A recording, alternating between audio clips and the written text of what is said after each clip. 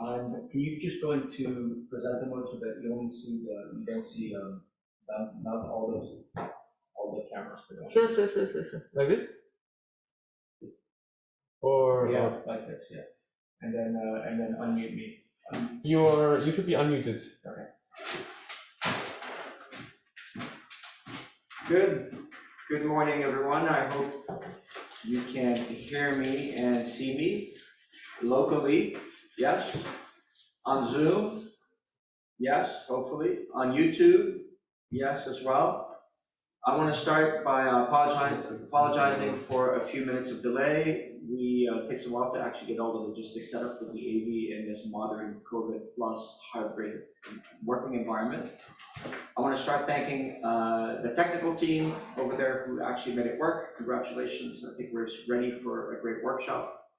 I want to also start by thanking the people that were in charge of putting up this workshop locally here in the Villa at ETHZ Zurich, in particular people from Surgeon's Lab who were instrumental in the local arrangements. This is a workshop on digital contact tracing on low and middle income countries.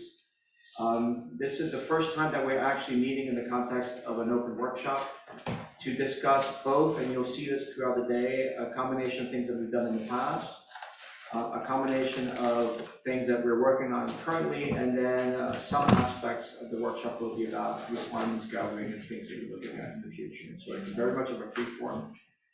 There will be the opportunity to ask questions and to make this interactive. If you're asking questions on YouTube, or if you're watching on YouTube, you can ask questions in the chat room. There will always be a session chair. The session chair will basically be bringing up the questions to the benefit of the presenters. I will be the session chairs for the sessions where the presenter is live from ETHZ Zurich, from this room, where we're holding the workshop physically. And then Carmela Troncoso will be the session chair for the presentations that are actually happening online. If you're online, Carmela's going to be the session chair. With that, I want to basically introduce the first speaker, Muswagha, who is representative from the EPFL Essential Tech Group. Maybe just to introduce what Essential Tech does and plays a critical role here. This is the organization within EPFL that actually has, by far, the most experience in working directly with the Global South, in coming up with ways and across technologies, across innovation, to get technology that is an innovation coming up from our institutions to be applicable and useful in practice in the Global South. In this case, digital contact tracing is something that we originated, of course, was pioneered in our countries, where we have a very different set of boundary conditions. The purpose of this project is to see which and how and if those technologies can be applicable to other.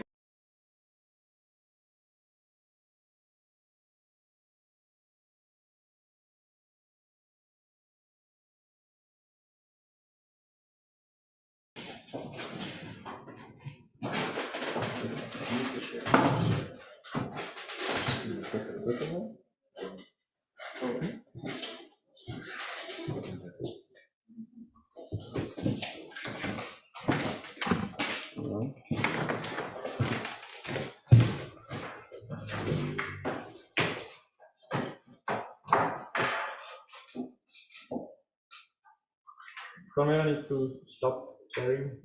I can't share.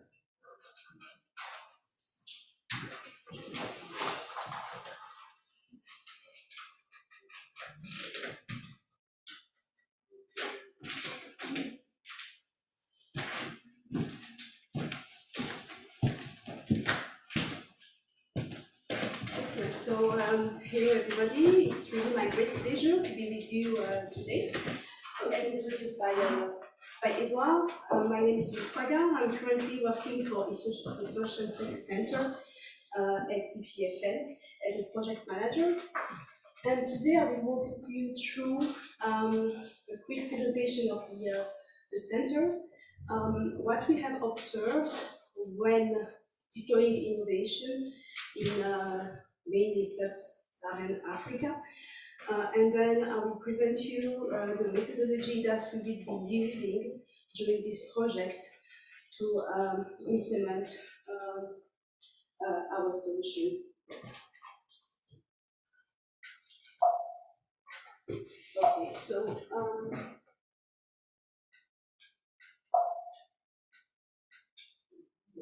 it's not working.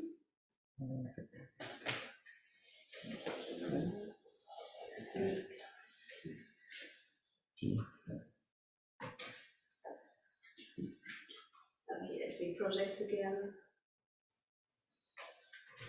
Here we go. So the Essential Tech Center has been created 10 years ago at EPFL with the sole objective to use innovation and deploy innovation so we can drive sustainable development in low and middle income countries.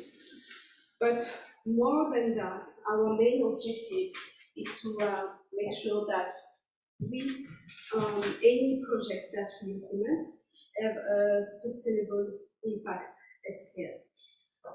Actually, why did we adopt this vision? Mainly, as you can see here, actually it's a picture of some couveuse. Actually, nets, and nets, I would say, birth nets, which are in the backyard of a clinic in Africa. It's one of our projects that we are running for the moment, and we noticed that the clinic actually needed those nets, but they were not suitable to the context.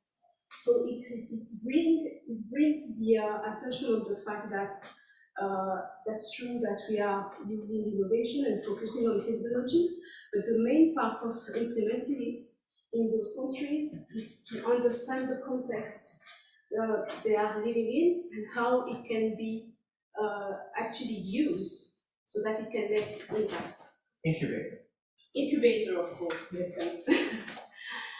So based on the different experience, we've developed a framework based on three main pillars. The first one is about cooperation.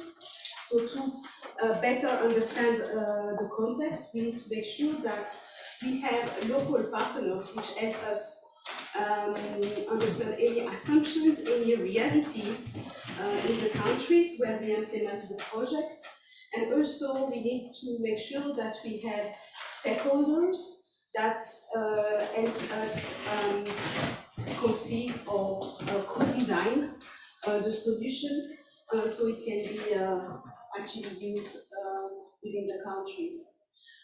The second pillar is about interdisciplinarity. So although, as we said, we are looking at innovation and technology, feasibility, but we need also to have other experts, should it be in the domain of the business, or should it be in different domains, legal or, well, here, public health, because our project is implemented in the health domain.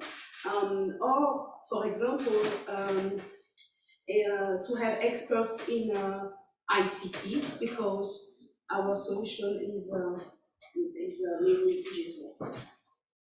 And the third pillar that we are using in this framework, it's about entrepreneurship. So we have noticed that most of the solution was co-designed and pilot in the countries. Sometimes they fail to be deployed, and we think that the entrepreneurship vehicle is the right vehicle to help deploy the solution at a large scale. So for that, we need to partner, to find the right partners, and to create or work with a startup mindset and with startups to help implement the solution. Actually, for the first pillar is more about reducing the risks while we implement, while the remaining, like this interdisciplinary and entrepreneurship, is about maximizing the impact. So if we come back to our project today,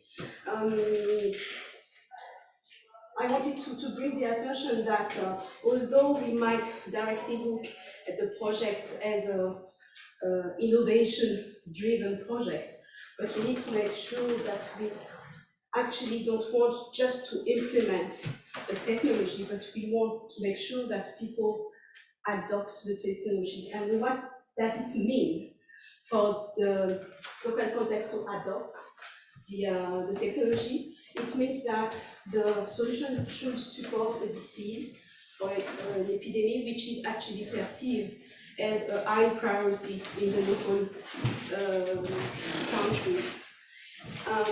In our case, with the digital contact tracing project, we are actually providing a solution which is which will send notifications to people, but it means that once notified, people need to adopt the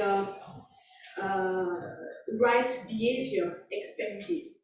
So we are talking here about a tool which actually provides some information so people can make the right decision and adopt their behavior to the desired behavior. But this can be done only in a context where actually the desired behavior is understood by the population, and also the desired behavior is supported by public health ecosystem. Also, it can be done only if the socio-economical consequences of this desired behavior are actually minimized. In the case of the contact tracing in the epidemic, if the desired behavior once notified is to be in quarantine, well, we need to make sure that the people actually are comfortable being in quarantine, in the sense that they are not losing any profit they can make, or by not going to work, they are not reducing their income. And of course, all that in the context where privacy is preserved, and making sure that the risks induced by using this technology, mainly the risks linked to privacy, are actually mitigated. There's one comment from the Zoom room which applies to everybody, which is the audio gives a lot of feedback, in particular with respect to the floors. Difficult to fix entirely, but just so that. So we should try to. It was actually also applied to me, so please, I don't know, do your best. Thank you. So you understand that here that more than the technology, what Sociotech will bring as a value in the project, it's about understanding the context in which the solution is deployed. For that, we have developed a 13 steps methodology, so I will not go through the old steps, but what I can say is that we are coming from, you can find again the different pillars I've talked about, so cooperation, interdisciplinarity, and entrepreneurship. And for each of them, we have different steps. But I wanted to bring your attention on the fact that out of the 13 steps, there's only one actually looking at the technology itself and the co-designing. But most of the work is about understanding the context and then making sure that we use the right vehicle to maximize the impact of the solution.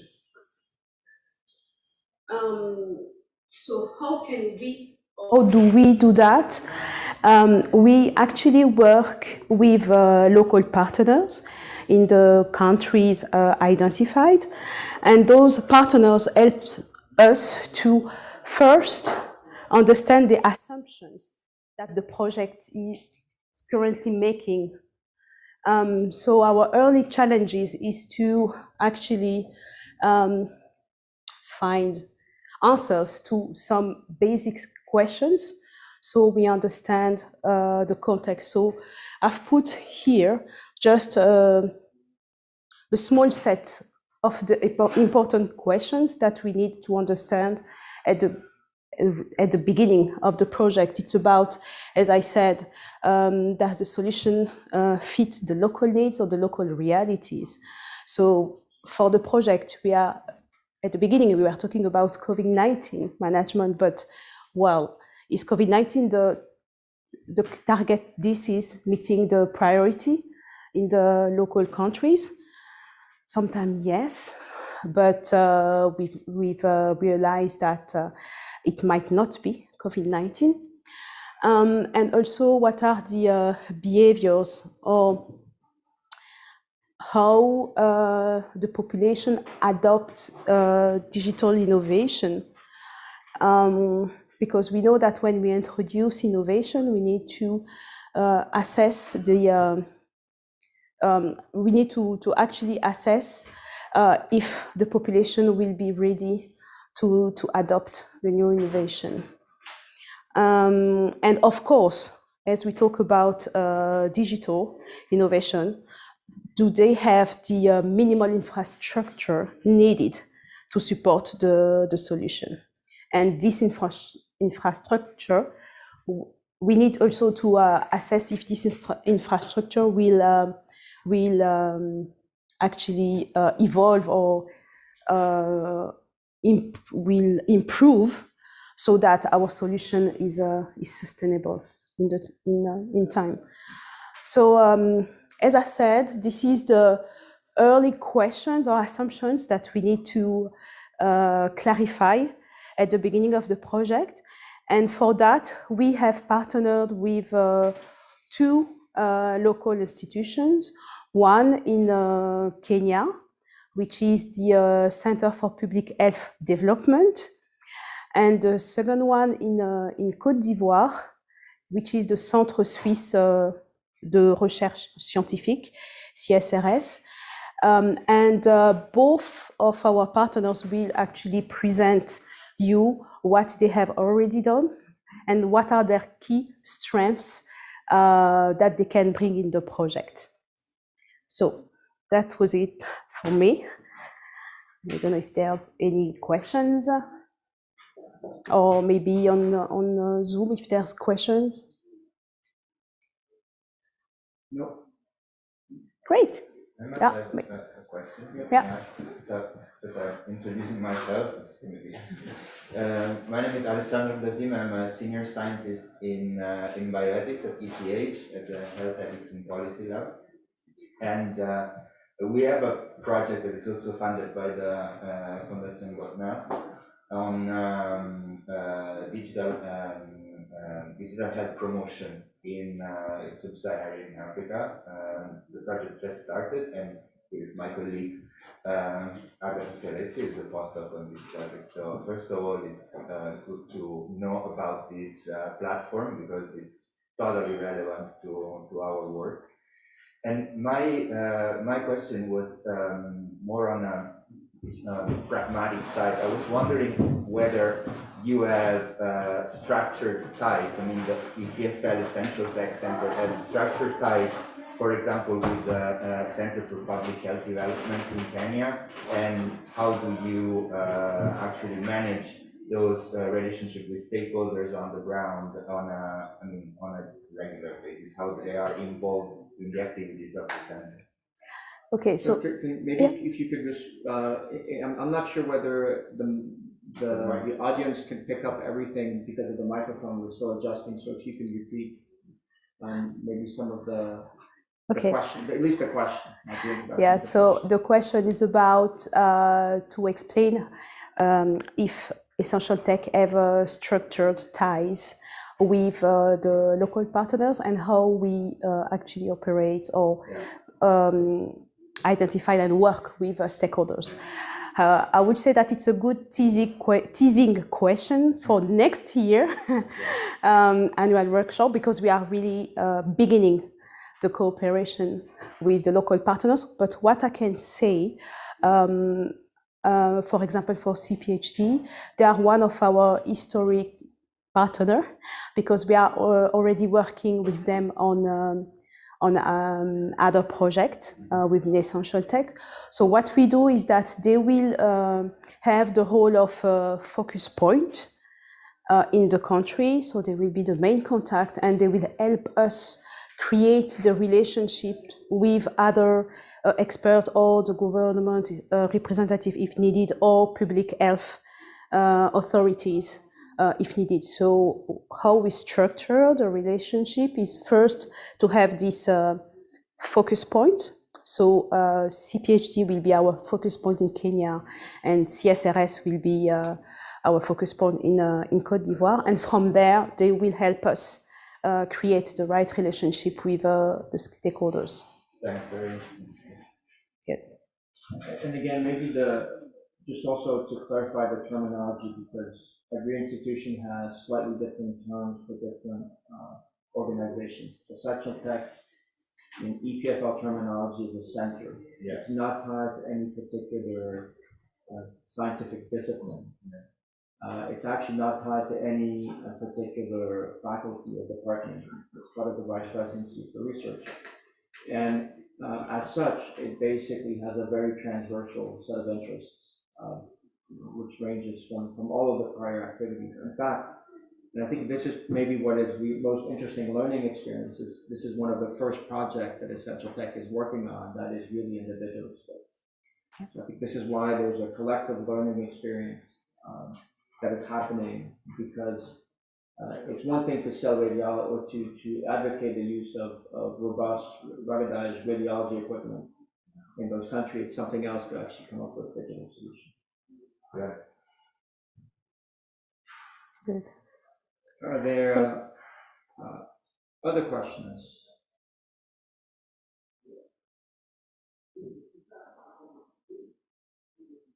Okay.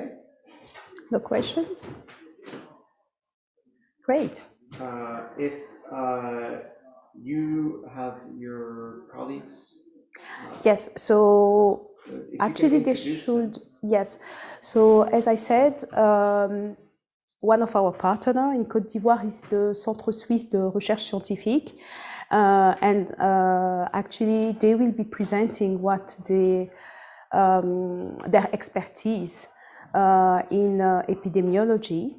The Centre Suisse de Recherche Scientifique has been created 50 years ago, and it's under the leading house of the Swiss TPH, so Swiss Tropical Public Health, I think, if I'm not mistaken, based in Basel.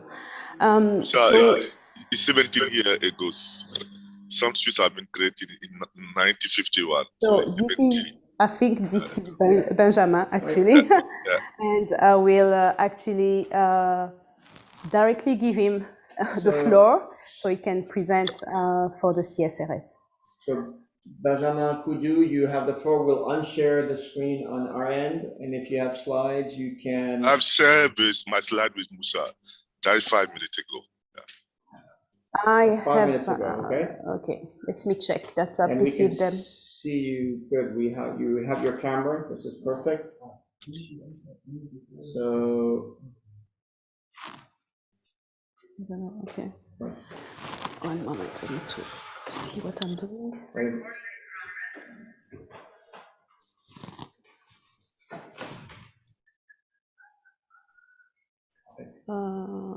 We should shut down this. I send it to your Gmail and your EPFL email as well. You saw this from the Zoom. Can you turn off the camera? Yes, I'm currently. Can you turn off the camera? I'm currently projecting it. Okay, it's fine.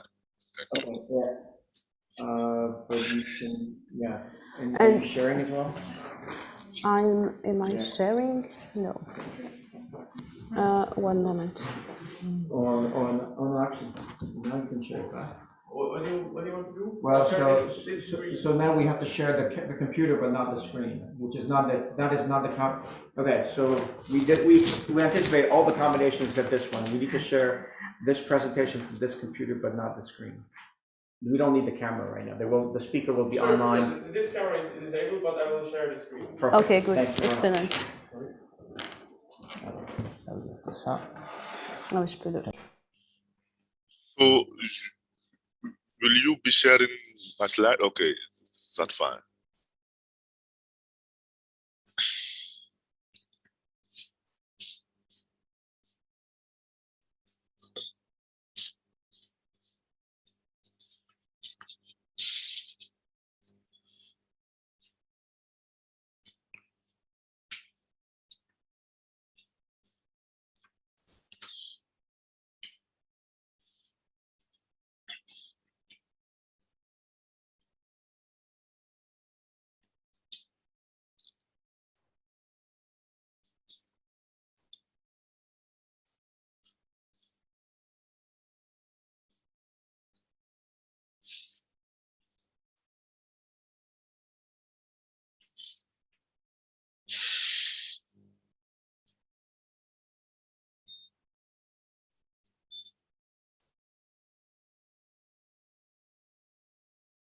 Hello, could I start?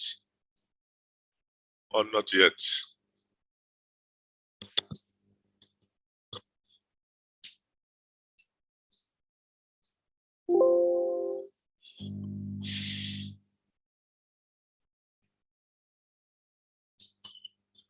Hello? Hello, I'm only seeing a frozen video image of the Villa Hatt, but not the slides anymore.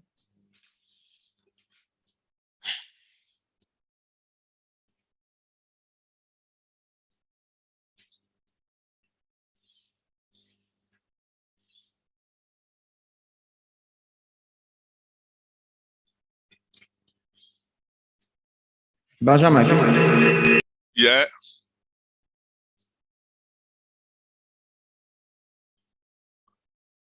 Hello? There's no mic. We lost the mic. Oh, you have your mic on? No, my mic is off, but we lost this mic. Your mic is on, yes. Can you hear me? Yes. Okay. Can you share your slides? Okay, That is the easiest thing, if you can share your slides. no problem, I will do. That is perfect. Could we see it?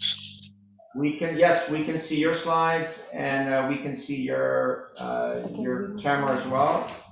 Okay. It's a pleasure to have you virtually with us, and the floor is yours.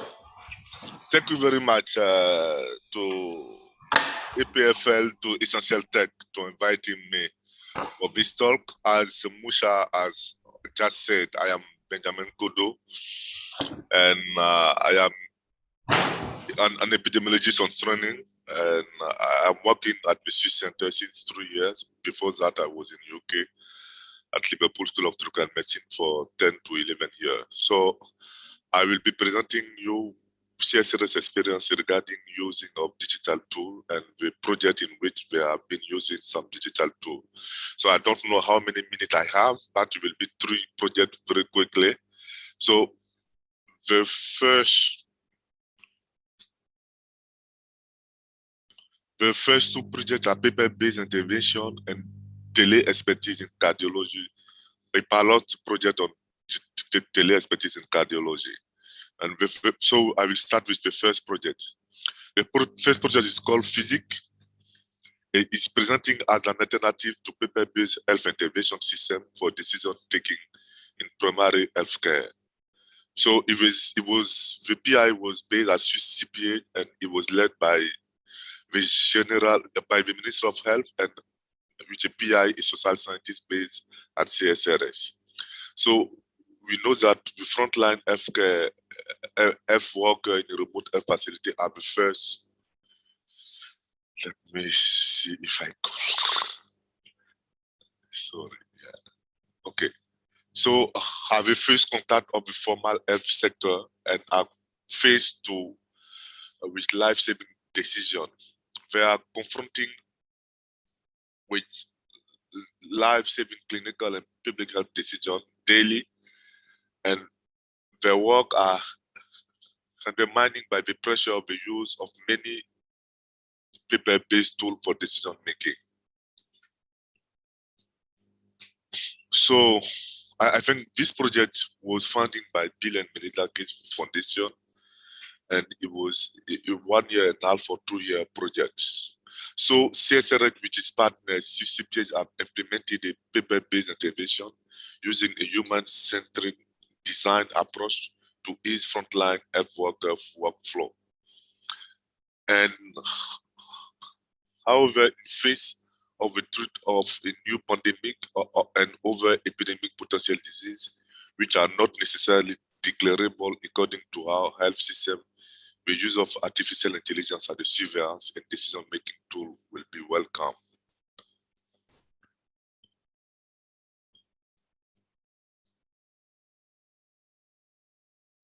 So the second project, and as what I could say about the first project, it was fantastic, it was excellent.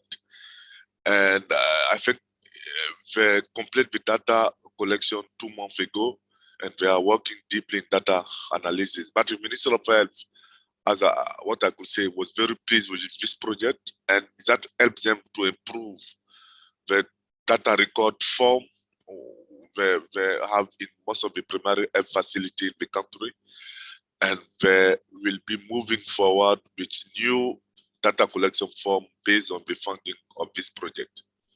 The second project is tele-expertise in cardiology. It was a pilot project. As you know, in many sub-Saharan Africa, cardiology services is missing in most of the rural health facility. So this is the contrast. The context, we have strong imbalance in the health map of Côte d'Ivoire. Most of the cardiology services are based in Abidjan, in Bouaké, in most of the big cities, but a lot of cities, a lot of health districts are missing such services. As I said, a significant shortage of expert medical doctor working at the country inland healthcare structure and surrounding area of Abidjan. Most of the cardiologists are based in Abidjan in Côte d'Ivoire. Sorry, give me 1 minute. Yeah, so this is the city where the project have been implemented, and this is the reference center in the country. So the project site, and we have the reference center, and we have the distance covering between the project site and the reference center. You could see that the distance, some of the distance is more than 300 kilometers. So if you have a project site in Buna, for example, district, the reference center is at Banguru, which is 366 kilometers, is very far.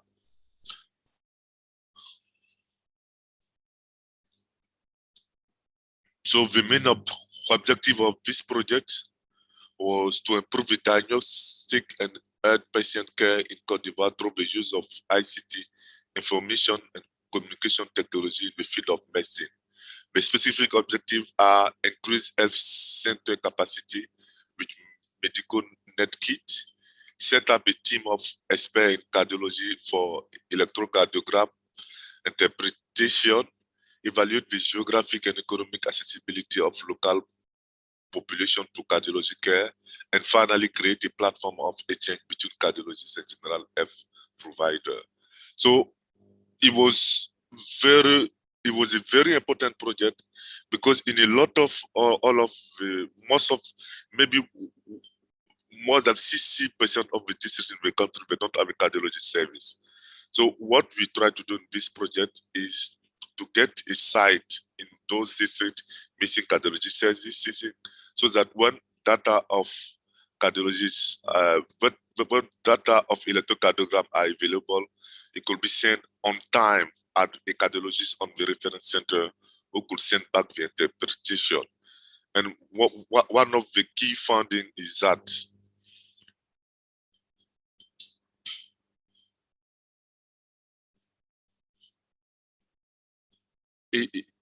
that when you look at the total traditional cost for the consultation,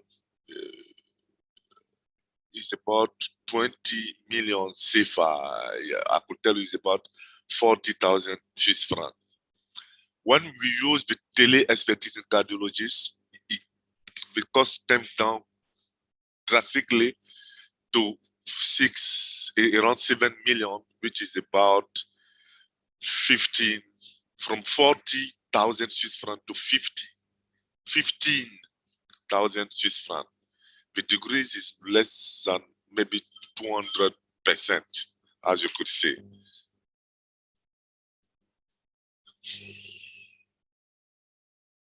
So the project had a significant socio-economic impact for beneficiary. The project provided a great support for health provided in terms of capacity building regarding adequate management of cardiovascular pathology, and the financial resources generated are relevant for project sustainability.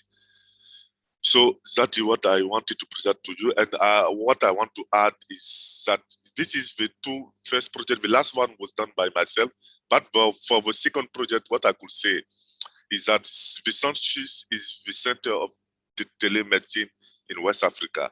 So we receive a lot of telemedicine projects from Switzerland, from UK, from partner everywhere, because we have experience in conducting the telemedicine project in West Africa.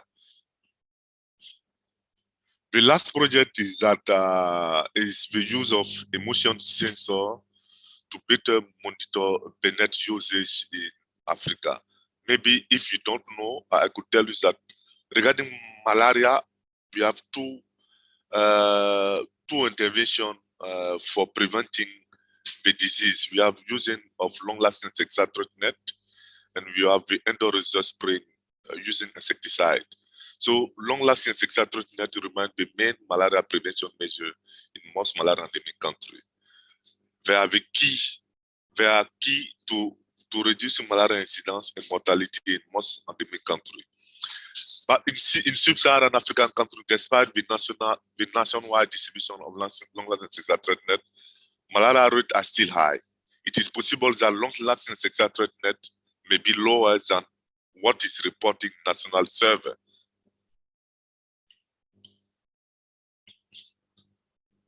So, to provide higher resolution information on usage of long-lasting insecticide net, called name also BNet, within endemic community, we propose using a motion detector to record exactly when net are used.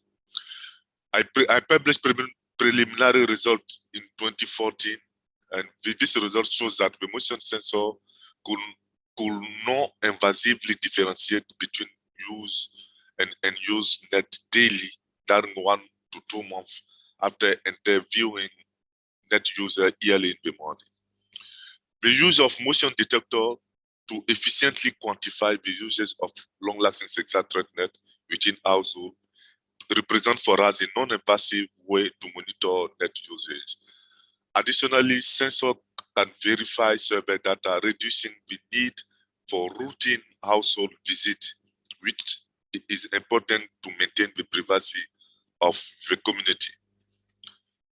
So the research hypothesis in this study was that the motion sensor could provide an accurate non-obtrusive measure of net usage, because what people used to do is to go between a sleeping room and to see firstly if the person is sleeping under the net, and secondly if the net is properly fixed on the bed, which for us is very invasive. It breaks the privacy of the people of the community.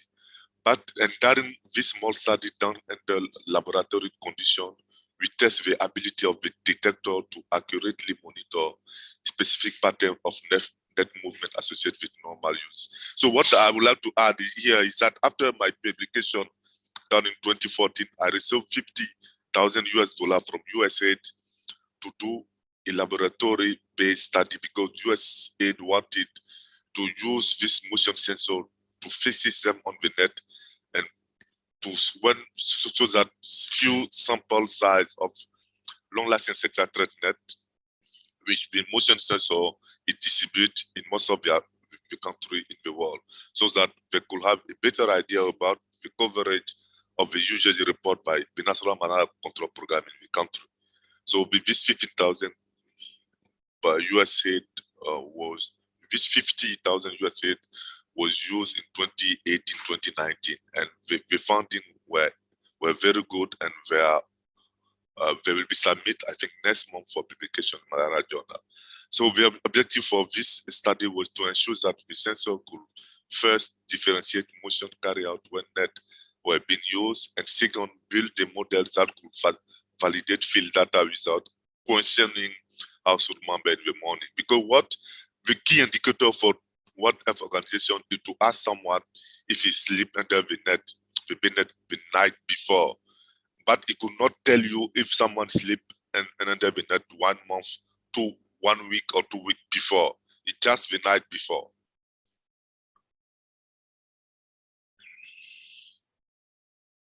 So these are the result of the funding I published in 2014, and based on this funding, I received the money from USAID. And as you could see that by using the questionnaire and the motion sensor, when we ask someone if he sleep under the net the night before, the questions are similar. We have there are no significant difference when you ask someone. But after a week, the discrepancy is about 40%. That means that the proportion of people saying that they sleep under the net the week before is higher, is 40% higher than what they report. After 2 weeks, is 23% higher. After 4 weeks, after 2 weeks is 23% higher. After 3 weeks is 32% higher. After a month is about 39-40% higher, which means that most of the coverage of BNet report by the country are overestimated. And these are the results of the pilot study we conduct when we receive the USAID fund. You could see that, sorry if this slide is in French, I presented it recently because we have been awarded for a prize recently. In September, we got 15,000 Swiss francs for this tremendous work. So we could see that in terms of sensitivity and specificity is very high when someone is sleeping under the net. When the net is up and is putting down, on when someone is entering or going outside the net. So in conclusion, what we could say is that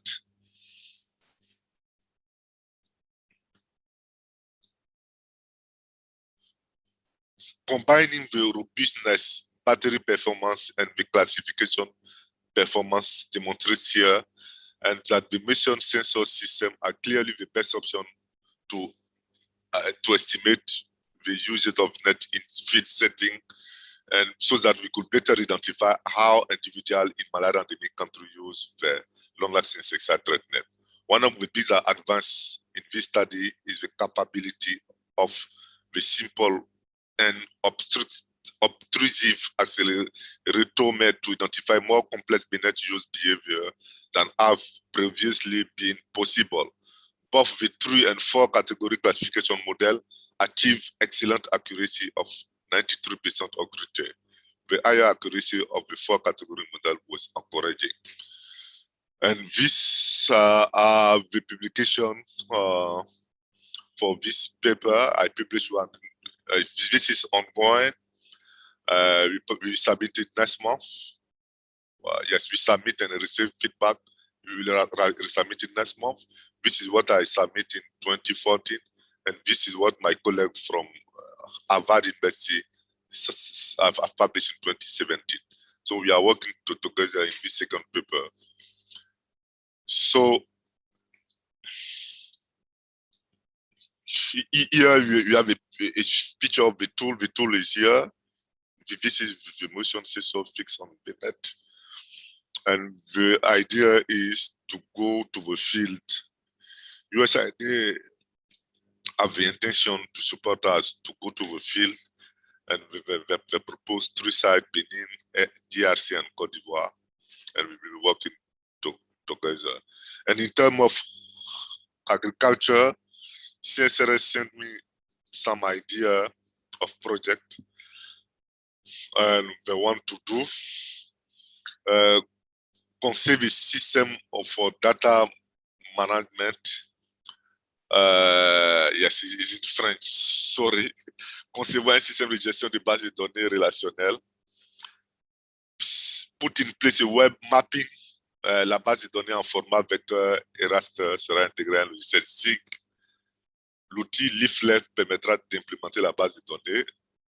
And developing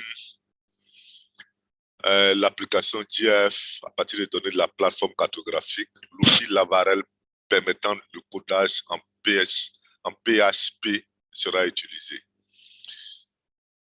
And the second one is, yes, I think I already present this one. So these are the partner we work with, and the partner who found most of the study we have done. So thank you very much. That is what I wanted to present to you. Based on 3 projects regarding what CSRS have achieved so far and what are the next step forward. And we are very pleased to be part of this project because we know that it's very important to better control the disease in most of Sub-Saharan African countries. Thank you.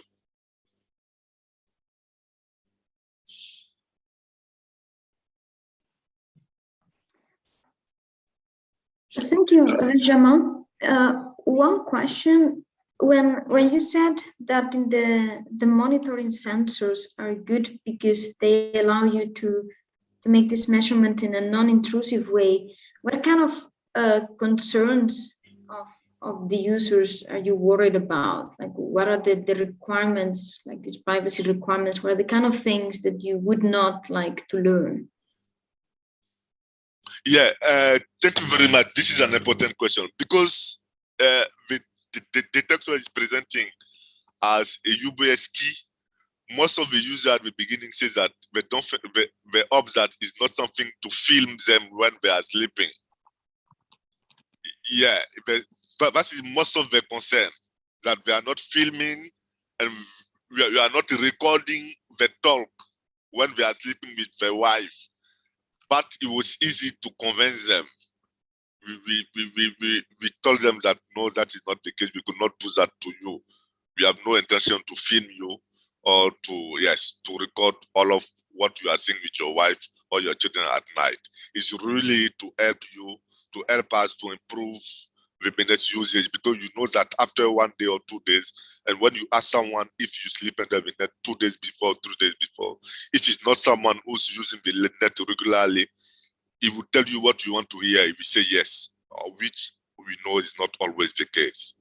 So the concern was, are you sure that this is not something we'll be using to film us or something to record what you are saying? And we convince them, we show them the first data we record. We told them that it will be only data we'll be recording, number, no picture, nothing else. And they were convinced to be part of the study. Thank you. Okay, thank you very much. Ed, you have a question? Yeah.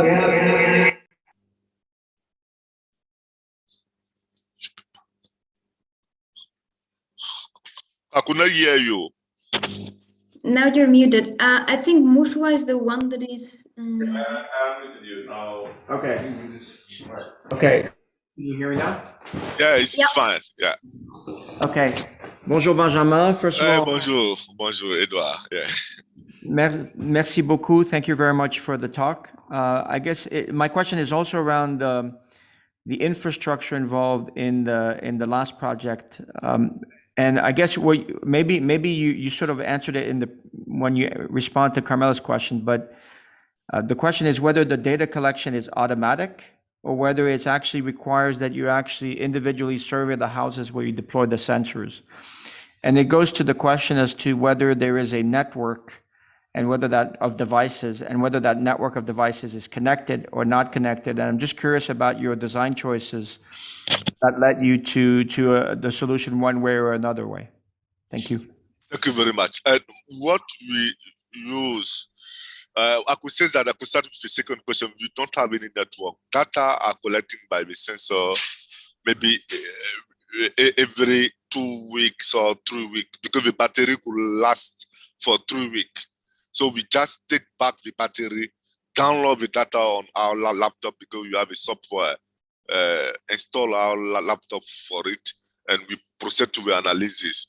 So we take back the detector, download the data, we set it back again so that it's ready to record new data and become every 3 weeks. That's how we say that is non-invasive way to report data.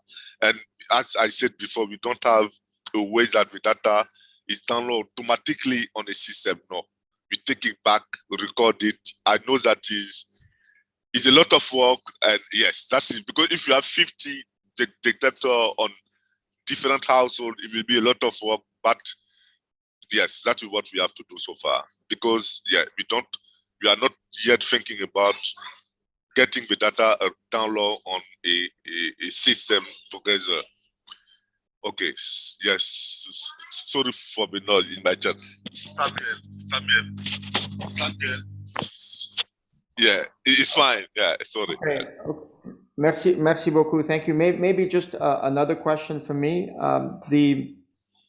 Do you have any way to ensure that the use of the sensor in a way is? Are you trying to change behavior of the people that are, or are you trying to measure the unobserved, the unintruded behavior of the people? Exactly.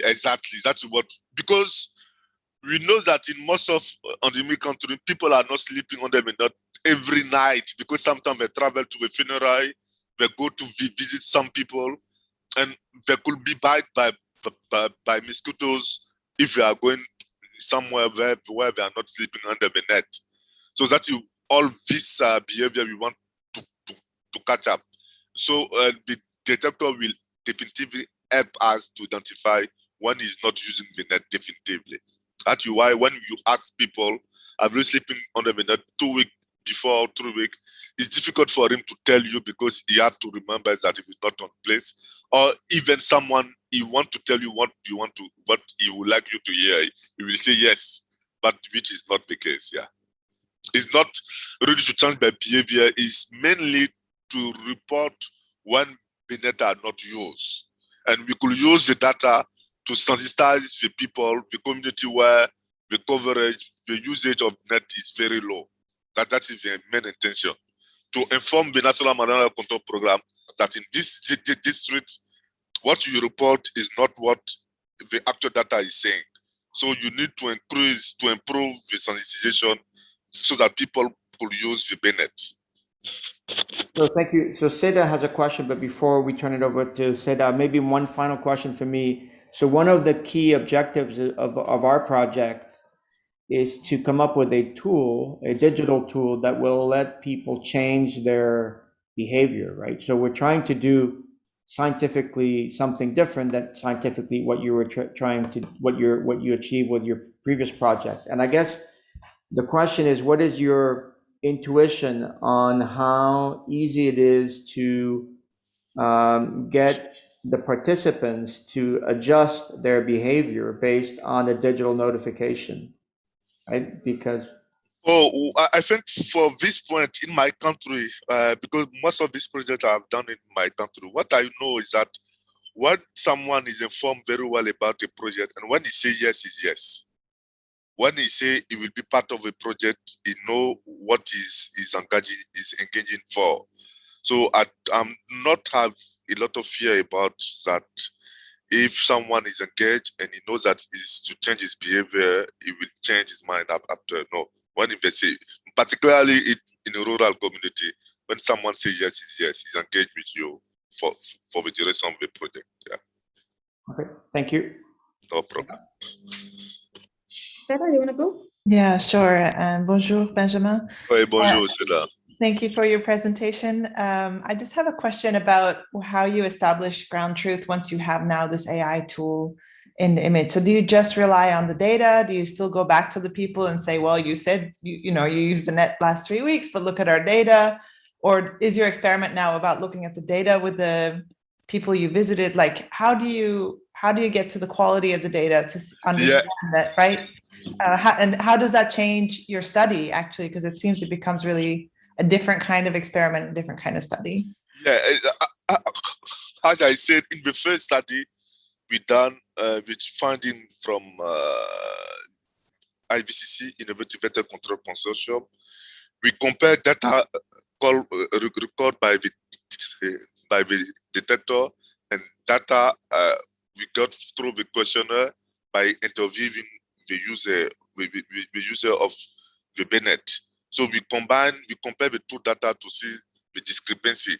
So as long as we are going far from the first day of the user, from the first day when we install the sensor on the net, we know that the discrepancy is increasing.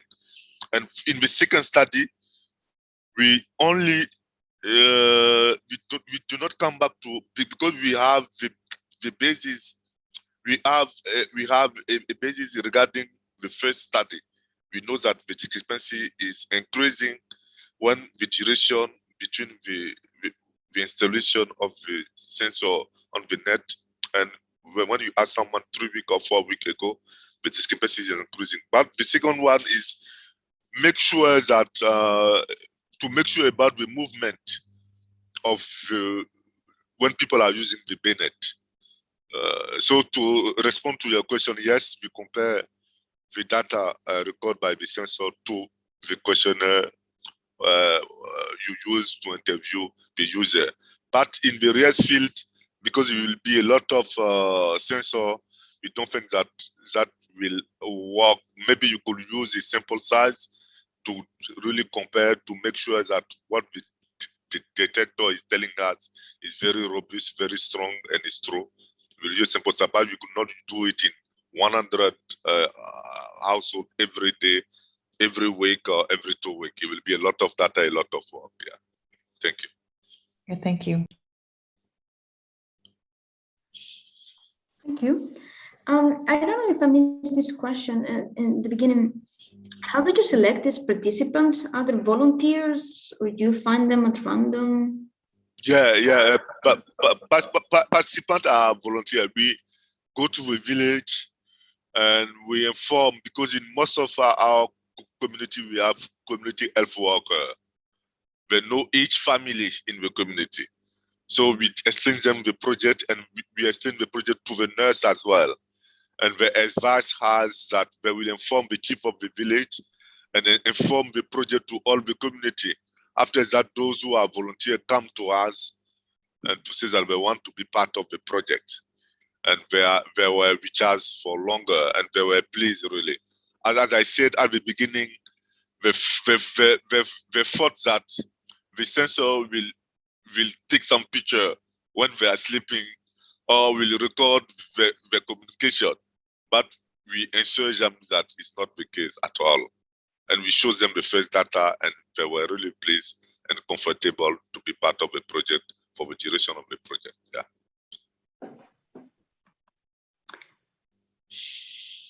Do we have more questions here? I can continue asking questions. I don't know if in the room there are more questions. I answered the questions, or I asked the questions of the room.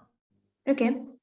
So in one of your beginning slides, you also said that if there would be a new pandemic, you would welcome the use of AI as a deciding tool. Can you elaborate on that? What would you expect from AI, and where do you think that AI could be of help? You say at the beginning of my slides? Yeah, I can tell you. I think it's slide 4, the second 4. bullet point. Yeah, there. Yeah.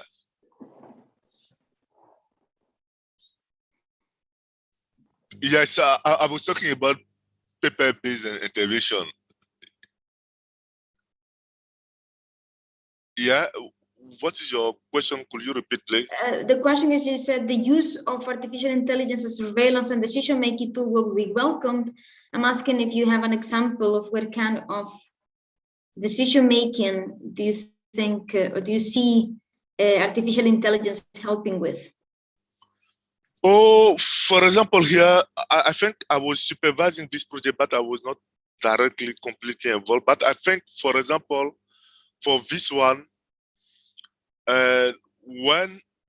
because they are recording data every day on paper, and sometimes they need to take a decision to see where to target the intervention, for example, regarding malaria. And to do that, they need to go through all the paperwork, and which was a big challenge for them. But when they use a digital tool, for example, it was easy to combine, to get the data every day when they put it on how to call it, a digital tool. It could be a tablet, where when they put it on the tablet, on every day they got a mapping of the main disease for the district, for the country, so that they know where if you have an intervention, where the intervention should be focused, the age group the intervention should target, and the site also the intervention should target. And for your information, CSRS have set up a demographic information system since 15 years in another district, where we are collecting data for 15 years in 126,000 people since 15 years. So this, I think, in comparison to paperwork, the digital tool could tell us now quickly which are the disease to target if you have to do an intervention in this district, in this community, because we know quickly that based on the data record in the tablet, we know quickly which are the first disease to target. We know quickly the usage of BNet record by the community health worker. We know quickly the number of community health worker per village. So we have a lot of information we could use to present to the community, to the donor, to people who want to do some intervention in this specific district, which disease to target. Yeah. Okay, thank you very much. No problem. Then if we don't have any more questions, I think we can move to the next presentation. Benjamin, thank you very much. No problem, no for being problem. with us. Yes, I'm still with you. Yeah, no problem. Muswagha, do you want to introduce our next speaker? Actually, Carmela, we're in the process of contacting with the next speaker. So what I suggest is we'd actually take a 10-minute break and maybe resume at 11:10 for everybody that is online, and because we're still getting the speaker to be connected. Okay. Okay, we'll see you in 10 minutes. Okay. No problem. Thank you very much. Benjamin, can you please stop sharing? Yes, I'm trying to do, mettre le partage en pause, okay? Is that fine? No, you need to stop it, not mettre en pause. Il y a de stopper. Let me try, put it, okay, laisse-moi partager l'audio, masquer, désactiver l'information. Je fais quoi? Je quitte le partage ou c'est quoi? Tu quittes le partage, oui. Quitter. Ok. C'est bon. Ah non, il me dit de quitter la réunion. Je ne crois pas que ce soit ça. Non. Oh, ça. Attends, je vais voir. Non, c'est bon. Je peux te stopper, mais... Ok, Ok, je vais le faire.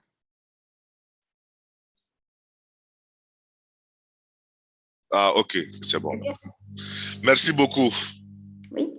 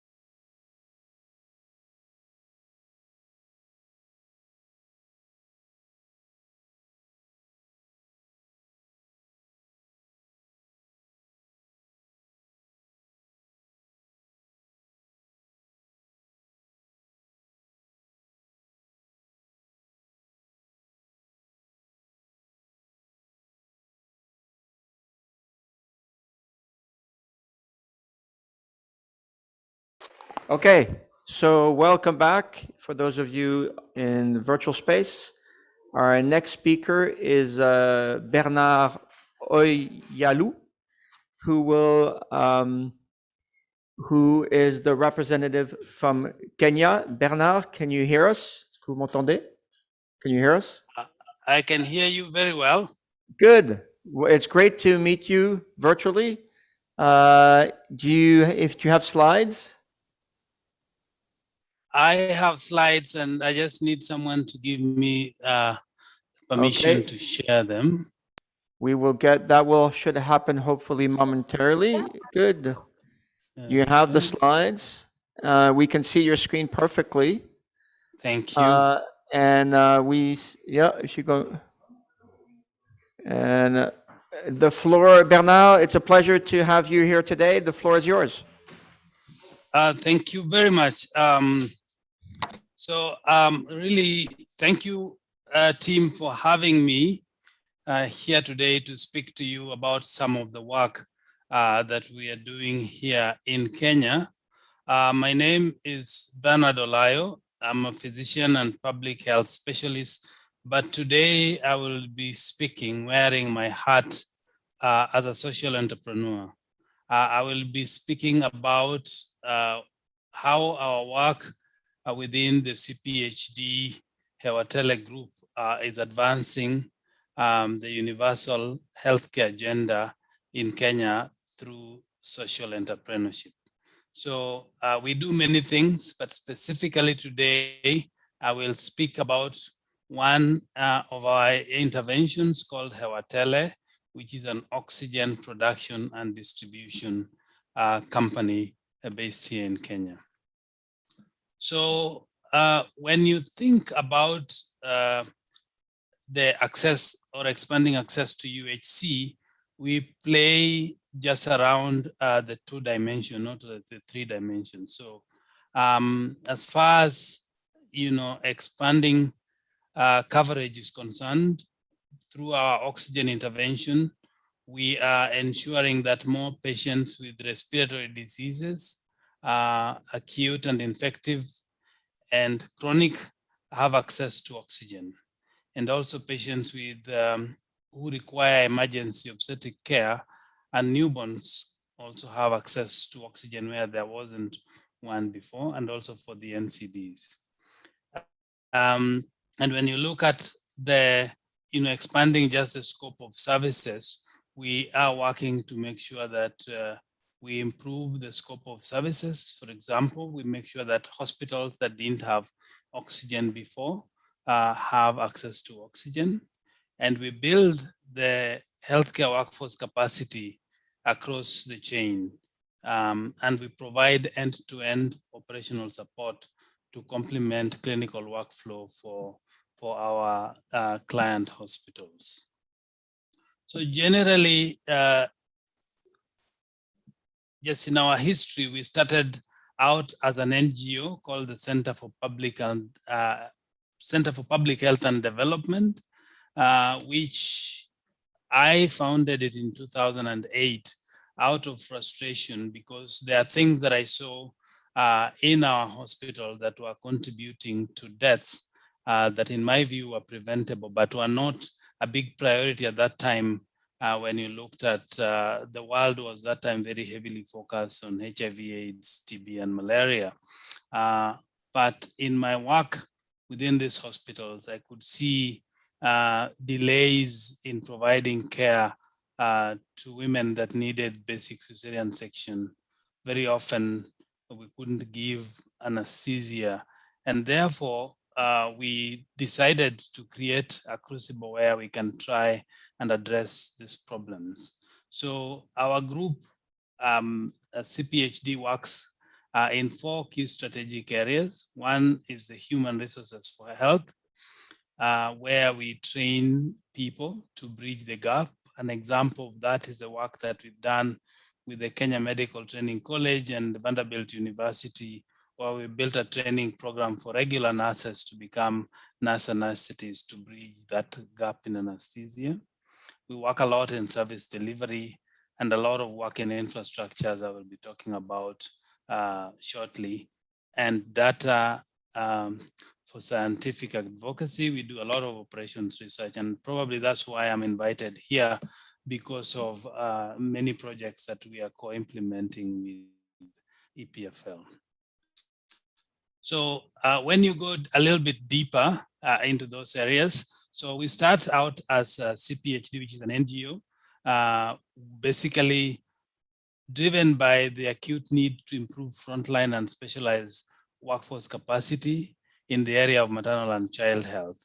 And then we're also implementing research to inform innovations that we were trying to address. So out of that, we identified these two key areas that could not be addressed with the traditional NGO approach, but required a business approach.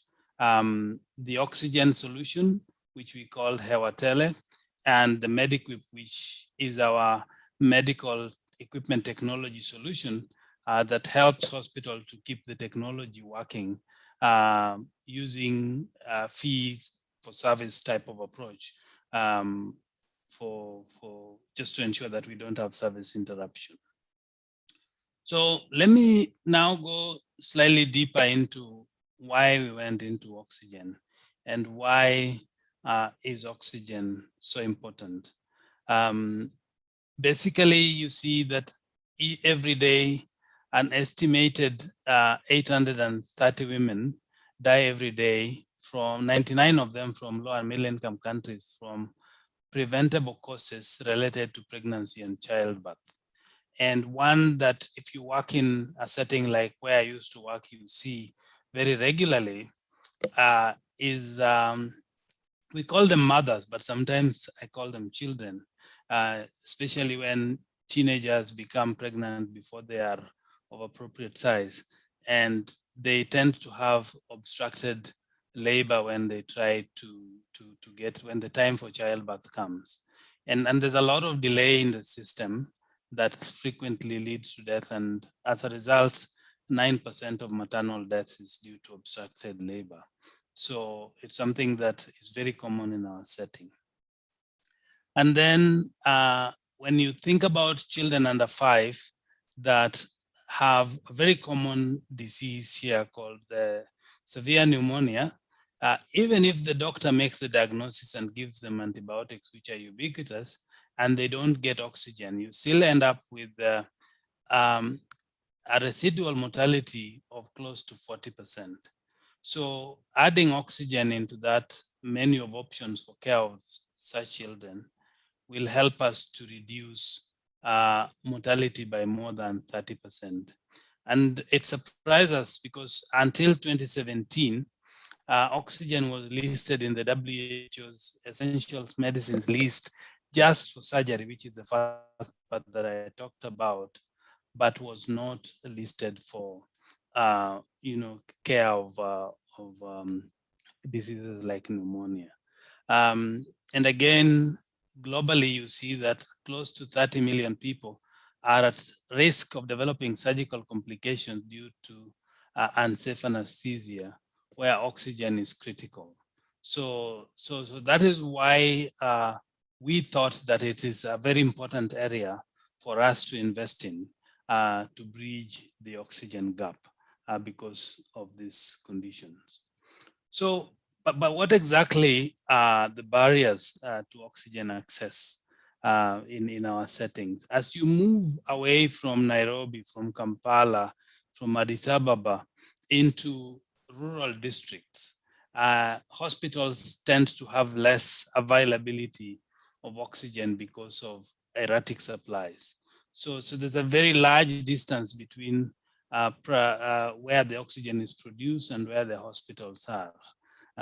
In some cases, without innovations like the ones we have, you'd find a hospital like in Veale, Kenya, which is almost 1,000 kilometers away on dirt roads. So getting oxygen to such places becomes a huge problem. And one would wonder, why don't they just use concentrators? In my experience working in these hospitals, 2 things would happen every day: power outage and a child coming with pneumonia. So if the two happen at the same time, then you end up with a mortality. So concentrators are good, but not very reliable where you have unreliable power supply. Then the high costs. For a long time in most of these countries, you find that there's one large company that has dominated the oxygen business for a long time. In our case, you have BOC. In some cases, you'll find others. And therefore, when you look at the price per liter of oxygen in these settings, it costs by 2008 when we were starting, a liter of oxygen in Kenya was going as high as 10 times what it costs in Europe and 13 times what it costs in the US. And in a poor setting, that is just not acceptable. And then inadequate training and use of equipment.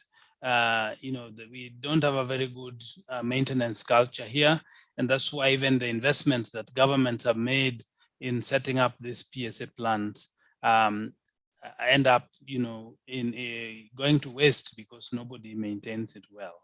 And because oxygen is so rare, health workers get into the habit of just using it when people are about to die. And in fact, in some cases, mothers associate it with death and don't want it at all.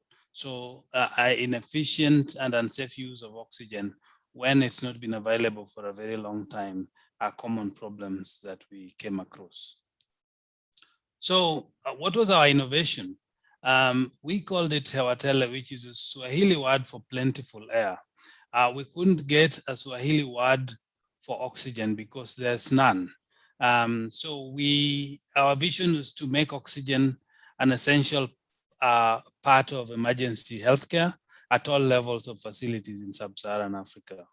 And here is our first installation in 2014 by the First Lady of Kenya. She's still our First Lady until next year when the elections are done. So this was one of those early projects that she launched in Syria. And the partnerships that we've had both for debt and grants are listed below: Grant Challenges Canada, UBS, GE Foundation, and UNICEF. And this is how it works. So this is roughly the location of our first plant in Western Kenya. So if you look at the map on the right of my screen, I don't know what you're seeing on your screen, you have this plant which is on my right. It's a 1970s technology. The PSA technology has been available for a long time, but it's not been put in use. So we do production at the main health facility within the district, which consumes most of the oxygen that we need. And then we use the surplus to distribute to a network of health facilities, the ones you see in orange around that facility. This map has some variation that we don't like, where we are going much further than 100 miles. So the goal is to try and keep it within 100 miles. But because there was such shortage, in some cases, you see the distribution through depots going beyond 100 miles. So that was the first plant. And then we have set up two others in Nakuru, which is the second dot, and Nairobi, where I'm speaking from today. So on a daily basis, the truck will go out with full of canisters, and we supply the facilities and collect the empties and bring them centrally for refilling, ready for the next day's run. So we use similar to what a milkman would do every morning. Then coverage area that we have right now in Kenya, this is a little bit dated, but the counties that we are serving have approximately 10 million people at the moment, with around 200 health facilities benefiting from oxygen from our three plants. So the growth over time, we started in 2013 by doing the assessments that I've described. And in September 2014, we brought in the first plant, which was commissioned in November. And in 2018, at the beginning of 2018, we again launched two other facilities which have continued to supply oxygen to these counties over time. So it's been a very steady growth for us. So what's the competitive advantage of our enterprise? So first of all is the pricing. Our goal was to immediately reduce the price by at least 30% compared to the existing market price. Ideally, if we get to the scale that I want, we would want to reduce this even further. You remember at the beginning of my conversation, I indicated that the prices here are 10 times what it is in Switzerland, for example. So we would really want to continue reducing the price further by utilizing our economies of scale. And then, promotion, we have to talk about it and why this is important. So we've really made a lot of noise in different platforms for people to pay attention to oxygen. And we are part of many, many platforms that advocate for oxygen use. And that led to even the new guidelines that together with many of partners that many of which we managed to contribute to the change in the WHO policy that eventually listed oxygen as an essential medicine that makes our work much easier now if we ask the government to provide oxygen at primary care facilities.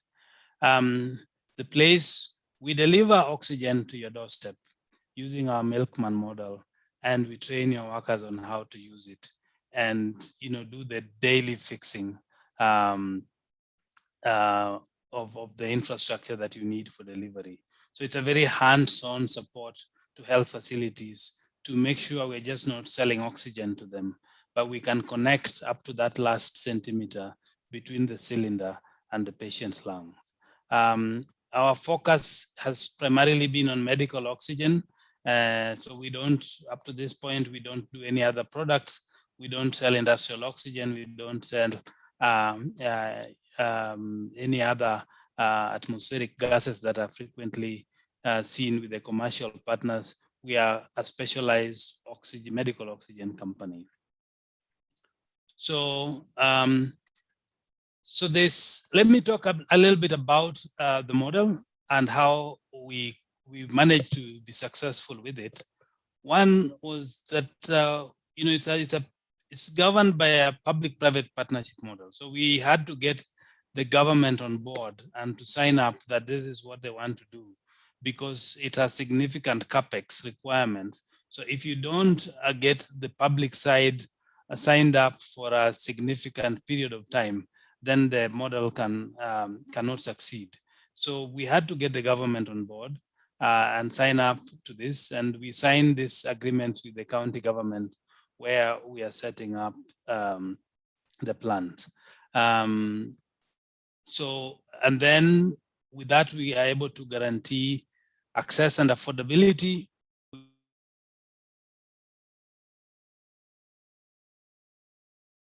We undertake to do what I've just discussed, workers to make sure that at least they're using it correctly. And it shows that my internet is weak. I hope you can still hear me.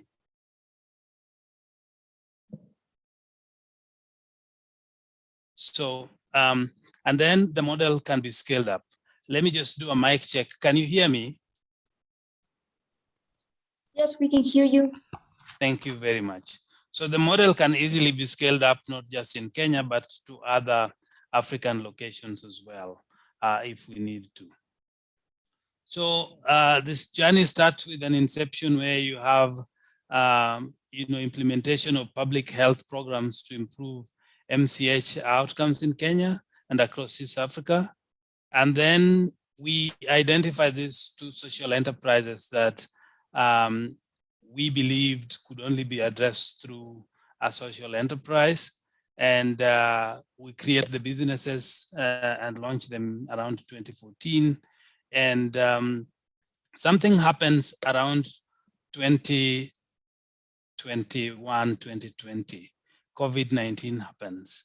And that really exposes the gap in oxygen so much so that we have had to go back to the drawing board. And right now we are in the middle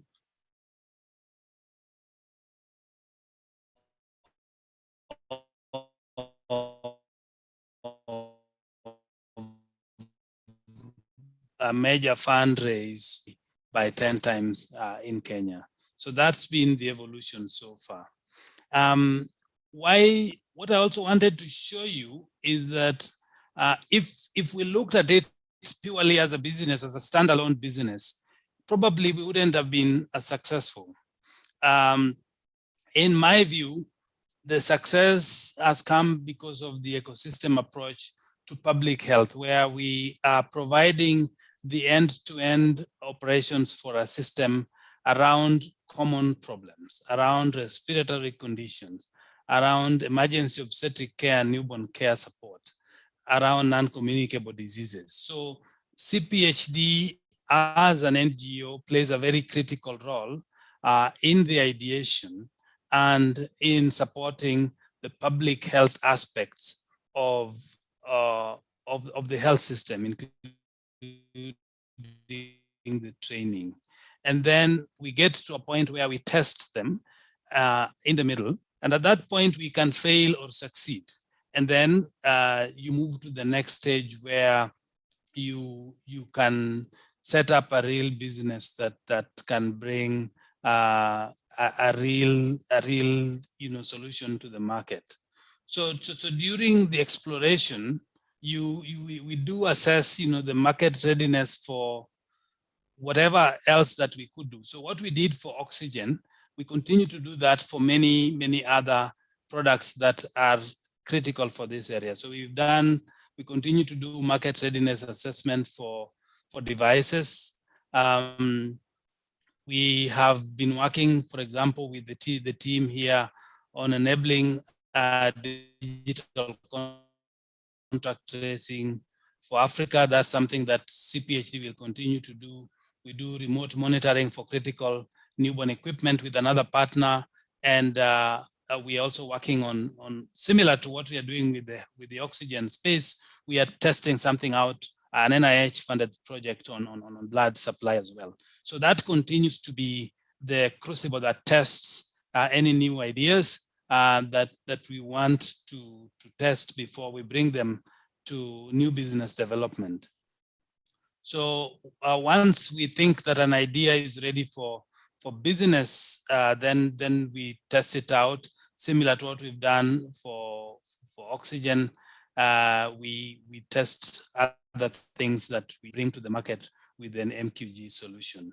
And at the business operations now, we deploy a full combination of CPHD for training, MedEquip for installation and maintenance, and Hewatele for the supply of oxygen solutions as required by the health system. So all this are driven by a bad experience that I had in the past. Working in one of the hospitals in Western Kenya, I still remember every day a time when, together with my team, we were really battling to save the life of one boy around 7 years of age.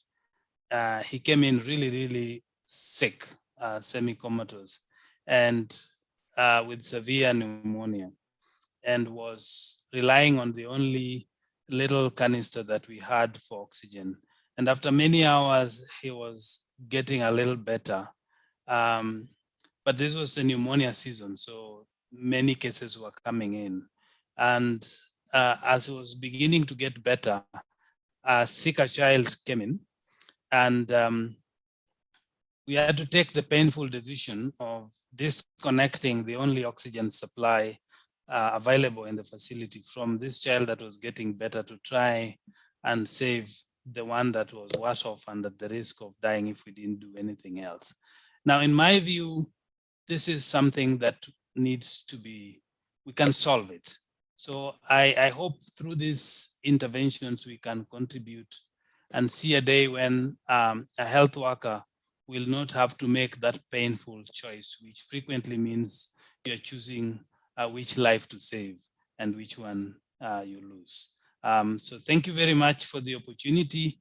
I wanted to have this really short presentation and leave the rest of the time for questions so that we can have a discussion about our experience with these enterprises here in Kenya. Back to you. Thank you.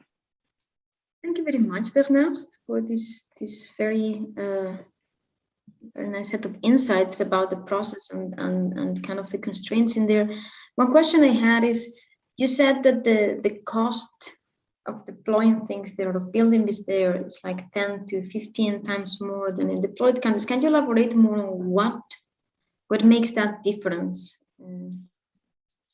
So thank you very much. So this is the cost that a hospital would pay for a liter of oxygen. So when we started, I'll give just 2 examples. So a liter of oxygen, when we started here in Nairobi, would go for almost $1.40 per liter, while at the same time, in the US, you'd pay less than 10 cents for the same, maybe 40 cents, 40 US cents. That's like 40 shillings, like 0.4 of a dollar, and just around 0.8 of a dollar in Europe. So it's quite high, and the reasons are multiple.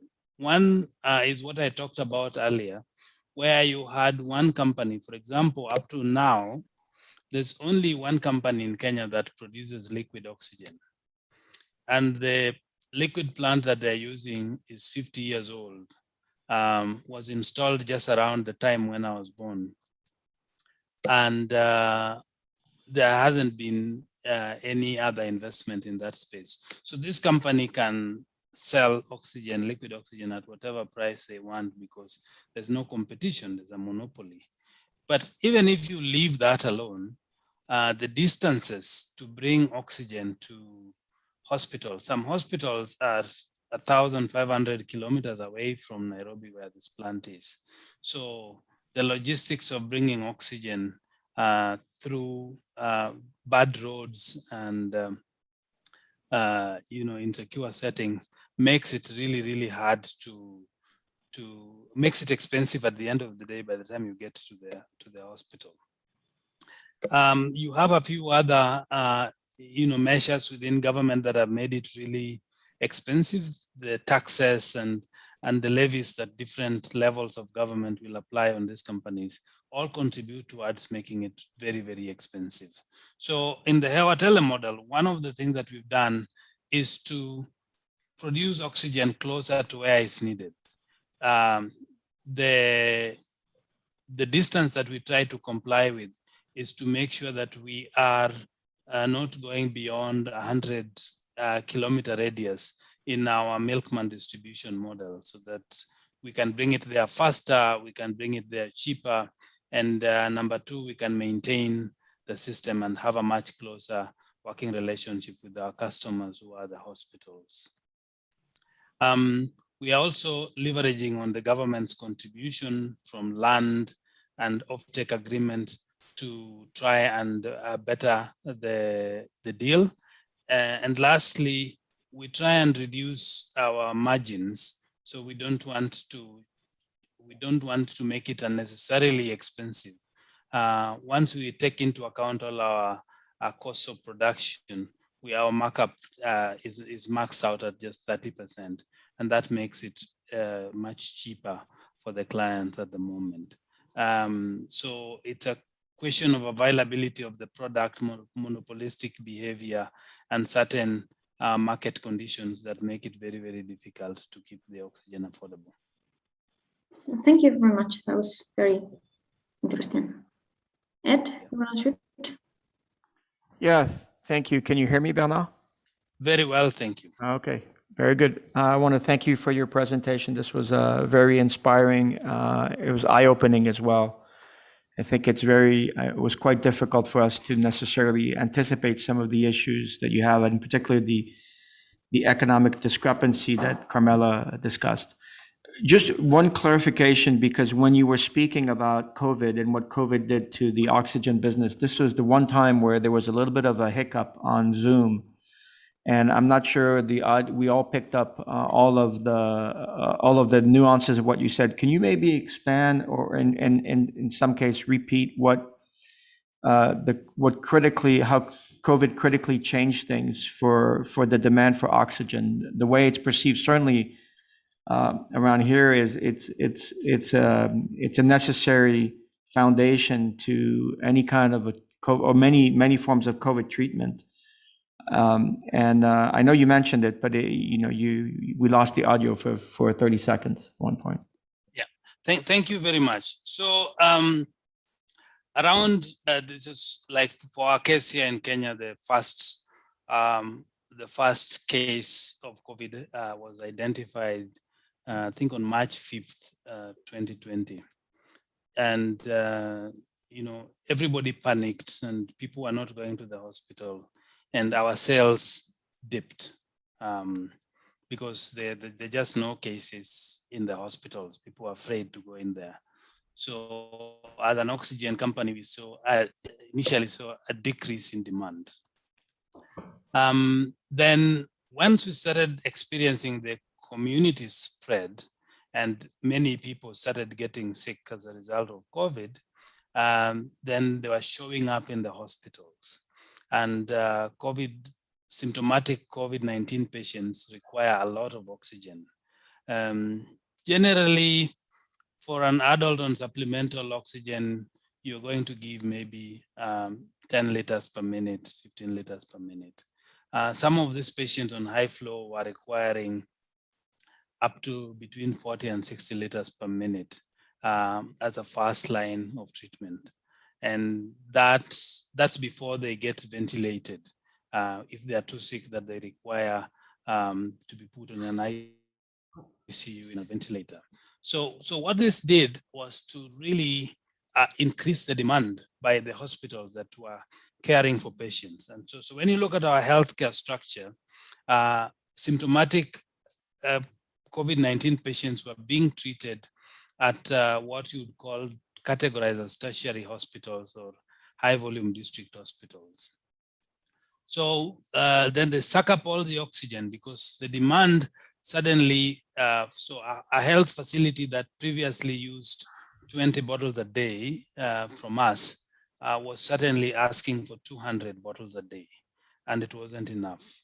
So when we had those waves, the peaks of them, there wasn't just enough oxygen from anybody. If you combine what we have as Hewatele, BOC, and every other supplier in the market, there was not enough oxygen to take care of these patients. And many of them died because of lack of oxygen, most of the people who were dying. But I still think we are extremely lucky because the worst peak that I can remember, we had just less than 1,000 patients across the country on high flow oxygen and ICU. So my sense is that as of today, if something was to happen and we had 2,000 patients out of the 50 million Kenyans requiring oxygen at the same time, we don't have enough oxygen to give them. And this is not unique to Kenya. In fact, Kenya is slightly better off. It's a very, very common problem across most countries in the Sub-Saharan Africa.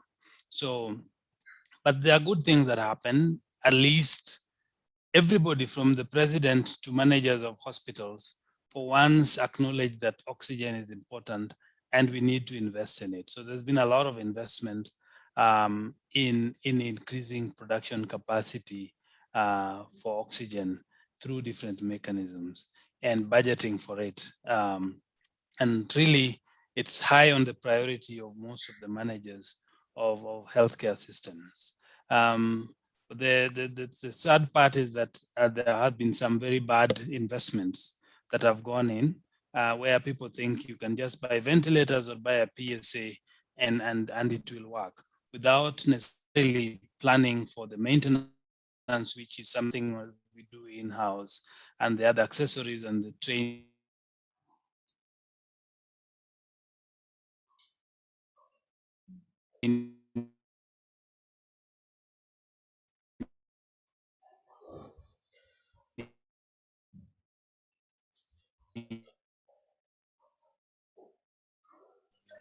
Connection is bad. Connection is bad. Yes. Let me try and change. You're back. Now you're back. Now you're back. Okay, thank you. So it really pushed up the demand for most hospitals by more than 10 times for the pre-COVID time, and but also changed the policy a little bit. So there's a lot more priority given to oxygen right now. Thank you very much.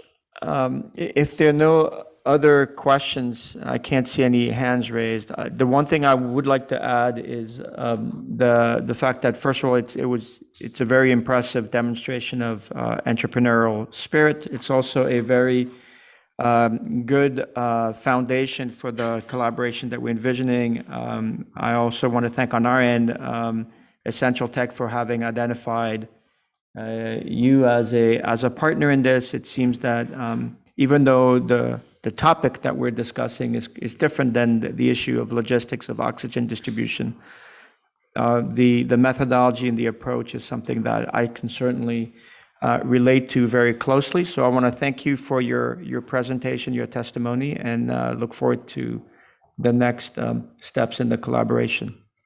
If there are no other questions, we're going to, at least for those of us in Zurich, we're going to go on break to lunch.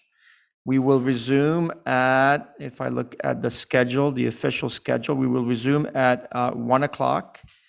And I don't know if we will turn off the live stream or not. Carmela, what's the protocol? I'll leave a slide saying we'll back at 1. Okay, we're going to leave the streams with the slides back at 1, and then we will all be back at 1 o'clock. So see you then. Sorry, is 1 o'clock Swiss time? 1 o'clock Swiss time, yes. Okay, no problem. And merci beaucoup, Bernard. Thank you very much, Bernard. Thank you very much. Thank you very much, Bernard. Nice. Good work. Yeah.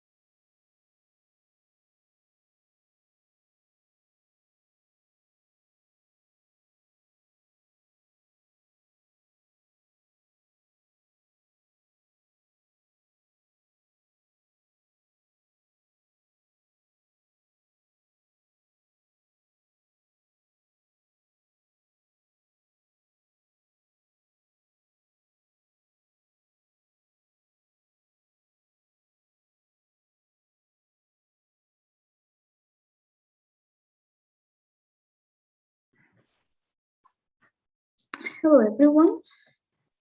We are ready to back. Hi, Ciro. Hello, Carmela. Hello. Are you able to share your slides? Yes. Cool. Try. Okay, so to start our afternoon session, we have Ciro Cattuto from the ISI Foundation and the University of Torino. Ciro has been for many years working on distance measurement with sensors and doing a lot of experimentations, and has a lot of expertise in doing some of those things also in low and medium income country. And today he will tell us about the learnings and what we can learn from his experience. The floor is yours, Ciro. Thank you very much, Carmela, and let me thank the organizer for having me here today. In the context of this workshop, I will speak less probably about digital contact tracing and less about COVID, which is of course on our minds, and more about the experiences of measuring using sensors, close range proximity of humans as it is relevant for infectious disease dynamics. So I will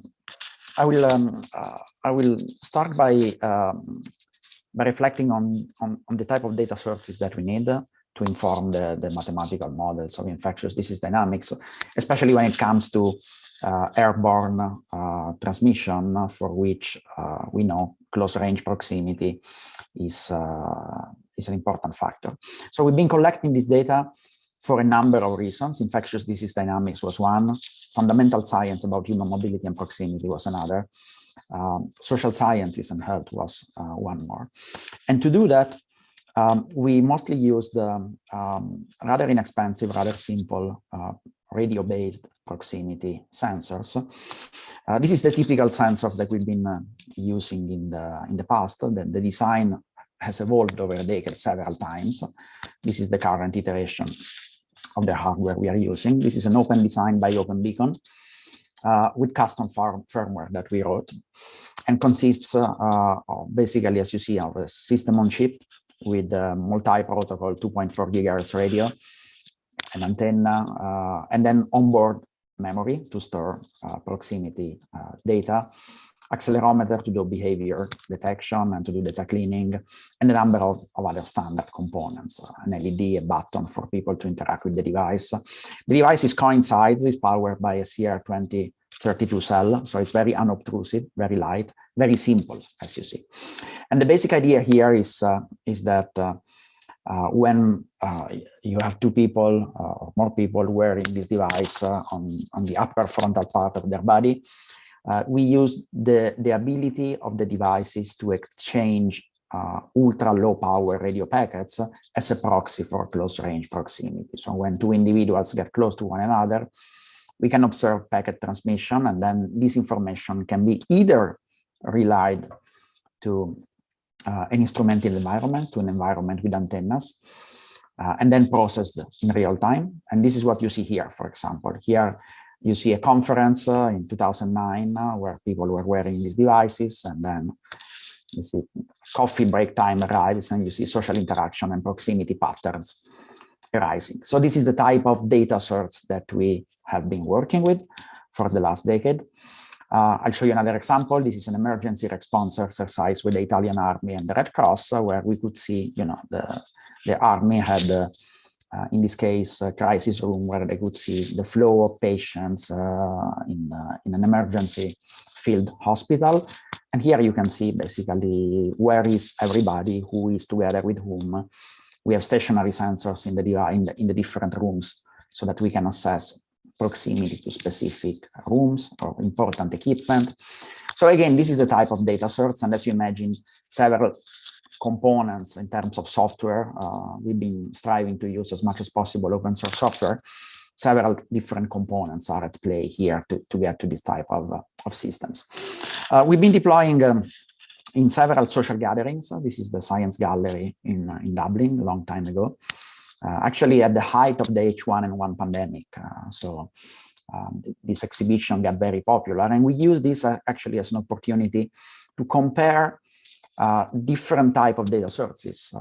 The proximity sensing based on radio is good, but it's not perfect. It has its own biases and limitations. And so we started comparing this type of data with what is considered the gold standard and what is trusted by the relevant communities, like contact diaries, surveys. And so we are able to characterize and to validate this type of data source against several notions of ground truth. More recently, especially in low and middle income countries, we've been using this system in a fully distributed fashion, where contact information is encrypted, compressed, and logged onto the flash memory of the devices. And all communication, both over radio and the storage in the device, is actually encrypted. We can use stationary tags in the environment to tag electronically specific points of interest or artifacts, places, instruments, locations, of course. And basically you get the data out of the system as long as you can get back the devices. So we have a system where we can dump data from the devices to a host computer, and then there is a post-processing software that basically handles decryption, decompression, temporal alignments, because here the clocks over a long time start to drift, and so you have to come with, with a globally coherent definition of time. So temporal alignment, clock drift compensation, accelerometer-based data cleaning. If the device is abandoned, we can remove it by looking at the accelerometer. After you've done all of this, you apply your preferred definition of contact, basically thresholding the power. We work using RSSA measurement, as well as by changing dynamically the mix of transmitted powers.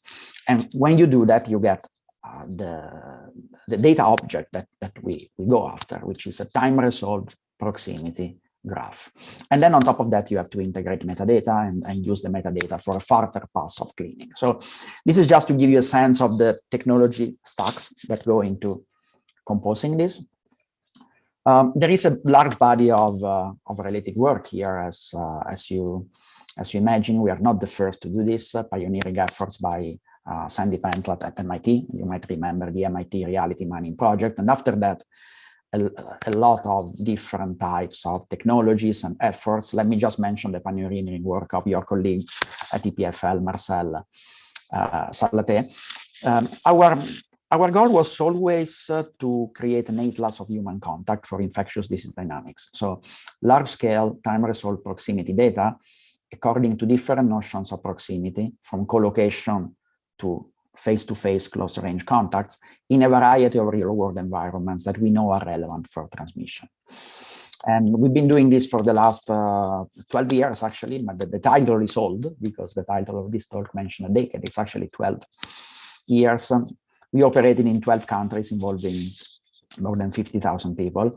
Most of the data sets that we collected, we make the extra effort to make them open data. So if you visit the URLs over there, you find not only the scientific publications, but also data, the time-resolved proximity networks backing those studies. And as you see, we have several past and ongoing studies in Africa and in other low and middle income contexts. And I want to share a little bit about those. So before I go there, let me just highlight the obvious, that this is, as you imagine, a collaboration that involved about 200 people over 10 years.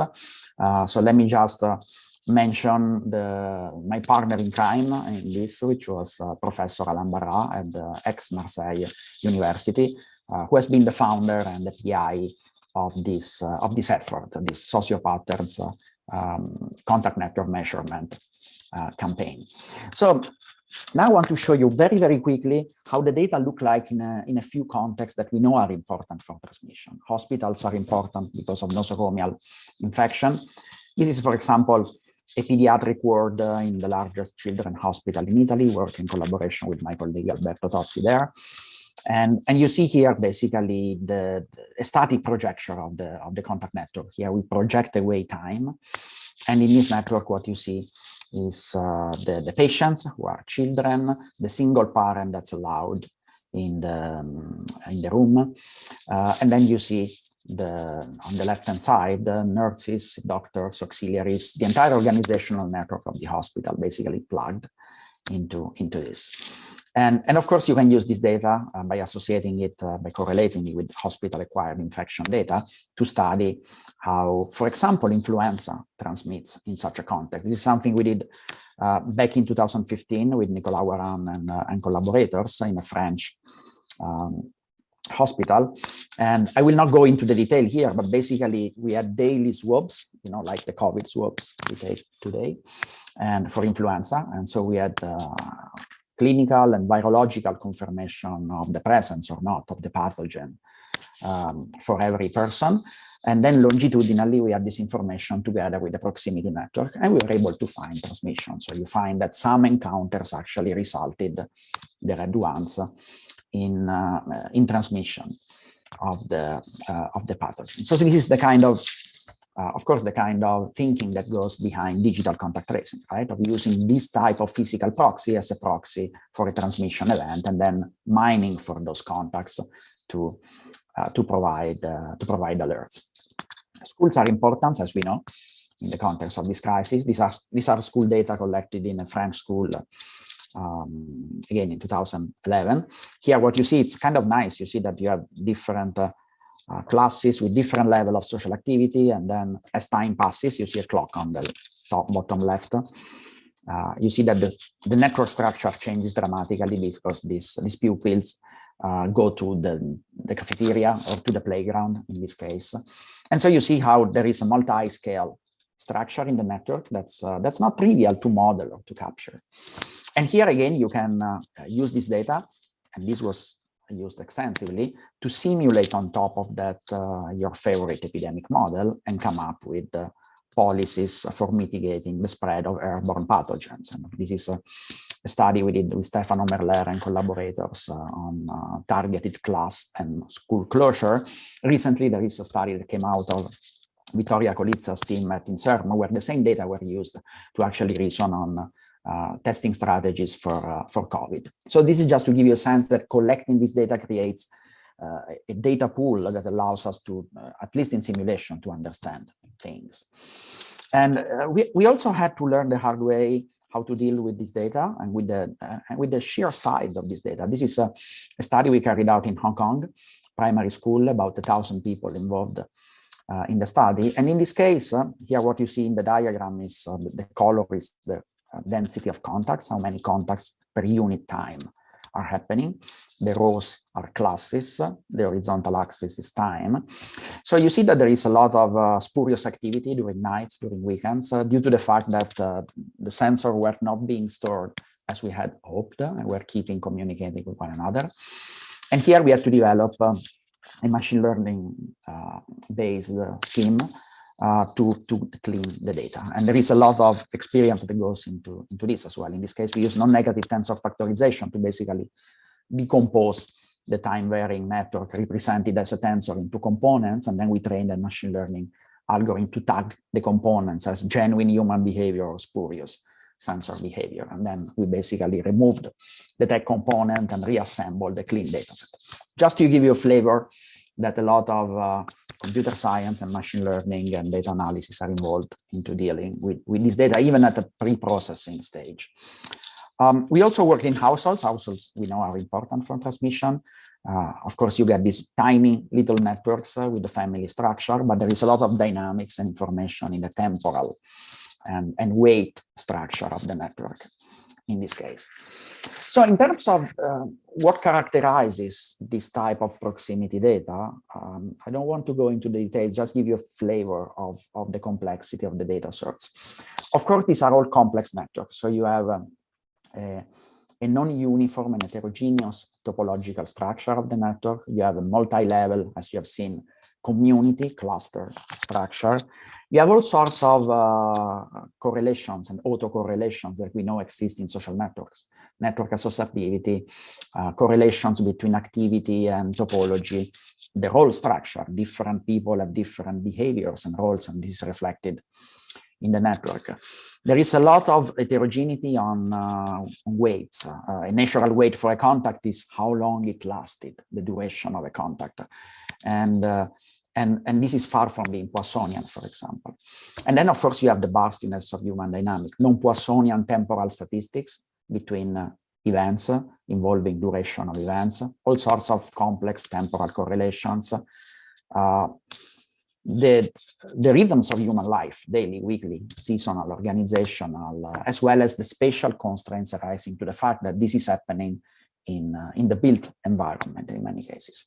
To give you just one example, this is the distribution of probability, the probability distribution of durations of contact events. So how long an encounter lasts. And the bad news, you see, is that this is strongly non-Poissonian. This is a bilogarithmic scale. So you have very fat-tailed statistics. But the good news is that you see here we have different contexts, offices, schools, social gatherings, the distribution is more or less always the same. And this is a great news to then inform mathematical models and to inform simulations, because we know that this is universal. And there are several mechanisms that one might argue are responsible for this universality. And we can plug this into mathematical models. And this, in fact, was one of the ingredients that we used in simulating digital contact tracing on top of this data. This is a study published recently in collaboration with Marcel Salaté, with Alain Barra, with Sune Lehmann, where we use both data collected via Bluetooth in smartphones. This is the Sune Lehmann's project, but also the data collected by the SocioPatterns project by using wearable sensors to simulate the effectiveness and the impact of digital contact tracing on top of empirical, real proximity, human proximity data. Several studies of this kind, both by ourselves and colleagues. Now, let me get to the low and middle income countries. I just want to flash you 3 different contexts where we worked in the past. We are working in Kenya in collaboration with Wellcome Trust. This is the team of James Noakes, and the person in charge was Dr. Moses Kitty, who back at the time was a PhD student co-supervised by myself and James Noakes and Alessia Melegaro. This was a study on social contacts in households, like I showed you before, and schools. And we were targeting transmission of specific respiratory diseases, pneumonia, RSV, in these contexts. We worked both in urban and rural settings in Kenya. So those are on the left, the 2 locations where we worked. That are very different in terms of demographics, in terms of social structures, in terms of socioeconomic condition. One is an urban situation with nuclear families, and the other is a rural situation with extended families taking care of children. The subsistence of the means of the different communities are very different. We tracked about 1,000 individuals, trying to link schools and households, trying to understand, the broader picture. We can look at the school, we can look at the households. Here we wanted to bridge the 2, and we started with a pilot involving the community there. And the pilot was successful. You see, these are contact matrices, the standard tool that epidemiologists use to reason about this. These are disaggregated by age. So these matrices represent how many contacts a person of a given age has got with a person of another given age been. And these are input to mathematical models normally. And once we got confident, we started engaging the community. And when I say we, I mean Dr. Moses Kitty in the field started engaging the community by meeting pupils, the teachers in the schools, the parents in the villages, trying to reason well on engagement in these settings, and try to make sure that this was understood, that we are respecting the needs and the concerns of the participants. All of the studies I will mention, and I mentioned in this talk, are purely opt-in, and for all of them we have a paper trail basically of consent, which is why we can then in some cases also share some of this data suitably identified. The deployment schedules are complex. Here you see that we have on the horizontal axis 2 years of timeline, and you see we have S1 is a school deployment, H1 is household deployment. Now there was a long holiday, then again another wave of data collection. And this is just to give you a sense that the logistics of these studies is quite complex. You see, this is how you work in a school. You start from the top, you enroll 750 students, you only 346 in this context agreed to wear sensors. And then you deliver the sensor, you have to get them back. And in the process, you see on the right-hand side, you have absentees, you have transfers, both agreed and mistaken. You have refusals, people changing their mind, withdrawal from the study, lost devices, tampered devices, damaged devices, devices that fail. Because when you start using, 3,000-4,000 devices on the ground, of course, you start to see all sorts of failure modalities. And this was linked on the left-hand side with households where you have a similar pipeline. So I don't want to get into the details of this, happy to discuss this later. But this is just to give you a sense that the logistics of these studies is complex and one has to think about that. And this was a successful study. We managed to get the contact networks. You see on the left-hand side, a school contact network, on the right-hand side, a household contact network. Then there is an ongoing study in South Africa. This is in collaboration. In fact, it's led by the National Institute for Communicable Diseases, by the team of J.K. Clements and Stefano Tempi at the US Center for Disease Control. And this is an household social contact study for transmission of influenza and RSV, respiratory syncytial virus, and also pneumonia. And this is ongoing, has been going on for a couple of years now, and we managed to pivot it to COVID. So this is now a COVID transmission study in households in urban and rural settings in South Africa. And I don't have much to tell because we don't have a paper out yet about this. Basically, in this case, also we piloted the data collection at the end of 2017. And then from February to 2018, we started collecting data in parallel, both in households and in households in different villages, basically. And trying to be mindful of what is the heterogeneity we have to sample, what are villages that, if we measure in, represent well other situations in this country, in this area of the country. All in all, we have involved 127 households, about 600 participants. The data are just in, so we are now analyzing the data and including the COVID data. So we'll see what we find. And then there is another study which is just starting in Malawi. And this is actually run at the University of Zurich in collaboration with UNICEF in Malawi. It's led by Professor Guilherme Lichand, and this is a longitudinal study on children development and well-being by using a series of sensors, and like our contribution in this context is only on the proximity, only on mapping the social outcomes or the social determinants of specific conditions or outcomes.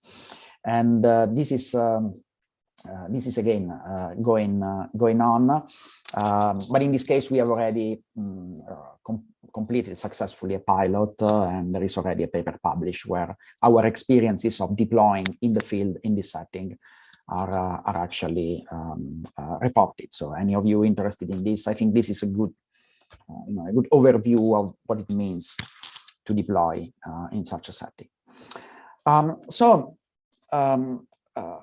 would like to use the time I have left, and I try to keep this short so that we have time for questions, but I would like to use the time I have left to reflect on challenges for this type of large-scale studies. And of course, what is a small study and what is a large study depends on capabilities, on context.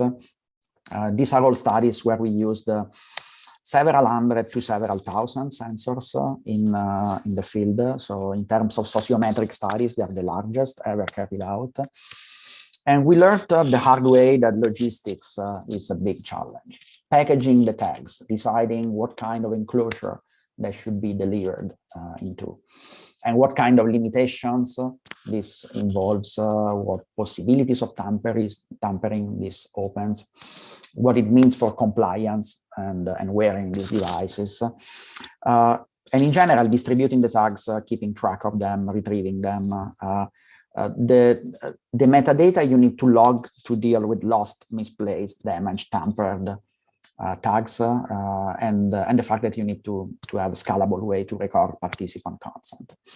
And we use different solutions, different settings. You see, this is the same device packaged in 3 different ways, according to the specific context at hand. We use the left-hand side in hospitals because you can sterilize that easily.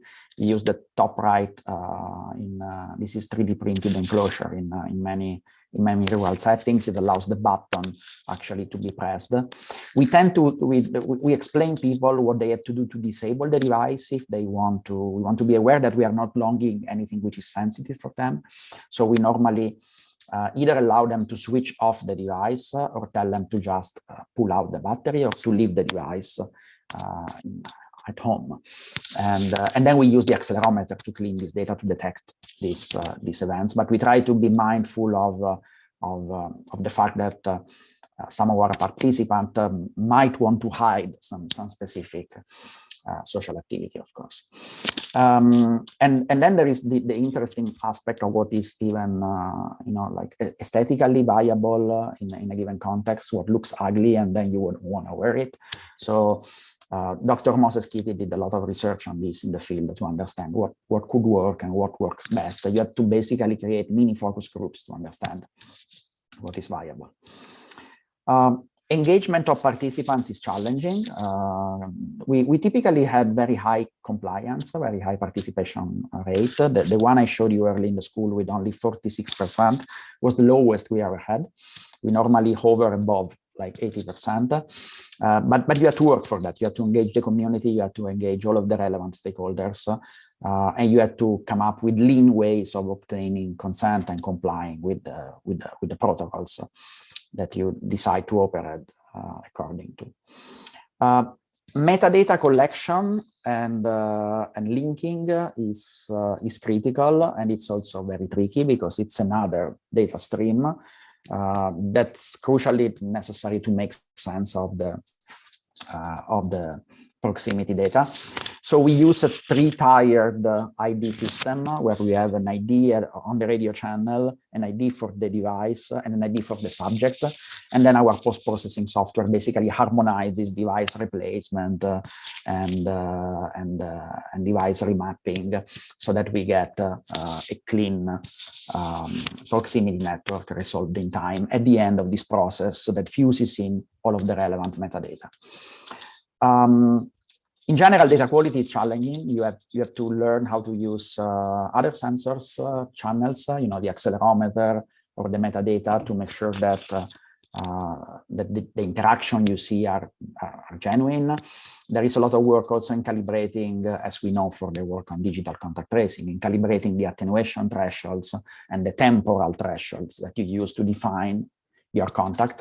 We typically tend to apply this late in the process. We try to log everything we can on the device, and then we apply the thresholding on time and on attenuation in post-processing, so that we can change our definition of contact when we analyze the data. This has proved important in some contexts where, for example, you have extremely high humidity in the atmosphere, and then what happens is that this damps down the radio signal significantly, it turns out. And so in those cases, the ability to shift the attenuation threshold, to change it, was actually important. And not all of this is, of course, viable when designing a device that has to be, like delivered in a low and middle income setting and left alone logging data. But whatever you can leave open until post-processing, we learned, is very valuable. Validation is also important. So we ran several studies by comparing this, as you have seen, with contact surveys, with observations from annotators in an environment, also using videos in some cases.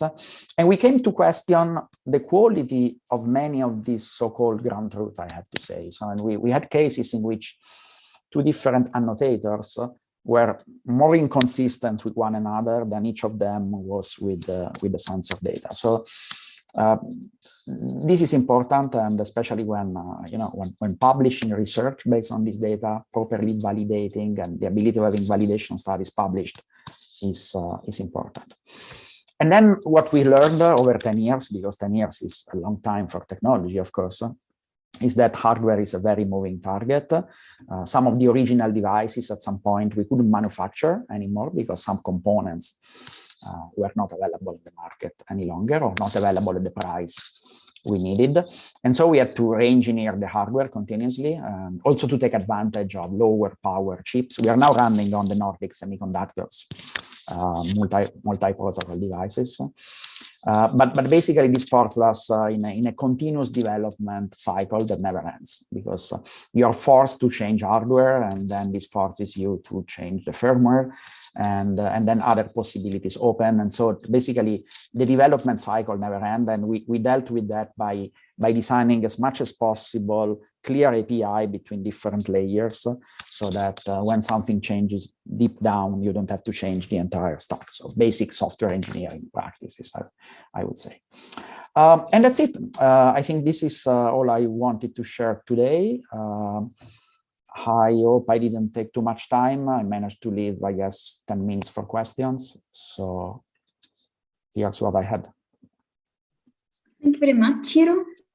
So one question I had in the beginning of your presentation, when you said you process the data, you said you decrypt the data. So did you send encrypted messages between these sensors? Yeah, all of the messages are AES 256 encrypted.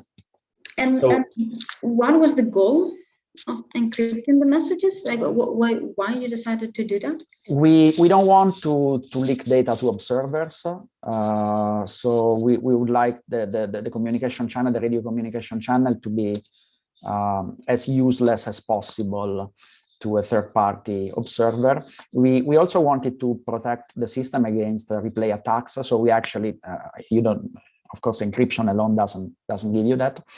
But we basically protect against replay attacks where somebody might record the packets and play them back.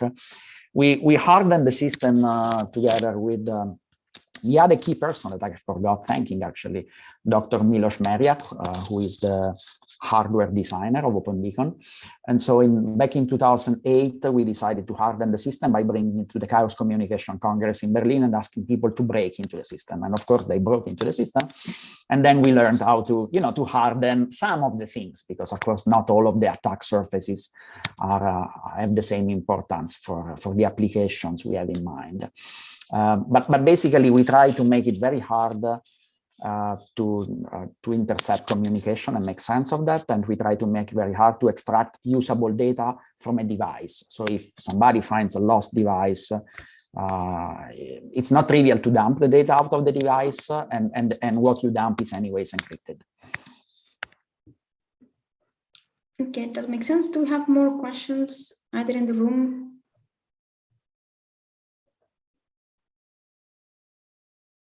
I can ask a question if there's no one in the room.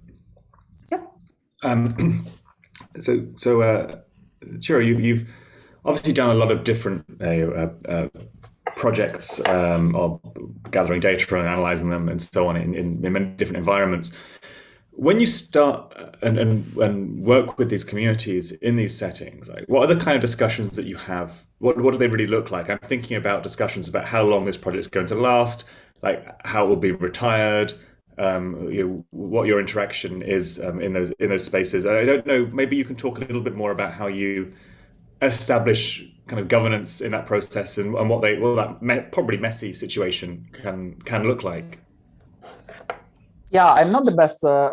Thanks, Michael, for the question. This is crucial. I'm not the best person to answer that because I was seldom in the field, especially in the low and middle income settings. My colleagues, Moses Kiti, Laura Ozella, would be much better suited for that. But of course, we discussed this extensively, so I can report secondhand their experiences.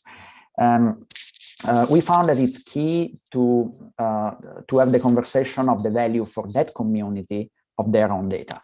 So we found that it's important to explain that there is a benefit for that specific community on top of the very abstract benefit of collecting data for science. So we need to make sure that the loop of value is close onto the same community who's making themselves available for data collection. In some situations, we had to discuss some difficult questions, like some people in the communities were asking, why are you proposing to measure us? Is there an assumption that we propagate disease?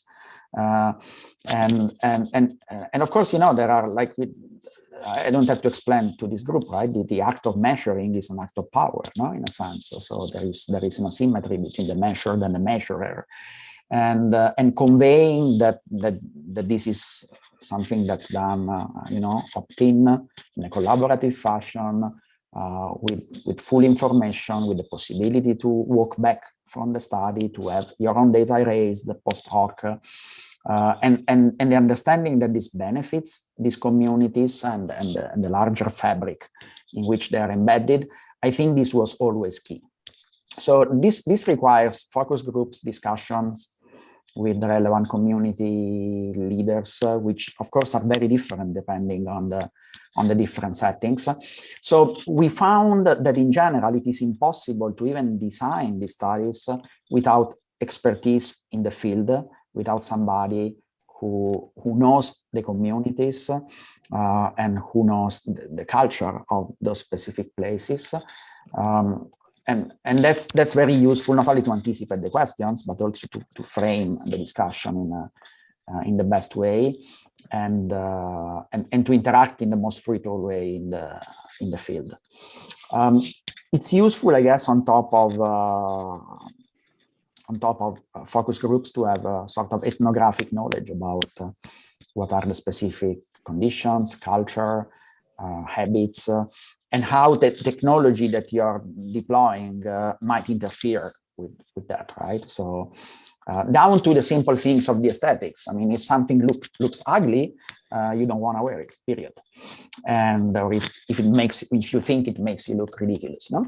So one has to be very. There is a design component that probably, as somebody from the physical sciences, initially I didn't value sufficiently. But the design component of this, the experience of the individuals participating must be taken into account. This is highly dependent. For example, I'll give you just 2-3 examples. In hospitals, we discovered very soon that a blinking LED is bad, because at night you're already in a high stress environment and you don't want to see blinking lights on your body, on the bodies of other patients. And also this is distracting for caregivers, because it calls the attention. In schools, it's also not a great idea, because pupils start to play with that, and we are in settings where we want the device to be forgotten as fast as possible, so that the data collection is as unbiased as possible. Although, of course, that's in principle unachievable, because you are aware that you are wearing the device. Packaging was a big hurdle for us, because a package that's very hard to tamper with, it's also very hard to service if you had to extract the data to replace the battery. One of the big limitations of our system is that the batteries last 3 weeks at most, and then you have to replace them. Replacing them involves such a logistic effort that very soon we decided it's simply not viable. So we kept all of our studies at 3 weeks, and then we have multiple waves if we need, but we never go into replacing batteries in the field. So yeah, I mean, this is what I have, Michael. It boils down to having somebody in the field who knows the culture, who knows the people, and who can frame a value proposition that's viable, and also having that proposition, right? There is no way around that. I mean, you need to have in mind the study which is actually valuable for those people, and those people want. Thank you, Ciro. So we have some questions on YouTube. And Radu asks, how long does the battery last? Yeah, I just mentioned 3 weeks in our case. There are trade-offs there. Power management in the firmware of these devices is basically 80% of the code you write. And you try to, especially this system on chip, they can power down specific components. The memory, the radio, the clocks. The radio, when it receives, draws the maximum power. So you want to minimize the time you're listening. So normally you have a duty cycle when you listen for a short amount of time and transmit faster. You can play with a lot of these parameters. There are about 6-7 parameters that we can, tune, and it's a trade-off between temporal resolution and battery duration mostly. So we try to have a temporal resolution of about 20 seconds. In that case, our battery lifetime is about 3 weeks, 3 solid weeks, and it can be pushed at loss of temporal resolution, or it can be improved by using a larger battery, which however comes with a heavier weight and higher cost, and so on and so forth. There is no single answer to this. It really depends on what you want to do. For what we want to do, 3 weeks is more than enough, and so we designed around that. So we have another question from Aline, who asks, in these projects in Africa with Wellcome Trust, for example, what kind of information on the basis of the mapping could you extract more precisely, and where this further used? Mostly contact matrices. The big,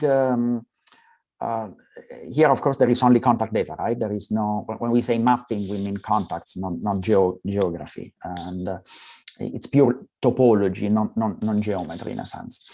So the single data asset that you want to collect, if you're interested in simulating, in modeling infectious diseases, are contact matrices disaggregated along demographic bins that you know are important for the disease that you are studying. Age is normally important. We have seen it for COVID, no? That age is the largest risk factor for worse outcomes in COVID. And so normally this age disaggregated contact matrices or role disaggregated contact matrices, teachers, pupils, or in households, you have different schools. So these data assets, they are very valuable. They're difficult to measure. Although you can go a long way with surveys, but surveys are also expensive to carry out and come with their own biases. Recall biases for contacts are known and are important. So I would say that we get cleaner contact matrices that we can remeasure in different conditions, so that we don't have a single snapshot. We know how they change seasonally, how they change in different imagine villages. Understanding how much what you measure generalizes to the context that you have not measured. This is the key problem. It's a key problem in learning in general, not in statistical learning and in machine learning, but it's a key problem in this case as well. So you want to measure these contact matrices, but then you want insurances that they reproduce something that goes beyond the single reality that you have measured. So that's the value that we get out of that mostly. And then of course, we hope we will be able to understand more about transmission and risk factors of RSV, pneumonia, influenza, maybe COVID in these settings. Thank you, Ciro. One more question from Martin. What are the possibilities in terms of external storage capacity? That's a great question. We have never used that in the field, but we already have engineered a sort of opportunistic upload capability for the devices. So there are contexts where you know that people are going to, sooner or later to go to a given location. This is easier in the built environment, in hospitals, in schools. In those situations, we have the capability to opportunistically upload some of the data to a data sink that then persists the data. And this, if successful, allows you to just use those data for analysis rather than downloading it from the devices, which is time consuming. It's also a redundancy. And in some cases, it allows you to log data across several different ways of use of different devices. We never deployed this in the field yet because we never saw a clear value of doing this in the specific context where we operated. And it's new for us. This is relatively new engineering. So what we have learned the hard way is that we have to take very seriously every single tiny modification to the software, especially to the onboard software of the devices. And so we never deploy software that we haven't tested for at least a couple of years. A lot of these studies, I didn't mention that enough, but all of these studies are basically one-shot studies. The logistics is so expensive in many of these cases, and the biological component of the study, that if the sensors fail, you will have no chance to redo this. And so, of course, since the technology and the hardware are the least expensive component, you don't want that to fail, which turns into a very slow, in a constraint for us, of very slow evolution of the technology. So we don't change things unless we really, really have to. Thank you. And a question for me, when you do this upload, does the battery consumption change a lot?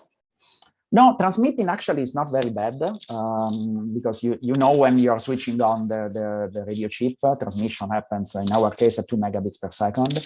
The data that we are transmitted are compressed on board with rather nice open source library for data compression in embedded systems. That's not, that doesn't require a lot of power. So basically, like, long story short, uploading the data to a data sink is not very energy intensive. The problem is that it normally might happen when the battery of the device is low. And so you need to manage your power so that you have power left to upload the data at the end. It also requires a little bit of two-way communication between the data sink and the device, like throttling of the data transmission, and that requires the device to listen, and that is going to be your energy bottleneck.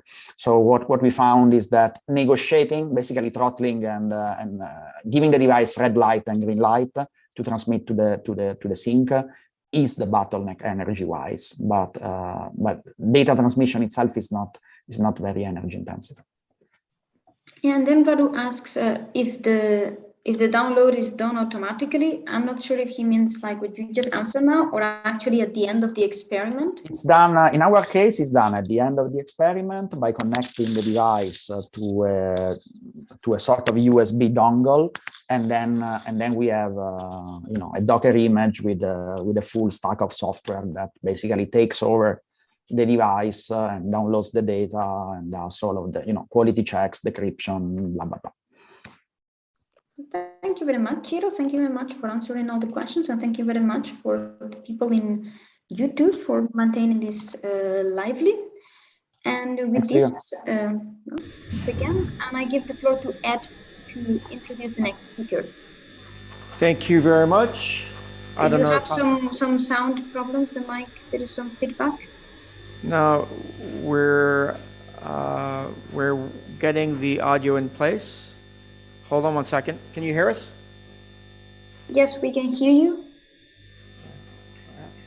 Do the other people also hear some? Okay, so yeah, we're putting the screen sharing back on, and at least on our end.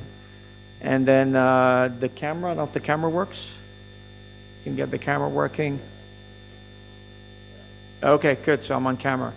Good, so as I'm introducing Mathias Wellig, I want just made me say a few words about the context of this project. A lot of what we've heard about up until now is about the future. This is future work looking. Part of it is exploratory. Part of it is requirements gathering in terms of with our partnerships in Africa. Part of it is also leveraging Ciro's experience, and Ciro is new in this project, and it's great to have him on board. The next talk is actually about our experiences in the deployment at a very large scale, on a worldwide scale, European scale, 40 countries in the world, of the technology that is in our phones, of digital contact tracing, and the role that we played in this. This is also the opportunity to thank the Botnar Foundation, which is funding the overall project, that actually also allowed us to accelerate the development of what was, for a very short amount of weeks, but a very critical number of weeks, considered a research project by the Swiss government before it became an official project. I want to thank you for that. Mathias Wellig is the CEO of UBIC, and he's going to tell us about the experience of deploying digital contact tracing in the field in Switzerland, and the challenges and issues that he encountered with it. It's all yours. Just present that one? Yeah, you should put it on that screen.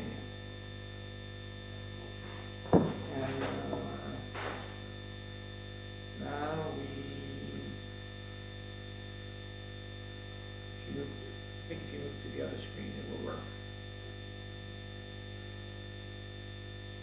Yes.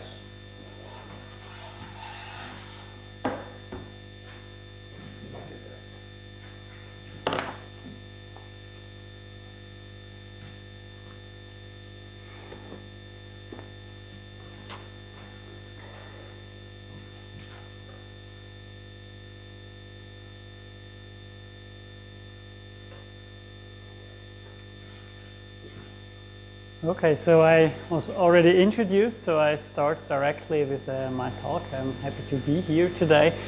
I'm talking to you about Swiss COVID and how it started and how we developed it and then deployed it in the end.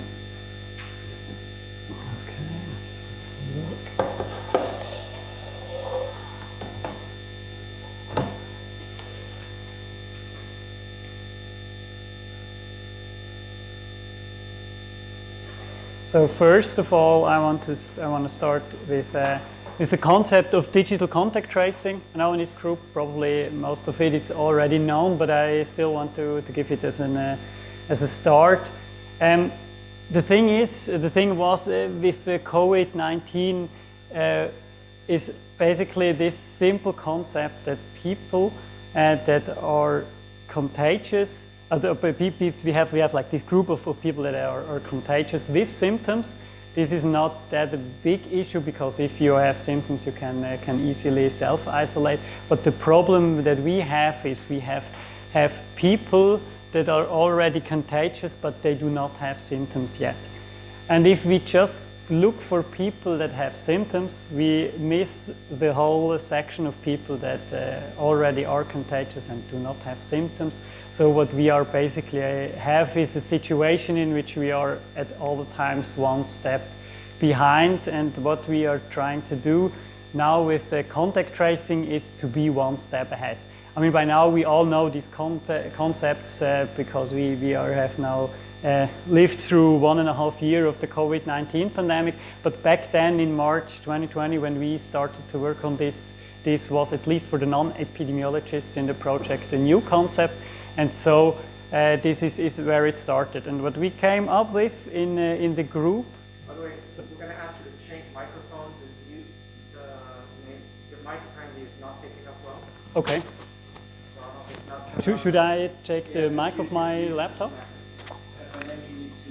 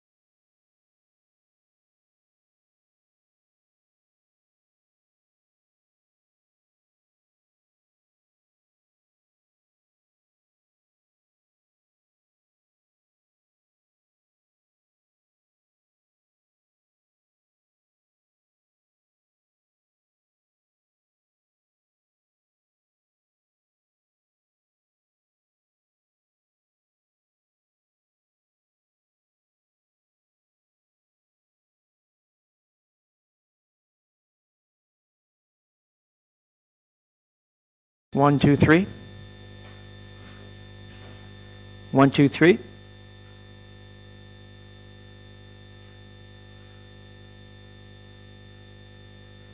Okay, now we have sound. Okay, 1, 2, 3. I think the pocket was the problem. Just hold it like this.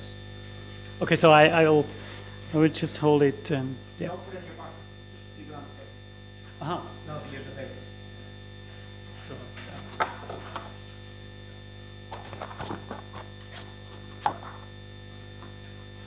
Okay, so this resulted in the research group this decentralized privacy preserving proximity tracing. I have you. So, okay, so now I hope we are set with the technical issues. And talking about a bit more actually harder the technical problems, but seemingly. So basically what we did with the decentralized privacy preserving proximity tracing, but the technical details we will hear about probably later on. So I just present one slide on it. Basically what the concept is that we use people's smartphones to exchange Bluetooth beacons in order to measure or to log encounters locally, which then can be used for notifying people that were in vicinity, to break these chains that we saw before, getting this one step ahead. So this thing started all on March 2020 last year, where we where my role come into play in this group, which we heard in the introduction, and we started to be like one of the leading teams in implementing this new concept of this decentralized privacy preserving proximity tracing on Bluetooth. And it started that we built a system, a reference implementation of all this, which then also went through collaboration with Apple and Google into an international project. And as soon as we had the situation that we implemented the reference implementation of this, which we will now later see how it technically worked, there was a question from the implementation that we had done on this DP3T project to the implementation for Switzerland, that what come up or what's then named was Swiss COVID. So we had basically to do three things. Once the decision from the government was made to build this proximity tracing app, the first was that we had to integrate the technical solution into the health system that in Switzerland, and the second was all getting like the traction in the public and do it a Swiss specific branding in order to get acceptance of people that are the end users that actually are going to use the product. And the third one was to set the legal framework of the whole thing, that we actually could deploy this in the country. So the first thing was the integration into the health system. The basic idea was people that are tested positive will get through the process of this testing, and they will get some kind of code which then they can enter into the app in order to notify the other people that had registered the beacons they registered from all the encounters they had. So it was the basic idea. It was called COVID code, this COVID code system that had to be built on top of the technical solution we built with DP3T. And the implementation of this was fairly easy thought. It was that the contact tracing teams that already existed back then, it was what started in March or February in 2020.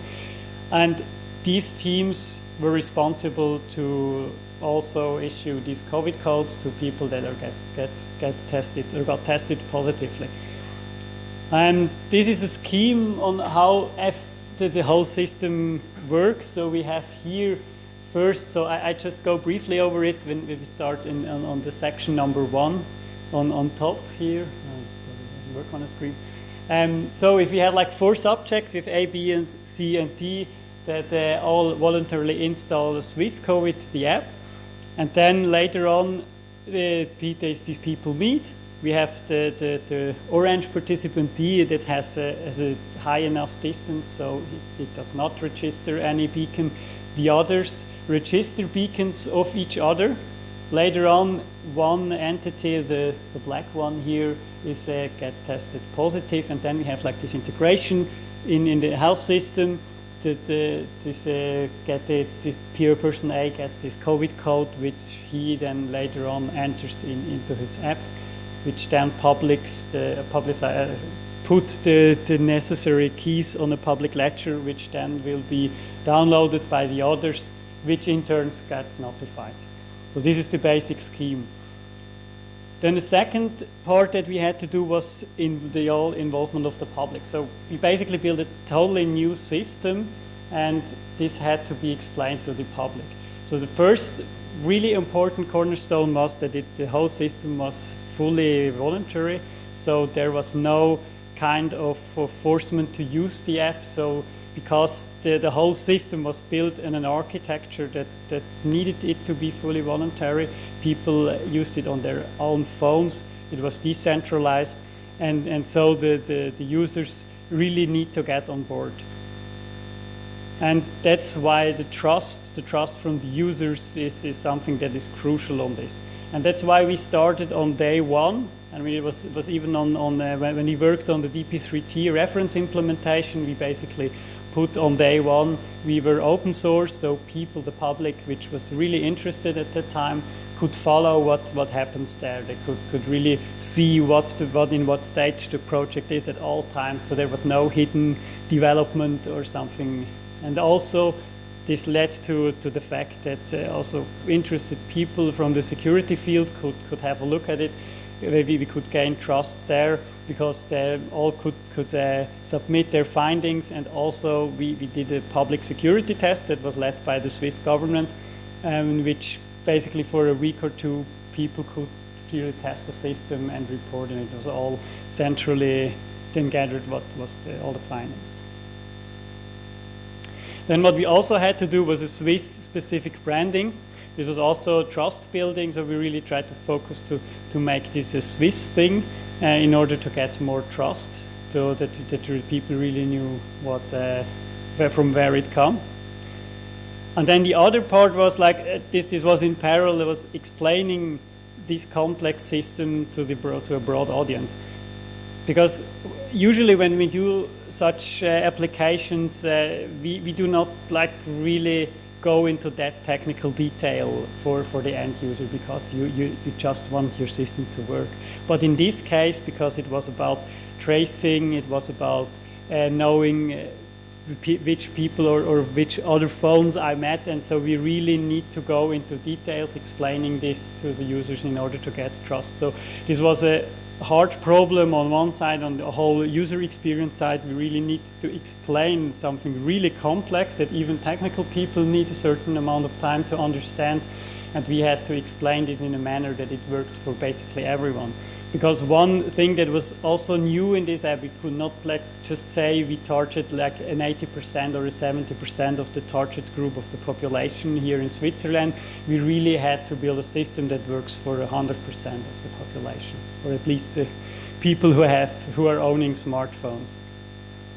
And then this was like first. One big part was on the application side itself, and the other one was explaining the whole concept through media. So we really had put a lot of effort in, because there was also a big public interest during these times, and we put a lot of effort to explain this concept to the media. And the third cornerstone we had to do in order to deploy this here in Switzerland was the whole legal process.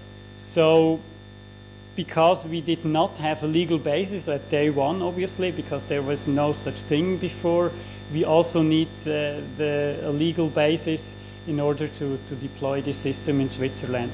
And this led to a broad political involvement, because here in Switzerland there was a law that was passed specifically for this system. And this led to a big involvement of a lot of stakeholders, which in turn also put a lot of trust in the system, because we had like over 80% yes votes in the Swiss parliament for this system, and also the amount of time that politicians actually had to do with this project led to a big understanding in the Swiss parliament, and also the political processes. So then, after we did these three things, we did the go live of the app, which is now a bit more than a year this is live. And I want to start with the end. So what did we achieve with the project? So in terms of numbers, what we had until in the first year, it's not until today, it's like what we did in the first year. We had like 3.5 million downloads, and we got in the peak season, we got up to 2 million active users on the system. we had like more than 80,000 COVID codes entered in the first year. So that's actually people that were tested positive and entered their code into the system that they voluntarily used.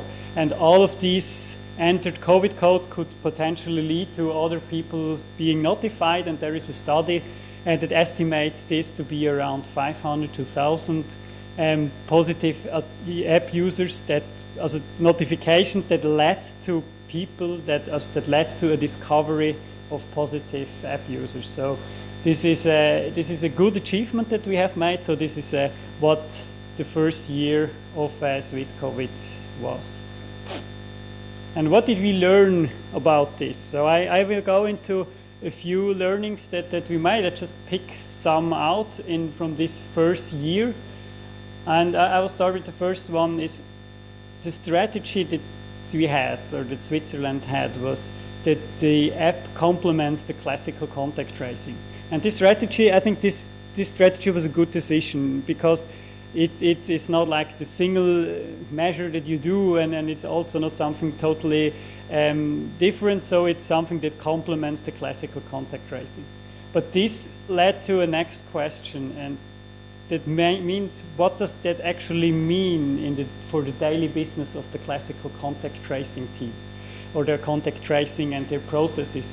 Because these people these organizations all started in February, March 2020, and they had their processes and their protocol were made for the classical contact tracing. That means once they have a positive person, they search for close contacts and put them on quarantine. So getting them, actually forcing them to stay at home and to not meet anyone other.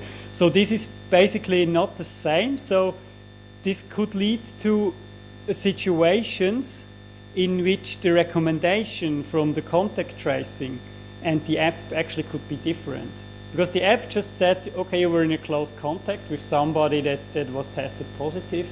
But in the interview on the classical contact tracing, there was like more of the human touch that just talked to the people. Where did you were? Was it possible that you had an encounter, and so on? So basically these two processes complement each other, but they do not have necessarily to be the same. And this led to some initial things so situations that were not that easy for the users and also for the contact tracing teams. They were not prepared for this automated system. And another part that was also something that was the learning that we made is that these two systems are fundamentally different, because the app is fully voluntary and you have to use it voluntary, also the actions that you take.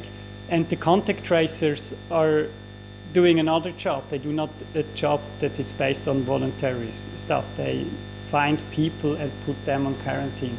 And these two concepts were like really different, but also has to be combined somehow.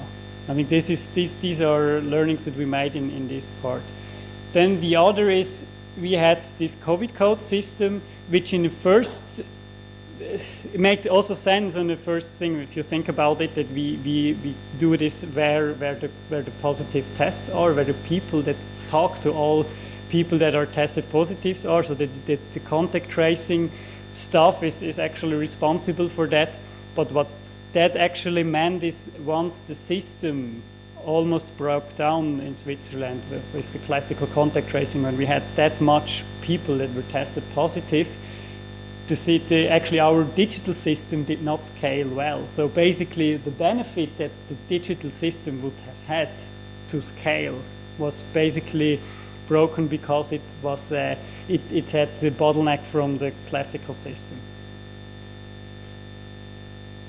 Another thing we learned was that the public perception, to handle the public perception, that is not easy. So the first thing is that really participating in a voluntary system is something that, participating in a voluntary system that could potentially lead to a quarantine. So it was for the not the first year, for like first half or 2/3 of the year, it was like that once you you you got this message from Swissco, it talked with the contact tracing. So what could basically happen when you did this was that you were put in quarantine. And so basically you had a voluntary system that could lead you ending up in quarantine. And this is something that was not well received for some users for somehow obvious reasons. And here one learning would definitely be, and this is also what it's done now, is that we should more emphasize on the gain of information, on the benefits of using such a system so that you know and can take actions by yourself. But if the system is totally voluntary, then adding a thing or a part that is not voluntary, that then is an enforcement part, these two do not fit really well together. And the second, of course, is that you should really ensure that there is an easy access to the follow-up task. So when the system is voluntary, when you get your information, you should have an easy follow-up. For example, free tests, having information how to behave, and so on. So this is also an important part there. And then the second part about public perception is the concerns regarding privacy remain for some users quite high. So this was also a bit unexpected because we really emphasized on the whole privacy part. So the system was really designed to put privacy in the center, to build a system that was not something that could used as a surveillance tool, and then we really put a lot of effort in communication in this, in explaining that, but it still remains one of the main concerns in the population regarding the system. And this probably, in one hand, it has to do because a lot of talks and media coverage was about the privacy, and it could be that a lot of people, or some of these people, that they just stick the privacy flag in their head and then it is not perceived positively. And the other is because the system is just really, really complicated and not direct intuitively to understand for people, and that's why probably still some users are there that do not participate in the system because of privacy. And another thing is that Swissco is not a typical app, so the life cycle management of this app is really not easy, because you have typically, you have a roadmap, you plan at least a half or a year in advance, but here it was really like on a weekly basis. It could change the whole system changed because of the pandemic, but we also had politics, we had different stakeholders and so on. We had to be really adapt fast, and all that on top of a really complicated technical system. So this was a hard time, and there is when the pandemic was acute, the system really had to scale, so we had to put a lot on it. And when the pandemic was not acute, when, for example, in the summers, then we had to fight that users tend to believe that the app is not necessary anymore. So this was really an atypical scenario for such a project. So in the end, I have a few conclusions or takeaways. The first one, and this is for me the most important one, the system works. It was really an experimental system. Nobody had this done before.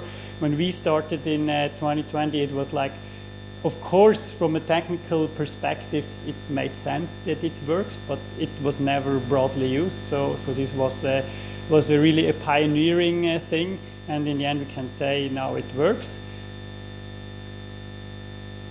And what we also can say is now that the app contributes as a measure against the pandemic. So it's not only the technical parts that have proven to be but also the impact on the health system is working. And if we think back to the last year when we were the first team having made this true, so we were the first with this DP3T Swiss COVID to be live with our app in this broad test setting, we could we cannot imagine what happens 1 year later. So, and then the third part, and this is about the learning about the user part. So the users really need to be well educated, and they also need to see the benefits of the system. And this is not an easy part. We succeeded, I say, to a great extent in order to reach to this usage of 2 million in Switzerland. But of course, there could have been more people, and I think this is something that a lot lies in this, that the people could need to be really well educated, and that we also should communicate the benefits of such a system and maybe also find benefits for each individual. And the last part is how the system is integrated along the classical contact tracing.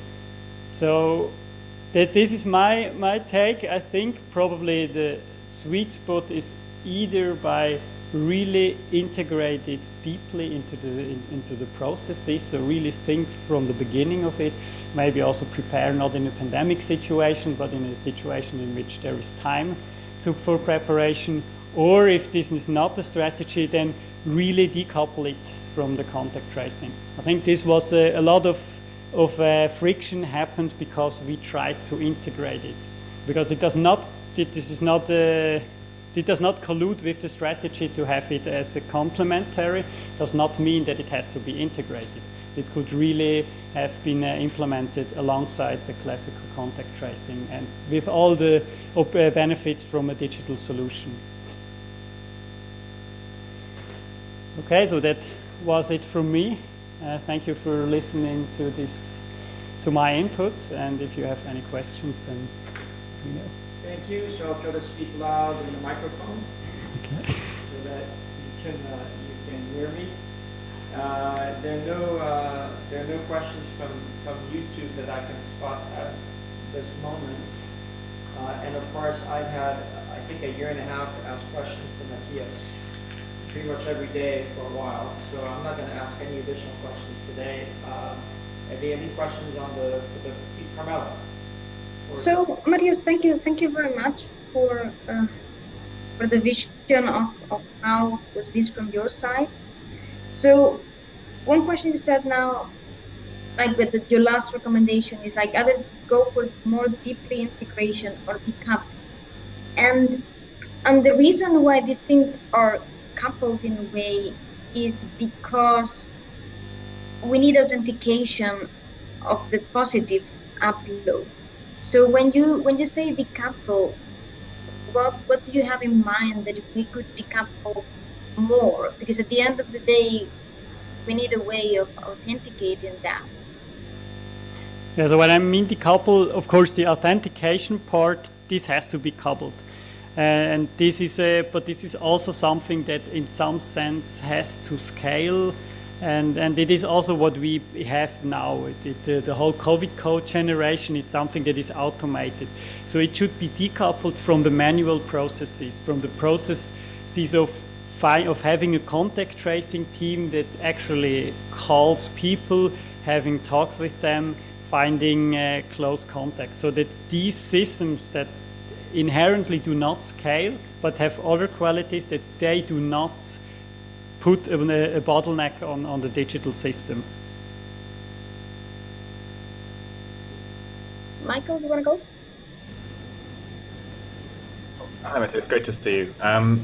My question is about getting user feedback, and I'm just wondering, what you learned. This was a sort of crisis situation. There was obviously less than perfect conditions for rolling these things out, and I know that as we were going forward on the protocol technical side, in relation to protocol, like we have mechanisms for discussion there through GitHub. I was just wondering, on the more app-facing side, what were the practical experiences you had of getting and seeking feedback from different groups of users? Was it different than some other government apps and software that you've been building and working on before? And were you engaging with the healthcare sector and so on in doing so? What were the challenges there? And if you could go back and think about who you might reach out to more earlier, or other ways of reaching out, do you have any lessons that you would take into the next pandemic? Yeah, so first about having comparing it to other governmental issued applications. I mean, the thing is, in these 2 or 3 months that I really briefly touched in my first slide, in which we actually built the whole system, there was a huge public interest in it. So it was all people were basically in a lockdown, and there was these talks about this app that is going to be built, and there were like media coverage every other day about it. And so this was obviously totally different. So, and also from a technical perspective, there were a lot of companies or other developers looking on what is being built, and we had a really big contribution from all over. So like from technical side, I mean, there was like people helping us doing a dark mode, for example. This is not like the hardcore tech, but this shows that like the interest in people in the system. And we also have like UX specialists that did UX tests, for example, from an accessibility perspective, which really gave feedback on GitHub. And this is something that we usually do not get, at least not in this density. And to the second part of the question, what would we do different, or who would we talk to more in the next time? I think this would be like understanding more how this if it's like being that coupled with the classical contact tracing, if we take this as a precondition, then we obviously would talk more to these people to see, okay, what are their processes? How do they actually see what the system is? Because what we learned is that on this fast-paced onboarding on these people, there were like people in these contact tracing teams that did not even knew how this app works at the very surface. So these would like learnings. I think if you integrate it in a system, you really have to touch all of the system, and that's why I made this recommendation at the end. I mean, because the system is that hard, and you have, like, in this pandemic situation, have to ramp up a lot of resources in a fast time. Maybe you could just omit something and not trying to teach all of these contact tracers that have a lot to do with just calling people. They have emotional stress and whatever. I mean, they get yelled at because they are putting people into quarantine. They have people on the phones that are really scared because they are positive and so on. And now you put them additionally on top. They have to know a complex technical system, and I think this is one big takeaway from our side, so that we should really focus on how this will be integrated. Yeah, thank you. Thanks a lot. We have one more question from YouTube, from Aline, from the Botnar Foundation, asking what do you plan to do now further with contact tracing? You haven't talked about the version 2. You only really talked about version 1. So maybe you can talk about the evolution beyond the Bluetooth space and where you see things going forward. Yeah, so after we developed the Bluetooth, the proximity tracing part, we also expanded it to the presence tracing part. So basically taking into account the newly known facts about COVID, that it's not only the distance thing, so that that close contacts can infect each other, but also that you're in closed settings in rooms, the virus can spread as well. So that's why we put in the next evolution, the Swiss COVID version 2.0, which went live this summer, in which we integrated the presence tracing system, which basically works on QR codes, and from a setting, it's basically very similar to the Bluetooth distance measuring. Somehow you detect the contact by being close to someone else.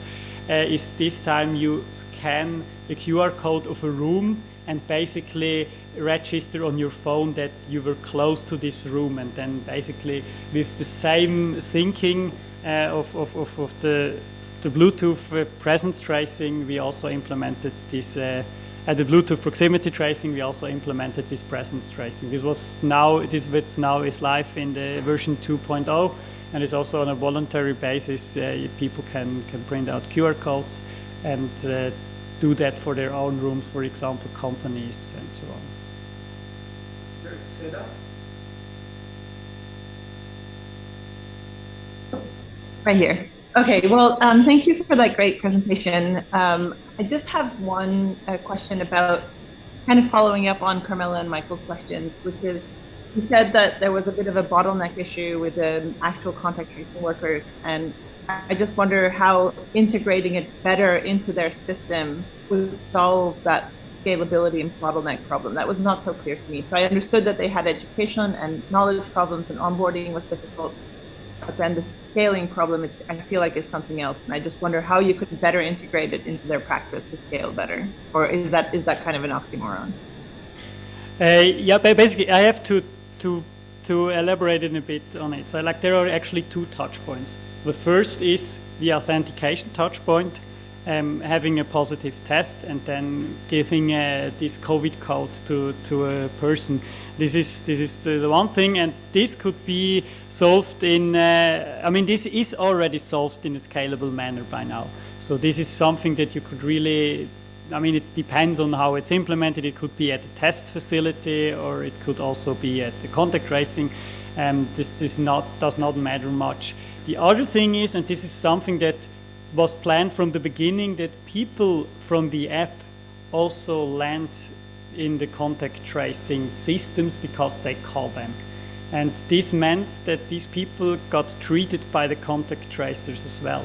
And here we had these issues of scalability. I mean, once they were not reachable anymore because they had that much work to do, people just called and their phones did not get picked up. This was an issue because this is inherently not scaling because you have human resources on the other hand.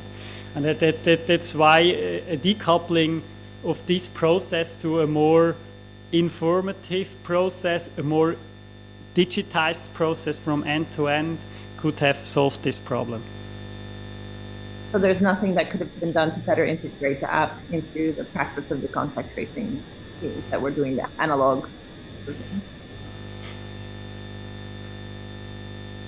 Yeah, I mean, basically, also from the process, there were something. I mean, we started to add some questions. We did. It was called this Leitfaden in German. This was like a Q&A that you first had to enter, and then we could like have only call 20% of the people to the classical contact tracing and so on. I mean, this was there, but it was not like a better integration, but more of a better scalability. Thank you. I think perhaps one thing that is specific to Switzerland where we still have substantial room for improvement is the latency between the time in which the result of the PCR test or the antigen test is known and the time when you actually get the notification by SMS that you're positive. Because that process is still very convoluted, or it's much more convoluted than it needs to be, and very often people got notification through SMS that they were positive, and then it was only much later than they got the notification that they got their COVID code. In reality, what is ideally should happen is the fact that those two should be simultaneous, and it was very hard to get to that point. We had never got to that point, to be clear.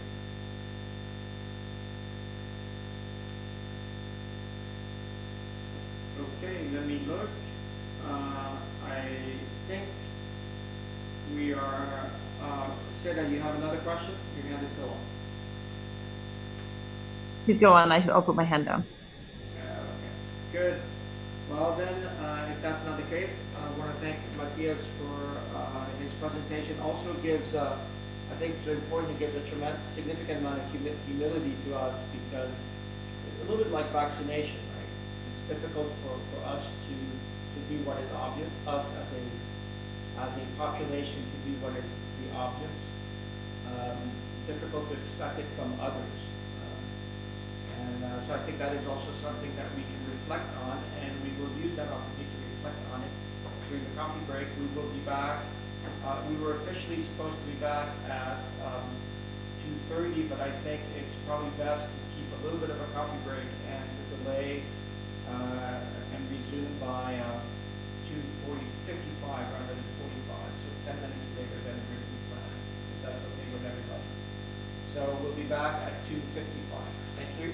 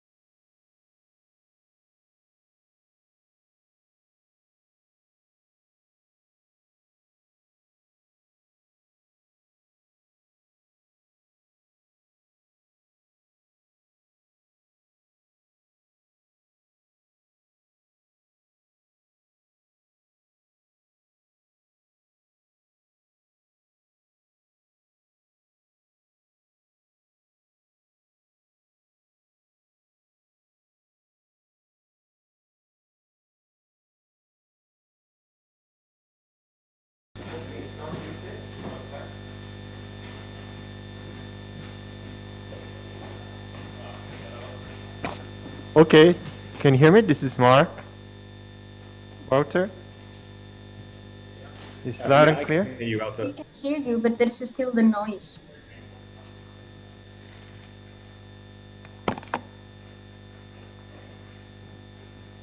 That's very painful. I can.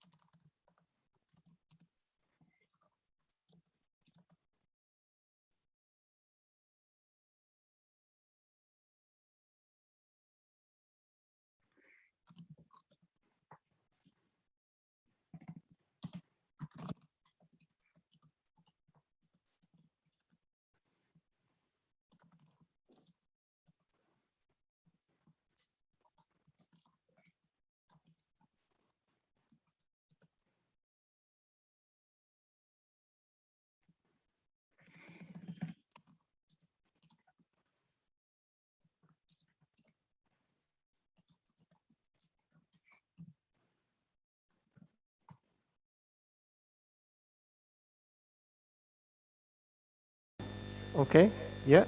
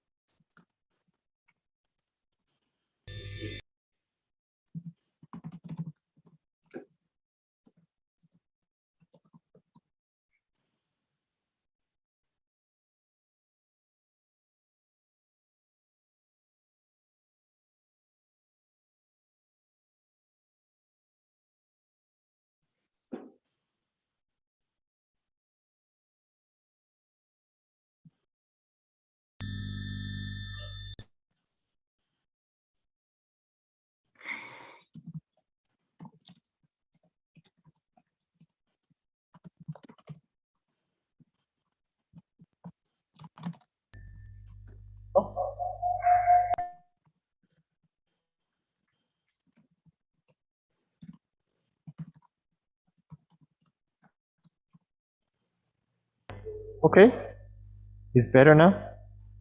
Yeah, whatever you've done, it's gone now. That's great. All right. That's Thank magic, you. whatever you achieved. Yeah. I don't know what fixed it, but seems okay. Was it requiring of an academic signals engineer?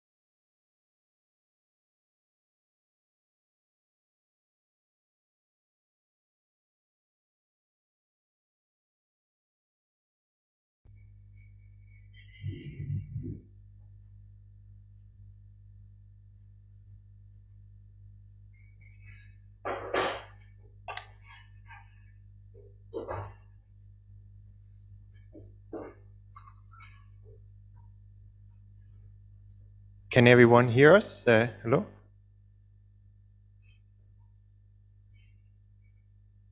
Yeah, can hear you fine. Yeah, that's fine. Oh, wonderful, wonderful. Okay, so, oh, perfect. No worries, no worries. All right, so after we've heard those wonderful talks of Ciro and now Mathias of kind of what's the current state in contact tracing, on where we are with all these like proximity apps, and in general like how can we develop sensors to measure proximity and ultimately draw conclusions from that, I would like to talk about the second round, kind of the development, or like our project that's currently in progress, where we try to develop a new kind of area in some sense of contact tracing, and it's contact tracing based on ultra-wideband technology. I will briefly explain this later, so hopefully don't get lost immediately here. But this is a project that Sergeant Kalkun, the head of system security group at Zurich, and I'm a postdoc in this group, and an alumni of ETH, Boris Stanev, who now leads the 3DB Access, which is a former spin-off of ETH, and now they develop ultra-wideband chips. So this is a project where us three are heavily involved, and I am Marc, and I'll be basically presenting today our progress and where we're at. So of course, bear with us. This is kind of, as I said, a project that's currently underway. So we also, of course, welcome any feedback that could help guide us a little. But I'm here now to present basically where we're at and what's the state of the art, or where we're at in our project. So of course, Mathias has given a very nice overview of where we are in terms of like contact tracing right now. So we have TP3T, which is kind of the framework adopted by Google and Apple, and has been rolled out in many countries. And even though this works like fairly well, we would like to kind of figure out ways how we could even improve this further. And clearly one of the downsides is of the existing solution is proximity, like how do we actually measure proximity? And this is done with Bluetooth low energy beacons, where energy beacons are exchanged between phones, and they will then measure kind of the signal strength, if you will, or the loudness in layman's terms of like how close a device actually is. So we now try to figure out how can we actually improve contact tracing by improving this proximity estimation, and at the same time kind of make this available to low and middle income countries in Africa. So it's kind of a twofold goal, which we think is quite ambitious, but yeah, I think we are somewhat on track. And I'm now here to basically present how we could extend the protocol of TP3T with ultra-wideband, or at least a similar concept, and how we can extend this to ultra-wideband, and basically come up with a solution that might be even more performant or even more accurate and ultimately also secure. So this will be the agenda for the talk. I'm not sure if I'm going to be completely stick to everything, but we're going to briefly talk about functional requirements of that device. Then we have had a lot of discussions whether this should be a standalone device or whether this should be coupled with a smartphone. I'll briefly talk about our insights in that area.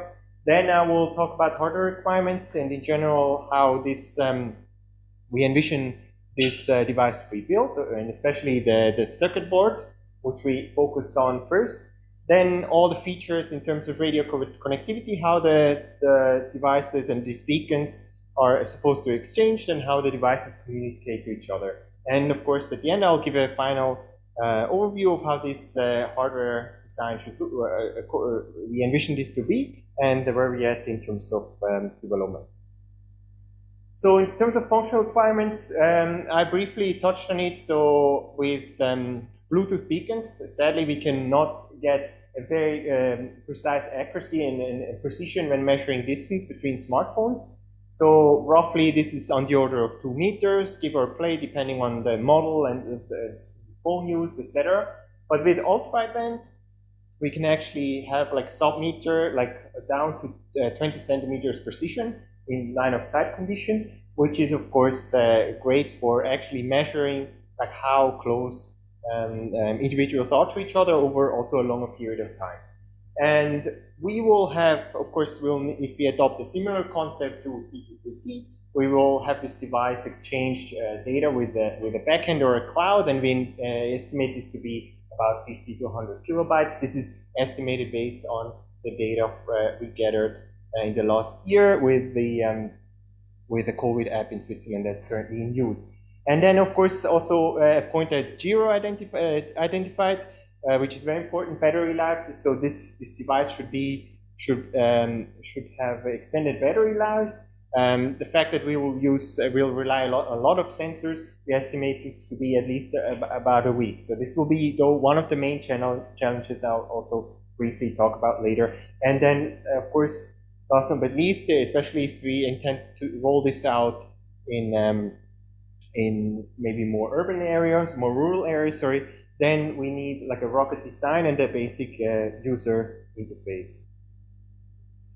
So how is this, so briefly to touch on this decision, whether the device should be standalone or actually be paired, work in conjunction with a smartphone. So we have like pros and cons, but ultimately we are gravitating towards a standalone device. So if we use a smartphone in addition to the actual device that we are aiming to develop, then we will require an app on the phone. This might be work, of course, interoperable with the current application, what we have, or a current concept of TP3T. However, we do need require an app, and there is also some notion of synchronization needed between the app and this device. And of course, this leads to an additional layer of communication. And the standalone device is slightly favored in our, at least according to our discussions that we're currently having, because this would simplify implementation, usability. Also, we should not forget that in Africa, even fewer people actually own smartphones than in developed countries here in Europe.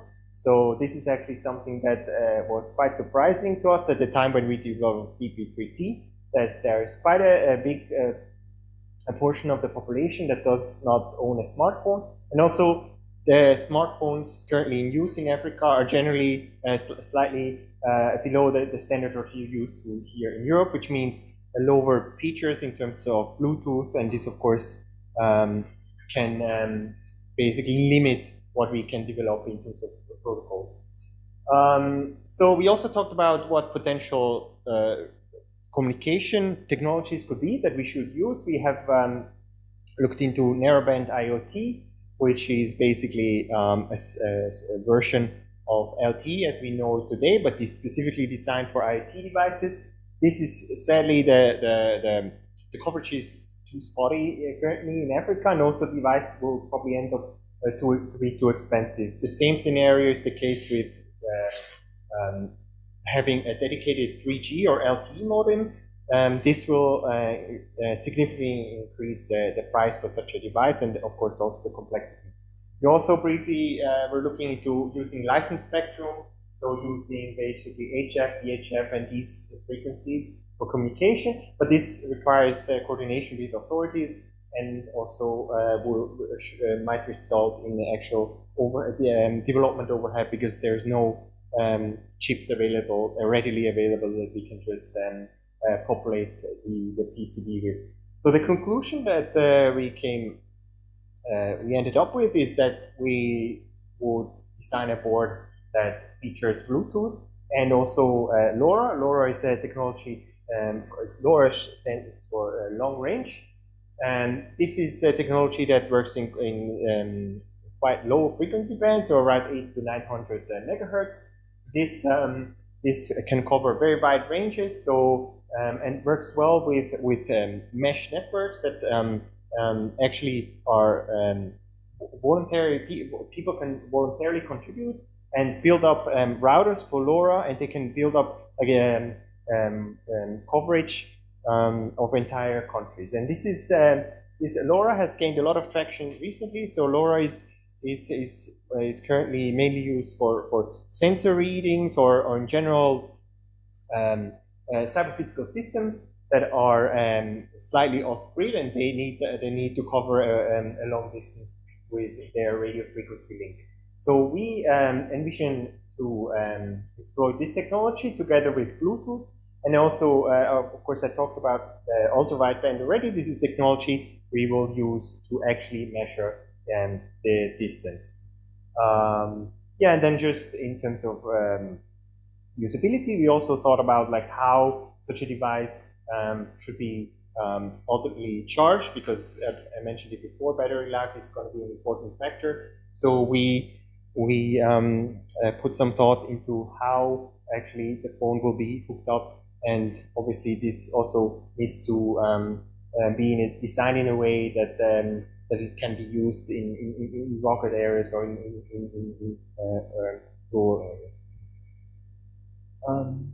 Yeah, so LoRa coverage is being extended as we speak. So even though we see now Africa on the map is still somewhat spotty.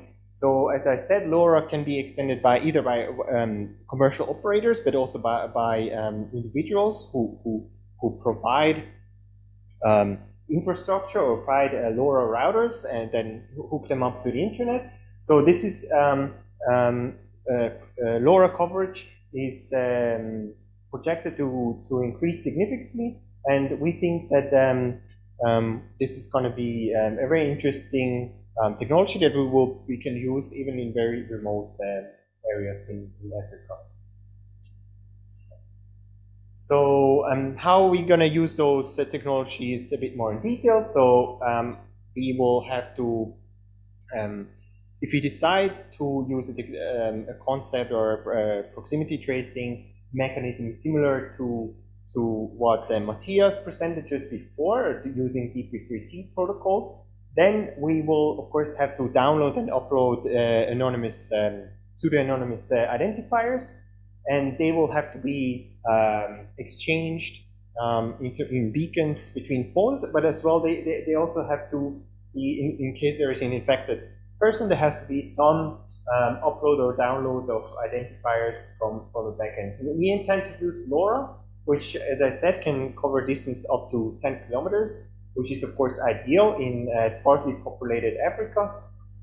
We would use this to download the secret keys of the infected individuals, and we envision that we could download about 50 to 100 kilobytes per day using this technology. So this would, if you compare this to the amount of data we had during the peak of the pandemic in Switzerland, which is amounted to roughly 40 kilobytes, we think that LoRa would be a suitable technology. Then, of course, Bluetooth, because the LoRa, sometimes the download might not complete, but since we cannot rely on continuous or internet access in general, so we can use Bluetooth to disseminate the identifiers even further. So this is an idea that we think could be feasible, in the sense that where coverage is spotty, we can use Bluetooth actually in terms of as a peer-to-peer or gossiping protocol to even spread further the identifiers of the infected individuals. So back to ultra-wideband. So the proximity estimation we aim to do with the chip developed by 3DB, which is uses ultra-wideband in low pulse rate mode. And here we can, of course, use this to accurately measure the distances between individuals. And we can also encode a certain amount of data similar to the Bluetooth packets used in the current, today's system. So this, in some sense, is almost a plug-in replacement for Bluetooth, for ultra-wideband, and we can use Bluetooth as some sort of fallback or legacy, or for interoperability with the existing protocol. And yeah, so we might also, of course, use Bluetooth to advertise certain services. So in terms of protocol development, the design phase is currently underway, and I think Wouter will give a bit more insight on that in his talk, which will be just after mine. So just to give you like a, or at least for the interested, just to give a little idea how ultra-wideband actually work and why we think this is really such an attractive solution to this problem. So ultra-wideband is a radio technology that uses very, very wide parts of bandwidth, like you can see here on the left, compared to narrow band schemes like FM radio or even Wi-Fi, as we know it. Ultra-wideband uses very, very low power, but very wide bandwidth of the spectrum. So this means we can transmit very, very short pulses. So you can see here in the middle of the slide, you can see that with ultra-wideband, we can transmit such short pulses compared to narrowband that this will allow us to later actually identify even the path, or at least the shortest path, the most direct path that the radio wave traveled. On the very right, we can see like a scenario where a transponder emits a ultra-wideband packet, and we see that because of the physical and electromagnetic phenomena of radio wave propagation, that waves actually do not necessarily just travel on the direct path, they can actually be reflected, and then we can have interference, constructive or deconstructive interference, which can make decoding at the receiver, of the antenna of the receiver, very difficult. But thanks to ultra-wideband, which uses such wide parts of the spectrum, we can actually identify individual paths, which will then allow us to detect the shortest or the most direct path. This would be the one in bold here. And this path, with this path, we can then directly compute the distance the signal traveled, because we know that electromagnetic waves propagate at the speed of light, and so we can use this knowledge to directly compute the distance based on the speed of light. So I will actually give just a very, very brief demonstration of how this works. So I'll give a brief demonstration of what the current chip developed by 3DB, the spin-off with ETH, how accurate this works. And I also would like to briefly mention this is also technology that's now used by some of the major German car manufacturers for passive key entry systems to make those systems more secure. We've all read in the news about Tesla cars and other expensive top-of-the-line cars being stolen with so-called replay attacks, where an attacker would kind of make or shorten the path as shown before. An attacker would try to shorten the path in a way that the receiver, or in that case the car, thinks that the owner's key is closer and would open the car and ultimately let the attackers drive away. So this is technology that's currently widely used in the automotive industry, and I'll give now a quick demo.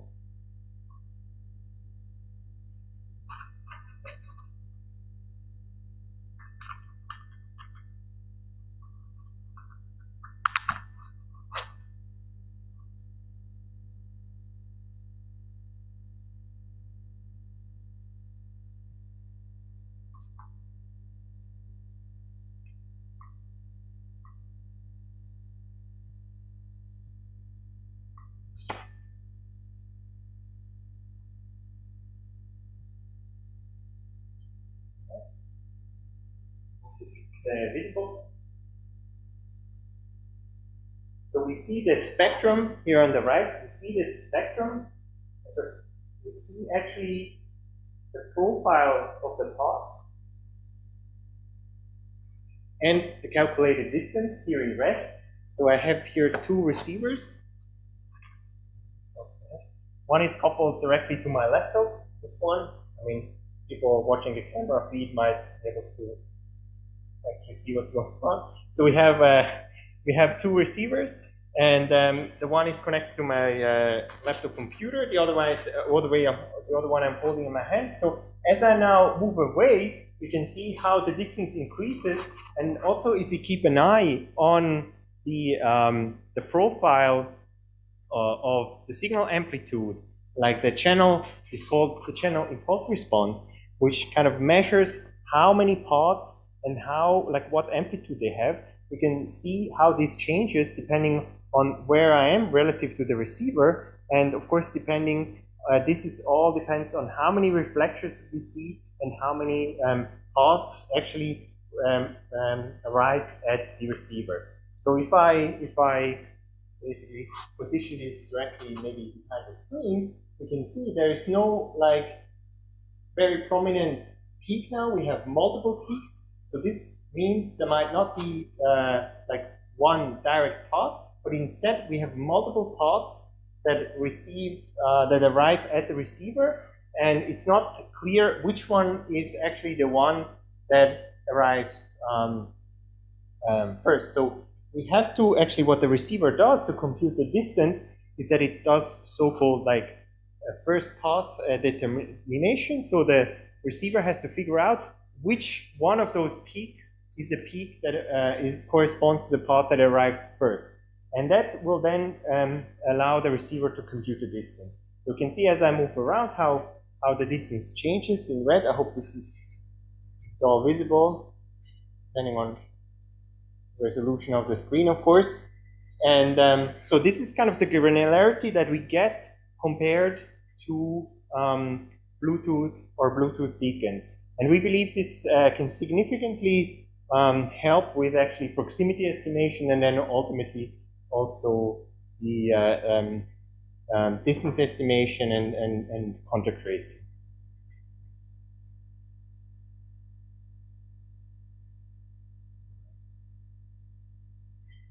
So in addition to this ultra-wideband chip that I just presented, we also envision that the board we develop is populated with sensors that can guarantee contextual awareness. So as Ciro mentioned, this is a very important aspect that needs to be, that feeds into battery life, but also like all sorts of usability of the actual device, because we can, for instance, measure if a device is abandoned and use this to save battery, put it in deep sleep. But we can also use this for actual contact tracing. So we think one of the most important sensors that we could embed into our board are sensors that can measure UV light, which can be used to determine if the device is embedded in a drawer or whether actually the wearer is outside or actually even in a building, which can of course also help with contact tracing and potentially also help with ways how we calculate a risk score, or how we, when we decide someone is at risk, because we know that of course the virus is more likely to infect people in closed spaces like buildings. Then here, so I'll just give a brief overview of what what we envision the final hardware design to be. So we have a microcontroller which controls most of the peripherals. We have the ultra-wideband chip in the bottom right that I just showcased. Then we have an accelerometer and gyroscope to measure whether the device is actually born or is actually born by the user. We have an antenna for Bluetooth, and of course we have the LoRa chip to guarantee downlink and uplink capabilities of and to communicate with the backend. We also have an MCU for power management. As I said, this will be a very crucial factor to make sure that the battery lasts as long as possible. And also, what's not depicted here now is we are still in the process of figuring out what could be a suitable user interface. And Ciro also mentioned that, like for instance, LEDs could not be a great choice. We completely agree. We're thinking on the lines of haptic sensors or haptic feedback. So this is still very ongoing. And we might also decide to incorporate different additional environmental sensors to measure, for instance, barometric pressure or other features. Yeah, so now back to the progress and where we stand in this project. So 3DB has provided reference designs for smartwatches and ultra-wideband trackers, which they are using in their for their designs or how they embed their chips, more in a commercial scenario. So they have gladly provided us with those reference design, and we are currently developing a prototype, basically a printed circuit board for this prototype, where we come up with a design on how we align and populate this board with all the aforementioned sensors. Sadly now, because of the current situation with the semiconductor shortage, this is of course a slightly more difficult endeavor, because components can be difficult to source and they're also currently quite expensive, which is of course quite contradictory to what we aim to do. So we aim to develop a board that should be able to be used in low and middle income countries in Africa. So sadly, at the moment, this is quite tricky for us to source those components. Then also something we thought of, so this is kind of a projected idea, or might also be part of this project.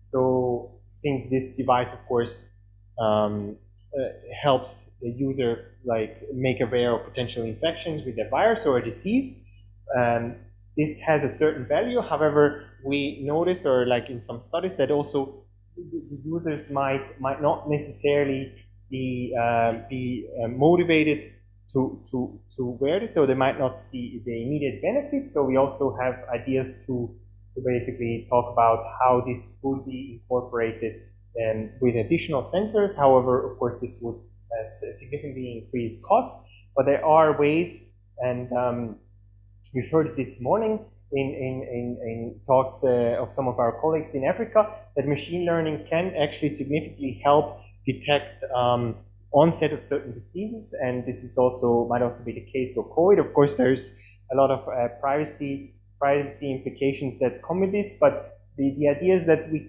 could extend our device or our sensors, a sensor board with medical to perform health monitoring, and then use machine learning in addition to proximity tracing. So this is an idea how this project could play out. There's a lot of open research questions, as I said in the beginning. Very welcome with your feedback. So some of I'll list just the two here. So some of them might be antennas. So how can we incorporate antennas in a board as small as possible? And also, we're not 100% sure about the final form factor. This might be either a key fob or a bracelet or a dongle or something along those lines. Of course, this has a lot of implications on how the device will be used. So we are very aware of that. So this is kind of also an ongoing discussion. Yeah, sure. Briefly here again, I'll welcome anyone's feedback. So possible application scenarios and also possible scenarios how we could roll out such a device is we could basically equip patients at risk first. We could also focus on medical workers and hospitals in Africa first, before maybe we target a widespread population. But here again, we're very welcome for feedback. And yeah, with this, I would like to conclude. And please ask any questions. I'm happy for a lively discussion.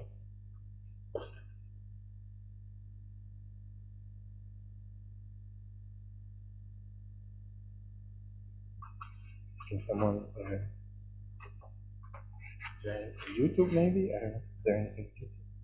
Okay. Yeah, sure. Yeah, I can hand you the microphone. Thanks. Thank you for your presentation. From what I've understood, you said that to have access to the LoRa network, we rely on individuals or enterprises who has actually put antenna or sensors so that the LoRa network is available. So it means that we are relying on them. Well, in the case that we are deploying our solution based on LoRa in a certain area, so we are depending or relying on those persons or enterprises who has given access to LoRa.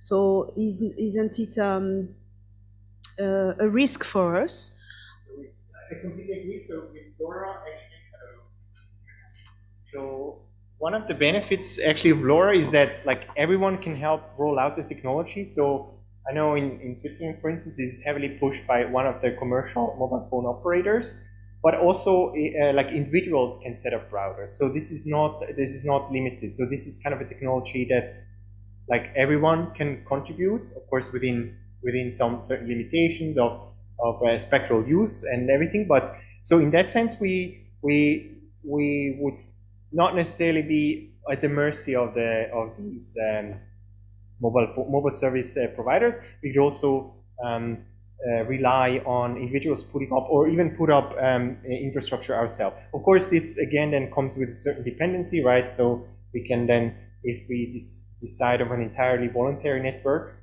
we might not be guaranteed that this might just turn off at some point. So it comes with pros and cons, but that's one of also the advantages in LoRa that everyone can, as long as we're of course staying within limitations of spectral use, and everyone can contribute and set up a router.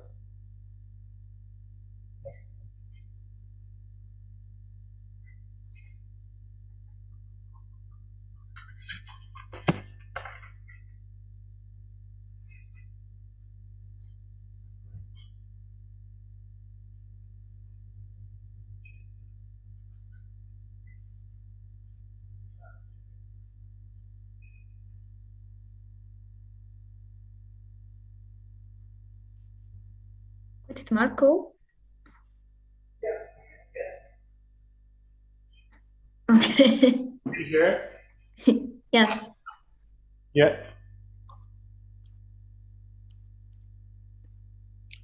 Yeah, so there are other attacks that have appeared lately about Bluetooth at the physical layer that allow people to track Bluetooth based on the characteristics. Do you have any awareness of if this is similar for ultra-wideband, or do we need to make research on that sense? Or we already know that ultra-wideband is less fingerprintable in that respect? This is a very, very valid point. It's actually a very good question. So, so as I showed in the slides, actually, ultra-wideband has a very low power output. So that, in some sense, protects a little for sniffing, let's say, on traffic. However, once someone is within range, this is a very good point. Of course, one could try to also read out this kind of channel profile that we saw in the demo, and this, of course, might provide quite some data for potential analysis or to do fingerprinting of the channel, and this could be potential privacy. So this is a good point, and we're actually started looking into this. But it's yeah. So because ultra-wideband has also has been used also for radar technology, and of course this is if someone can use this as a radar, this could have potential implications in, let's say, like a densely populated network with many nodes. Yes. Thank you.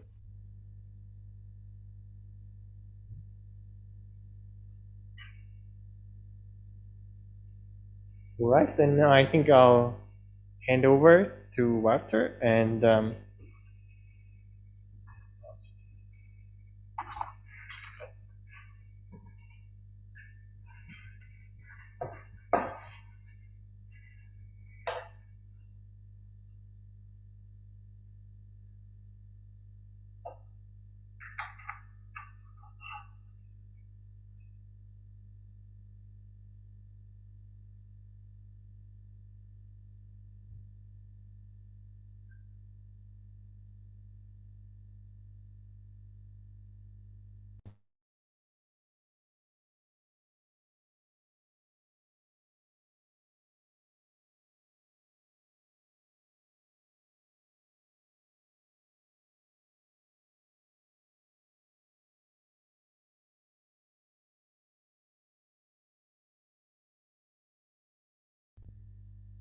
Does this work? Carmela, can you also hear me? Yes, we can hear you well, and there is no noise now. Excellent. Not even fancy static buzzing. That is very disappointing.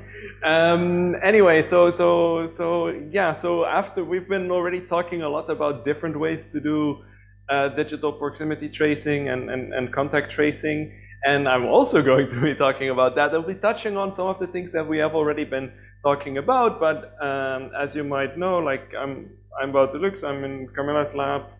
Our focus is on building privacy-friendly technologies, right? We've been driving a lot of the DPTT work from sort of a privacy systems aspect, and for most of this talk, I'll be putting on my privacy hat and looking at things a little bit more from a privacy from a privacy perspective. And just to start off, right, just so that we're all on the same page. I think by now everybody is already on the same page, but anyway, let me run through this again, right? So what manual contact tracing tries to do is, once a healthcare system identifies a positive person, you try to figure out all the people that they have been in contact with, because then those people should either get tested or quarantine themselves in order to prevent this virus, in the case of COVID-19, from spreading further. Now, when I say contact, right, I'm making these funny scare quotes, and the reason for that is that this depends on a notion of when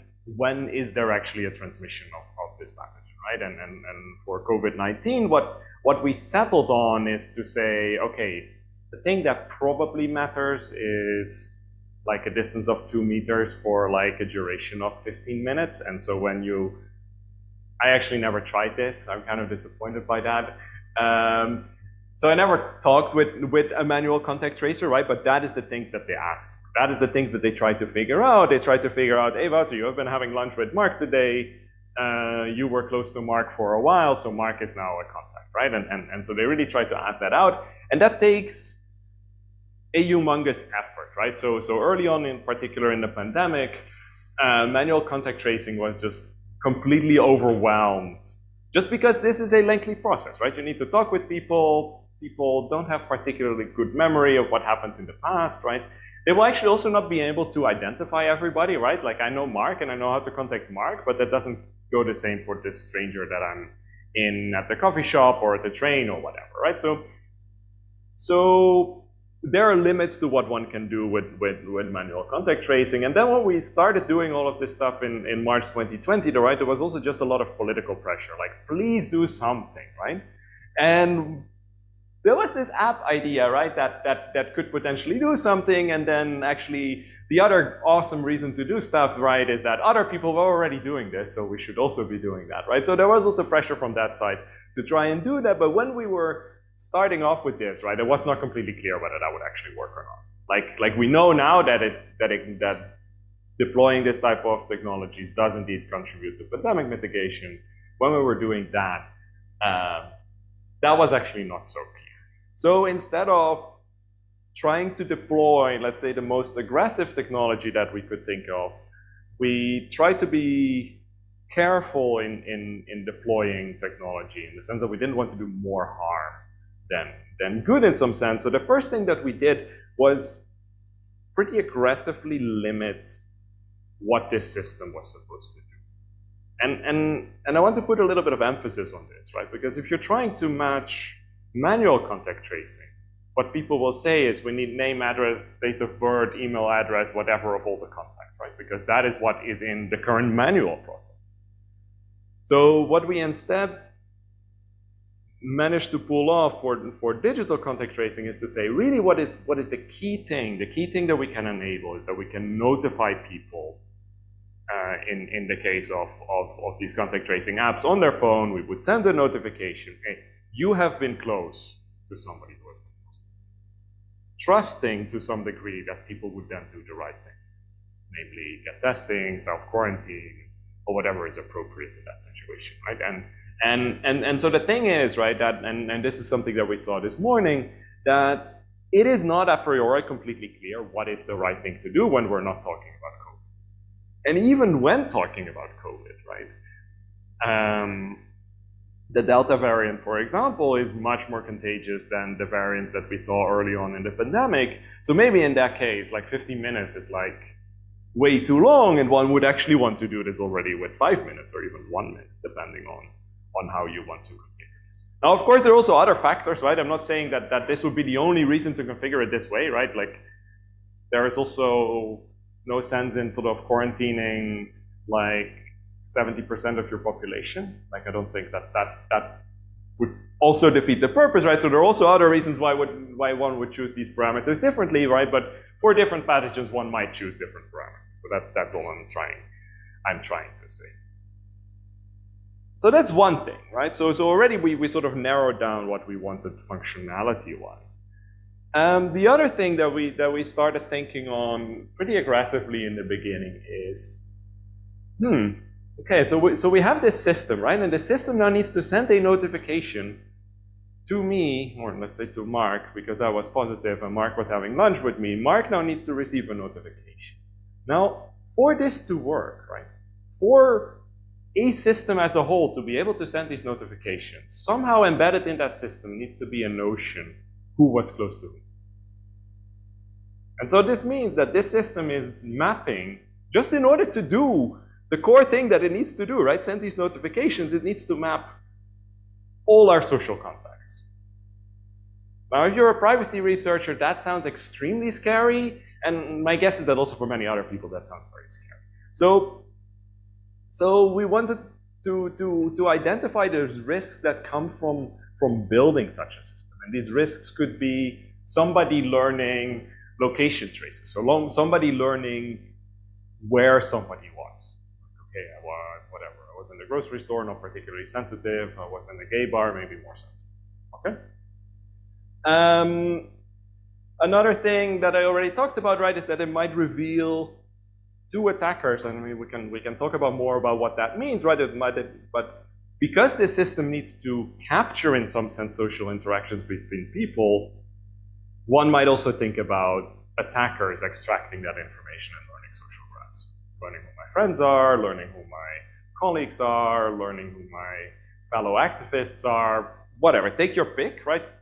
Take your worst fear, and that is what this data might be used for if you don't protect it well, right? And we have seen in later cases, right, like when we think about, for example, contacts lists for people that go to a restaurant, police will ask for this data. Okay? People will ask for these data, and completely cases unrelated to pandemic mitigation. Okay? So this function creep is not something that I just make up with my privacy hat on, right? It also just happens in real life. So those are very clear privacy risks. There are also societal risks in the sense that if you think about what is the consequence of being notified, right? Because the consequence of being notified, especially early on in the pandemic, was you got to stay home for 10 days and not participate in society. That's a pretty effective way if you want to annoy certain minorities within a society, right? If you manage to use that system to target specific subgroups of that society, that would be a very bad consequence. So we spend a lot of effort in eliciting all these. Like, I mean, there are more, but these are, I think, the core risks that come out, and then to design a system within DPTT to try and mitigate these risks. So I want to sort of give you an idea of how that works. I mean, we have already seen how that works, but I will go through it again just to see how those design choices that we made there help to address these to some degree. To a pretty large degree, but not fully.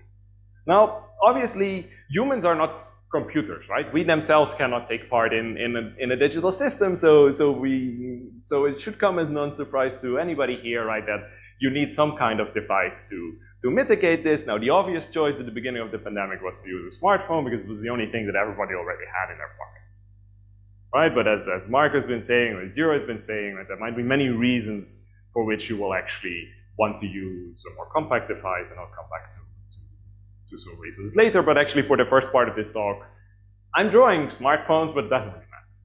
So here is this protocol again that we came up with. And now we're going to look at this with let's say, these privacy risks and societal risks in mind. So I'll try to walk you through this. So at a very high level, what these devices do is they're going to be broadcasting random identifiers. And they're going to be broadcasting them in the original design on Bluetooth, but they could also be via ultra-wideband if you wish. And these random identifiers that they broadcast, they're going to rotate. And why do they rotate them? Because if you think of somebody that might be able to listen to these beacons being transmitted in many places, because they rotate, they cannot realize immediately, this was Wouter's number in the morning, it was Wouter's number in the afternoon, so now I know where Wouter has been. Okay? So, because my phone is broadcasting a new random identifier every 15 minutes, that type of tracking becomes much more difficult in ways that it would not be if it was always the same.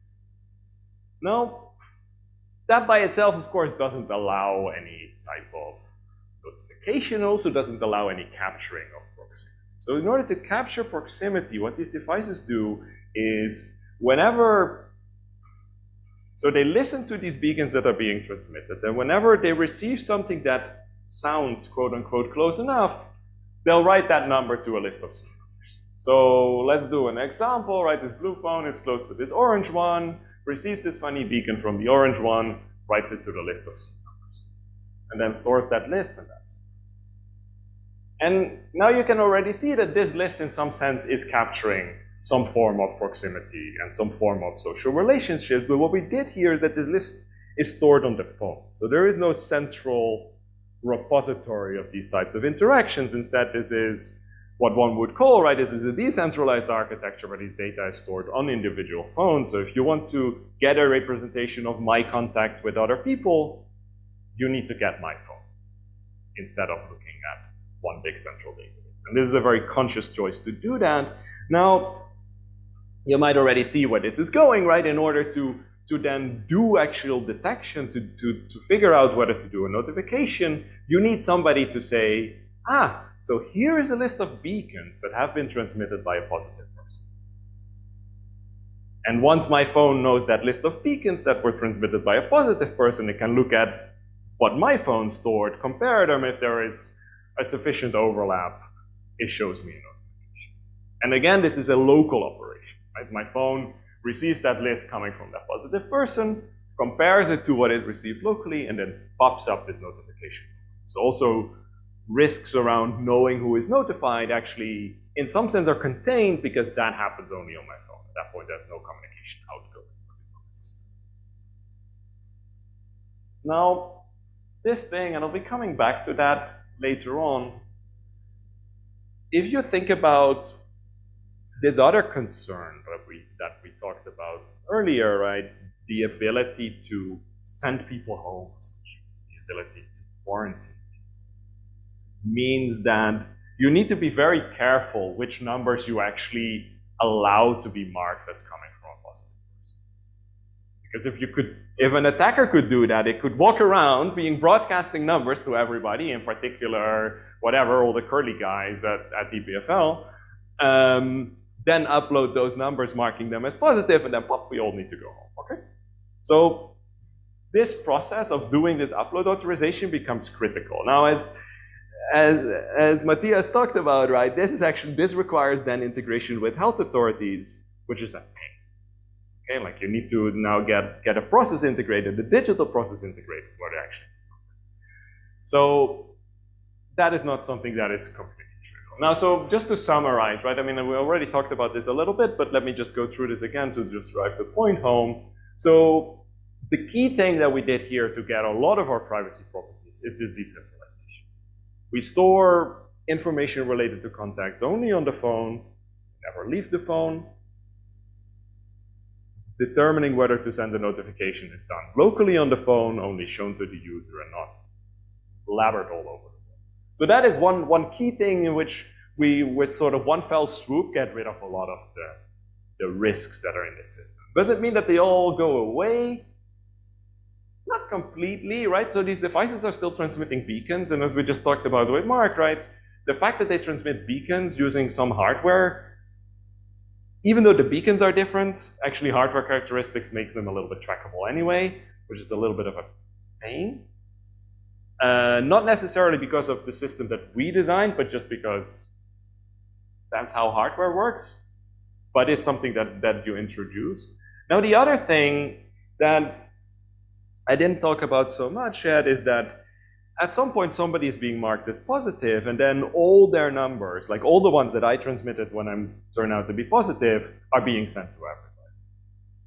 And this would then allow somebody maybe to get a little bit more information about who was actually marked as positive. And this also makes sense, right? It makes sense that the system embeds some information related to this, right? Because if Mark was close to me during lunch, he gets notified, he might be like, ah, okay, cool. Like, who was I actually close to today? Well, that was actually not such a huge list of people, right? So the idea that the use of such a system in principle must always make it easier to identify people is there. Now, the specific technological means might make it a little bit easier than that, because Mark might also determine, it was also during the coffee break that I saw this positive person, which would sort of rule out his wife. Okay, so there are things that go on there. Now, finally, on the control side, right, we talked about that a little bit, right? So it's key that it's actually difficult to do, to mark numbers as coming from a positive person, but that's not the only way to do it, right? They could also say, there's somebody walking around, for example, at a COVID test center. They're actually much more likely to be positive. So what an attacker might do is pick up those beacons and transmit them elsewhere.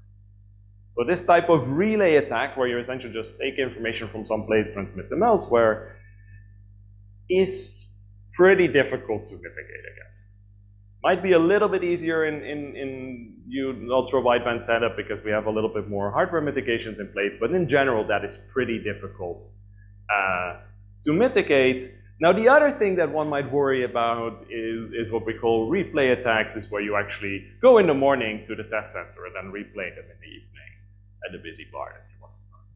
So you pick up the beacons in the morning, you replay them in the evening, which is another concern that one might have.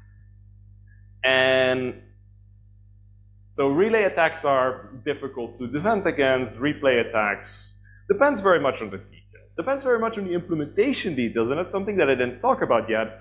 Namely, when we started doing all this stuff in March, April 2020, right, the only way to pull this off was to work on a phone. And the only phones that were in widespread deployment, right, are phones made by Google and Apple.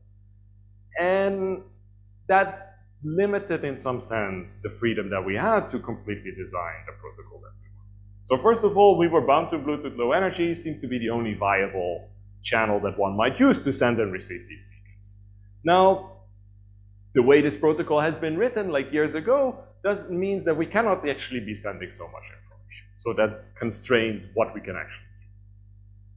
Also, Bluetooth is not particularly accurate. In particular, right, as Ciro was talking about today, you need to use signal attenuation, so how loud in some sense the signal is, as a proxy for distance. On a wide variety of phones with a wide variety of chipsets, and you can see where this is going, this becomes a huge pain. You can control for that a little bit, right? And people did a lot of work to try and do that. In the end, you get some kind of reasonable approximation, right? It's like whatever, between 1 to 3 meters with some confidence. If you want more precision, you can switch to ultra wideband. We could not do that at that point. And then we also had a bunch of deployment considerations that are very similar to what we were talking around for ultra-wideband and Ciro's chips, right, is that, look, in the end, battery is a limiting factor. Nobody wants to install an app that will drain their phone's battery in an hour, because then there's only one option, right? They uninstall the app and go on with their life. So we need to make that careful decision, right? And that, again, limited the amount of protocols. Also made sure that we had to talk with Google and Apple, because there are very aggressive battery management routines in place.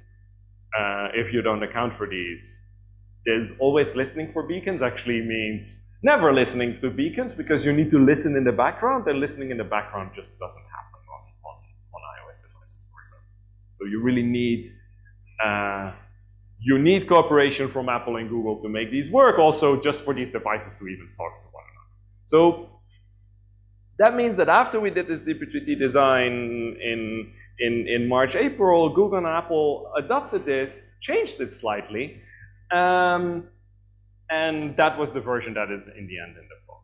And one of the changes that I want to very briefly talk about, and it just like this is the only little bit of crypto that I have on my slide, just to give you a little bit of context, right? So far, I have been talking about we're going to upload the entire list of beacons that positive people have been transmitted. Now, that might sound big to you or not big. The problem starts to happen once you start to do this at scale. Because all these positive beacons need to be downloaded by everybody. So if I have thousands of positive people, I get thousands of lists of beacons that they transmitted, so I get millions of beacons that in the end need to be downloaded, resulting in tens of megabytes of download cost. And well, even in Switzerland, this was a problem, right? To do tens of megabytes a day, like that seriously eats into your data. So one of the things that changed in the design was instead to say, we don't want to upload all these numbers, we want to upload a much more complex representation of that number. So in order to pull that off, what happens is that in the design that Google and Apple deployed, there is a single cryptographic key for each day, which is called the temporary exposure key, but doesn't really matter. And from this key, we're going to derive all the beacons. So we're going to say, okay, we're going to take our key, we're going to take our cryptographic key, we're going to shove it through some key derivation function, doesn't matter. And then this is the key part. We're going to take our key, we're going to take the time slot that we're currently looking at, right? So between whatever, where we're at now, like between 3:45 and 4, that's our time slot. We're going to take our key and we're going to derive the beacon that we transmit. Because we add this structure, now uploading this entire list becomes much easier because now I only need to upload these, whatever, 5, 6, 7, 8 keys instead. So bandwidth becomes a lot smaller. But there are consequences to this.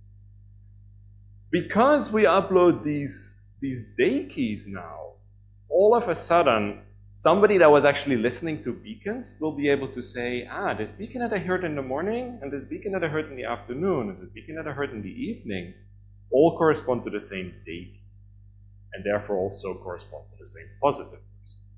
So with this design choice in place, it does become easier to track individuals, track positive individuals, and because you're tracking people, it also becomes easier to identify them as a result of that. And the other thing is, suppose I went to visit my not completely legal friends at some point in the morning. I have no way to remove that part of my activity to say, no, I don't want to generate any notifications for what happened in the morning, right? Think about what Ciro was saying, right? Where one of the concerns of people is, I want to be able to turn this thing off.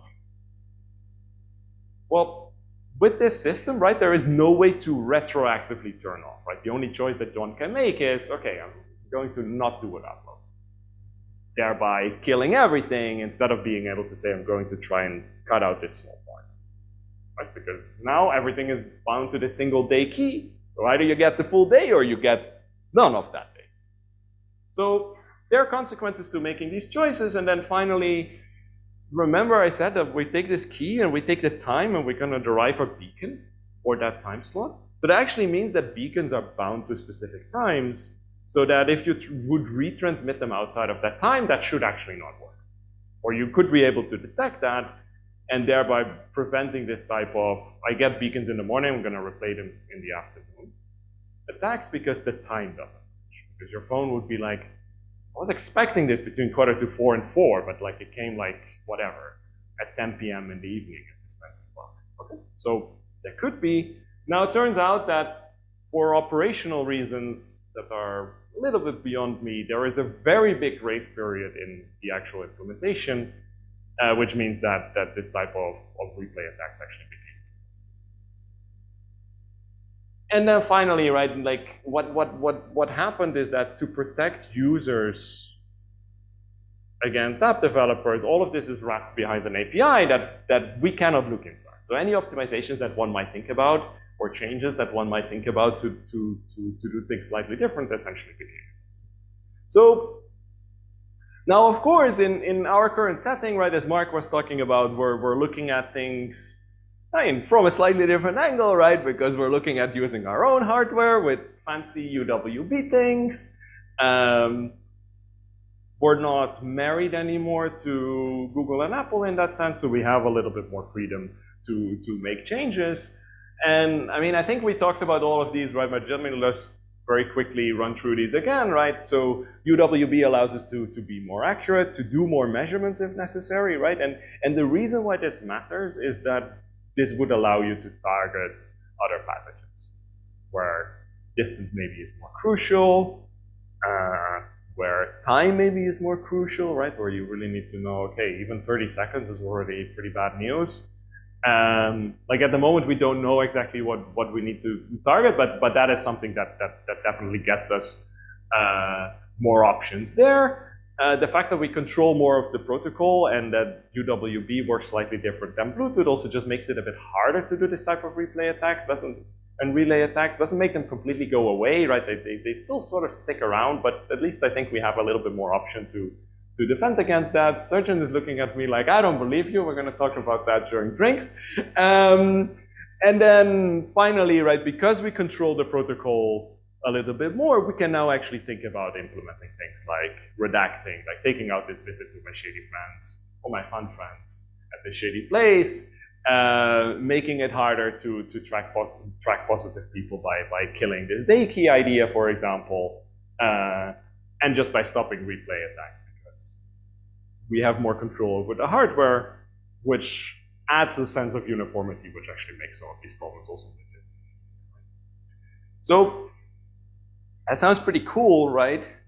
But of course, I mean, in some sense, right, there is no, like, there's very rarely like a silver bullet that gets you anything, right? Because now when we're looking at these form factors with like a bracelet or key fob or whatever, they have very limited UI, right? So when I said, like, when you have a phone, you just get this nice pop-up, right, that said, you're positive, right? Now you have this thing with like a blinking LED. How does that work, right? And how do we build that in such a way, right? Like another thing that popped up in a couple of talks today already, right? How do we build that in such a way that people are actually willing to use this? Both willing and then also doing that, right? Taking this thing along in their daily lives rather than whatever, leaving it at home, right? Because if it's at home, it's not tracking any of my contacts, and therefore will at least defeat the public health part of deploying this type of solutions in this type of public health scenarios. And then finally, right, like all these changes to these protocols are nice, right? But they will influence how much bandwidth one needs and how to pull that off, right? And when you're in a small country like Switzerland, where there is like 4G connectivity everywhere, whatever, right? Like one might say, whatever, who cares? When you need to push all of this over a LoRa link, because that's the only thing that you have available, becomes a little bit harder, right? So just to sketch a little bit, like, and this is partially a recap of what Marc said so far, but with a couple of twists. So one deployment scenario that one might think about, right, would be to say, okay, we're going to use these dongles and we're going to pair them to phones, and the phone is going to act as the mothership. So whenever we need to actually receive a list of beacons or upload something or send a notification or essentially do anything, this phone is going to be the guiding thing, right? The phone will show the notification. The phone will actually have the 3G, 4G connectivity, which kind of makes sense in a scenario where we actually have enough phones deployed.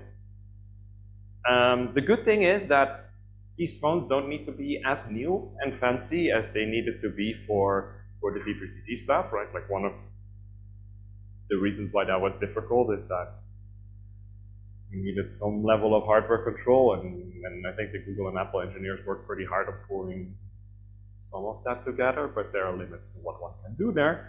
So this gives you a little bit more flexibility also because this phone doesn't necessarily need to be bound to a person anymore, but could be shared if you wanted to. Now, of course, if you don't have 3G, 4G, then you don't have 3G, 4G, right? And that's hard. And you need to think about other things, right? And as Marc was saying, right, the two things that we have been discussing so far is either to do communication just straight from the dongle via this LoRa network. It's gonna be a bit slow, but who cares that it's slow, right? Like this device is there. takes 30 seconds. Nobody is waiting for it. Or just skip that part altogether and just do sort of peer communication between devices.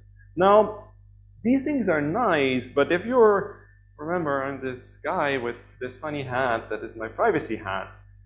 If you're thinking about this type of scenarios, you also need to worry about, okay, now there is this communication going on between this device and this pretty wide area communication network.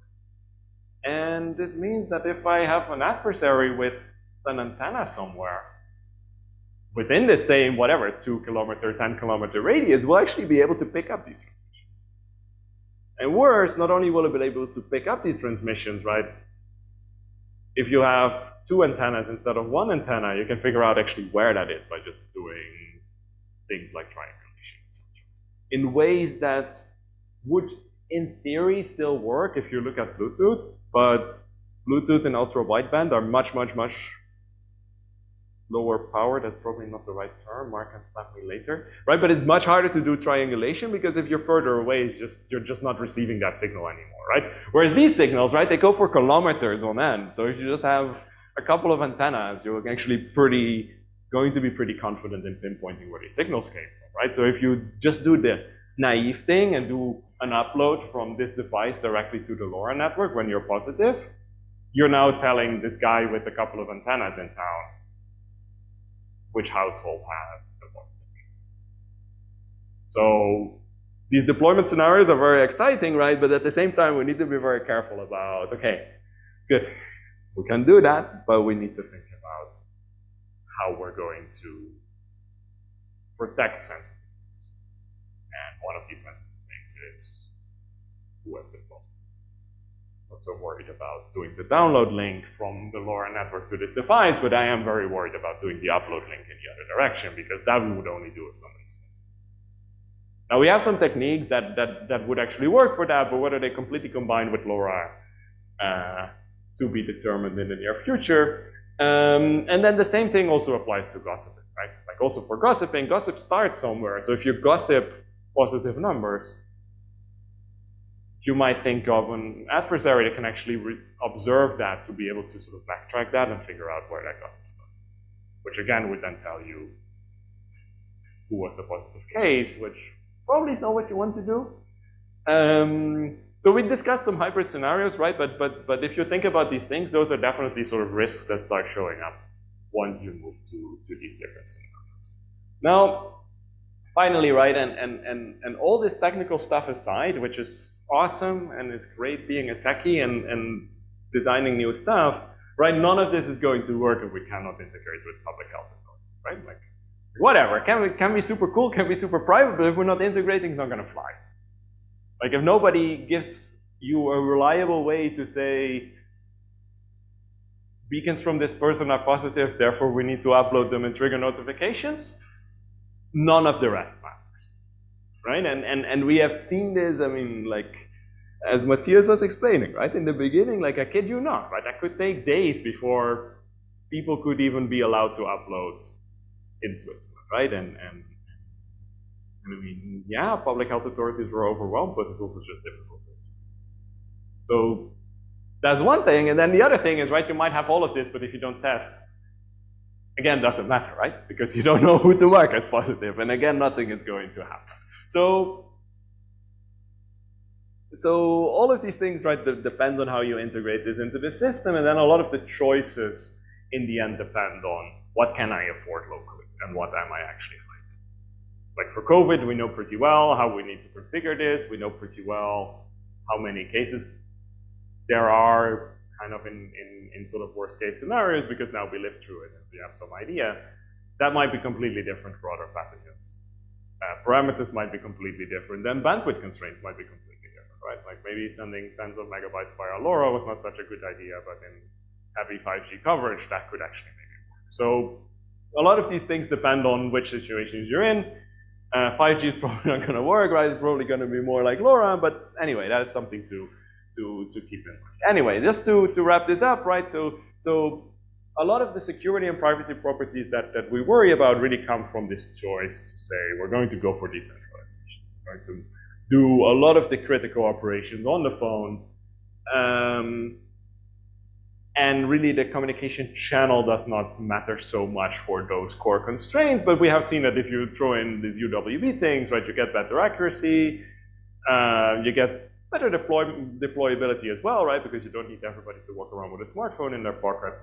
And because we have a bit more control over protocols and hardware level protocols, we get slightly better security and privacy features as well. But last and final time, right, need to integrate with public health authorities, otherwise not. That's it from my side. Happy to take questions.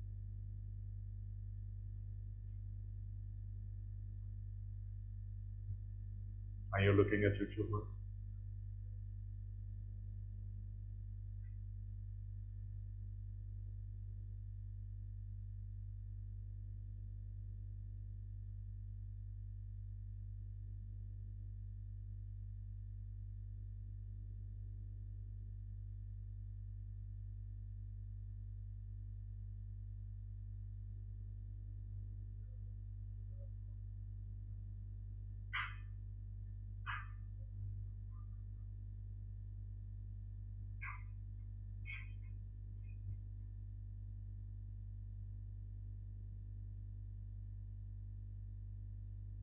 Anybody on Zoom wants to ask me a question?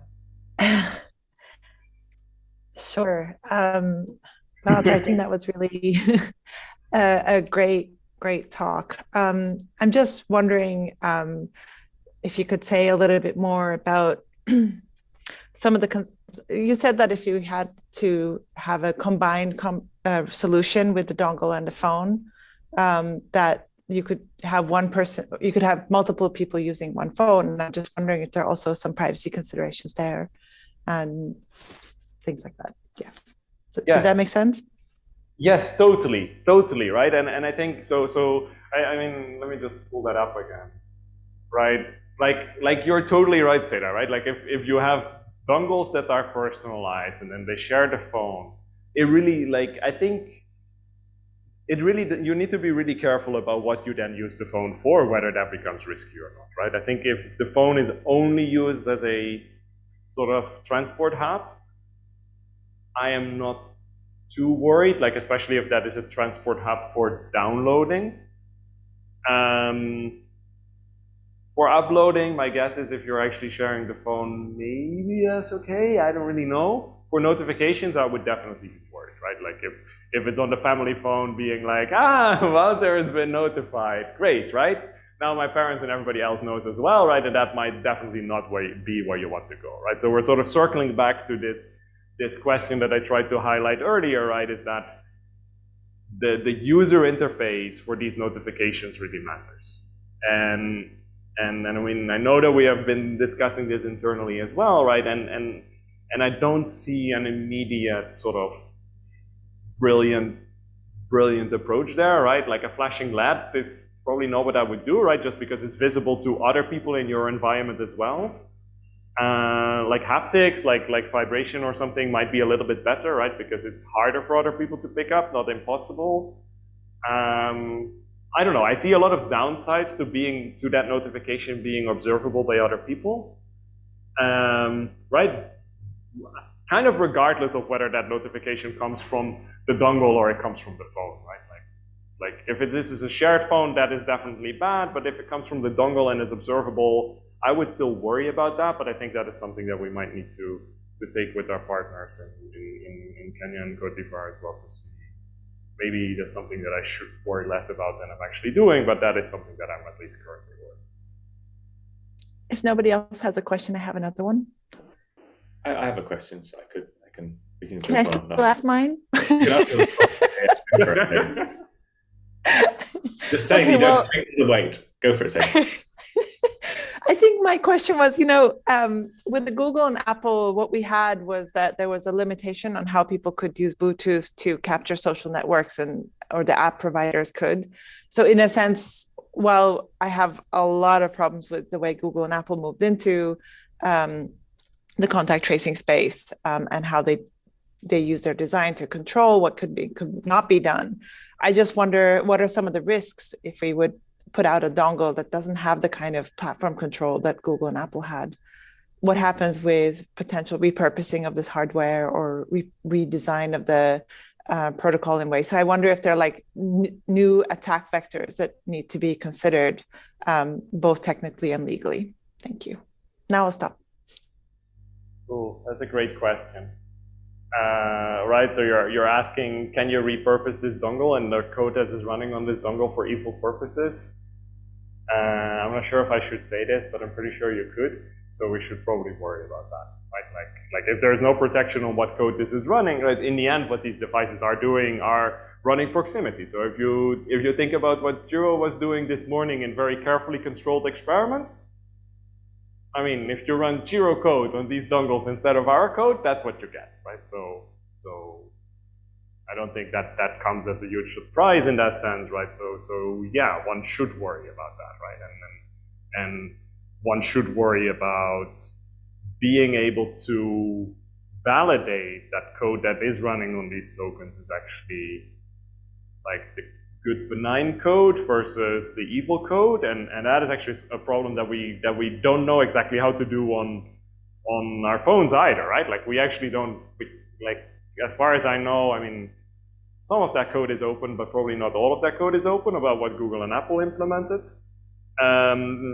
Also, not all the apps are open source, right? So it's hard to actually see that. But that is one thing that I would try, right? To at least make the code open and make it hard to redeploy new code. So that's one thing that I hope at least our current design doesn't allow, is to do over-the-air updates.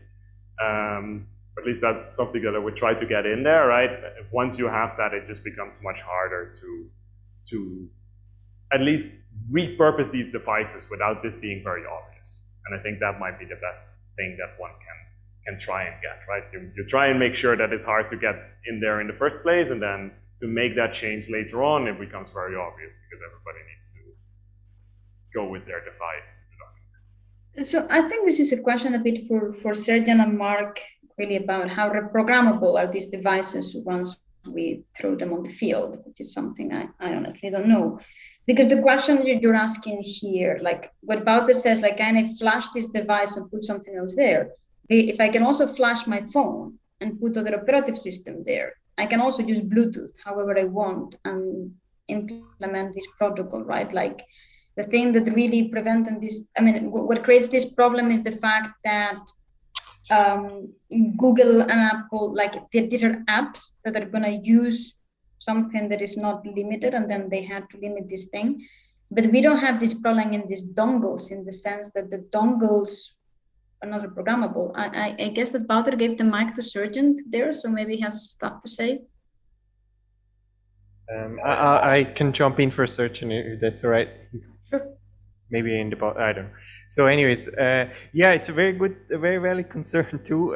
So of course, they can be reflashed, these devices. One can harden this. There is like certain ways how one could guarantee that, you know, one can only run verified code on this, but there are like microcontrollers which has, for instance, secure boot.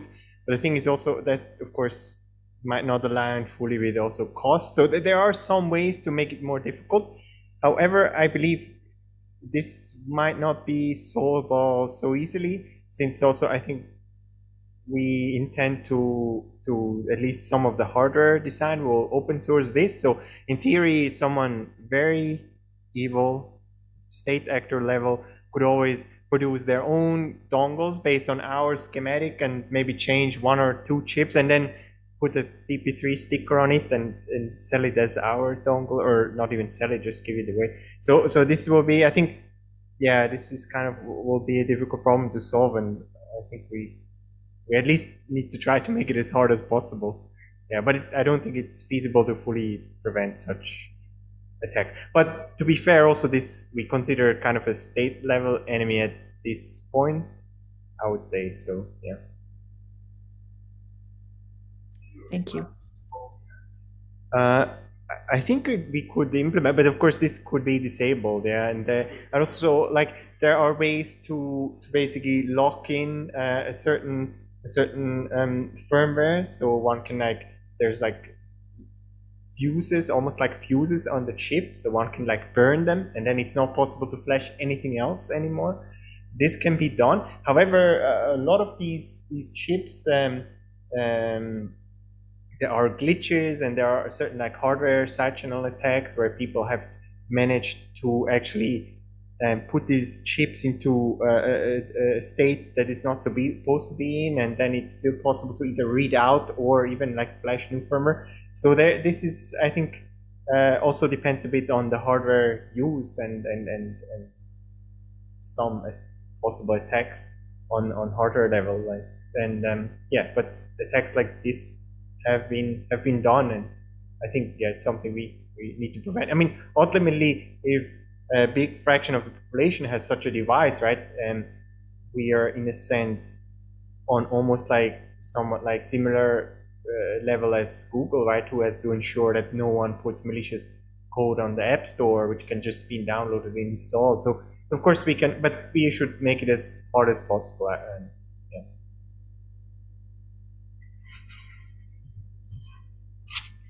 Michael, did we already answer your question by any chance? No, there's just a couple more points, I guess.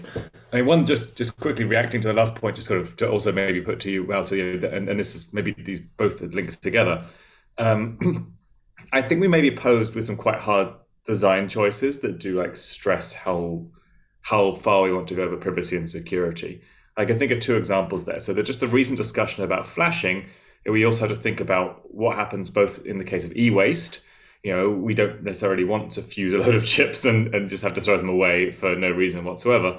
You know, we have other design ideas, and that links to, I think, Ciro's discussion of like you have to show value for people for a value proposition for what you're providing to some degree, and you know, we can be stuck in difficult places. And that was just my recent comment. But the question I have relating to your presentation, you're talking about how difficult it can be, I think, to notify people in the cultural context when you're doing that of such an exposure. And I was wondering if you'd considered how this might actually notify a third party, notify a particular, say, trusted doctor or individual who can explain to people, people who are using these technologies who might be quite vulnerable, who might have difficulty in understanding that. And if there's a way to do that, securely, obviously not, you reveal that information to people that they've been notified, but hopefully not too much more. That's a very fun question, Michael. I think one of the reasons why that is a lot of fun, right, is that a lot of people have been bashing decentralized designs for not being able to do that. I mean, the obvious trick to do that, right, is to determine still on device whether to notify, but then instead of actually doing the notification, you send a message to your doctor, right?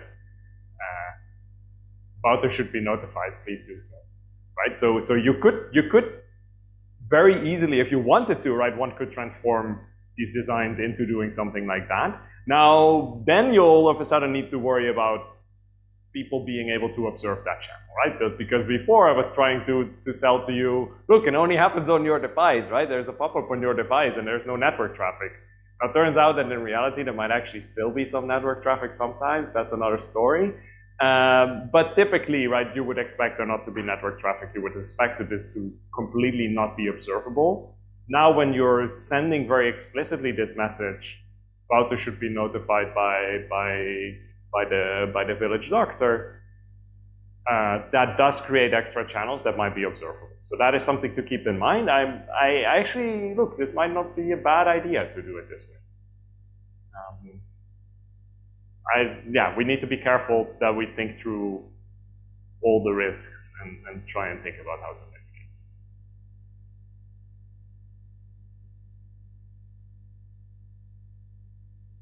I think with that, I'm going to shut up, unless there are other questions. Thanks, everyone, for the questions. Yeah.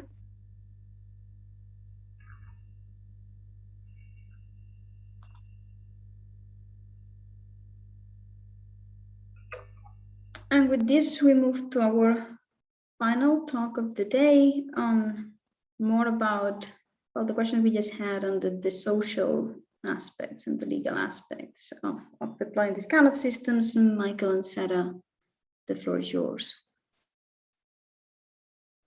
Great. Michael, you're going to share the slide deck. You're going to be my DJ.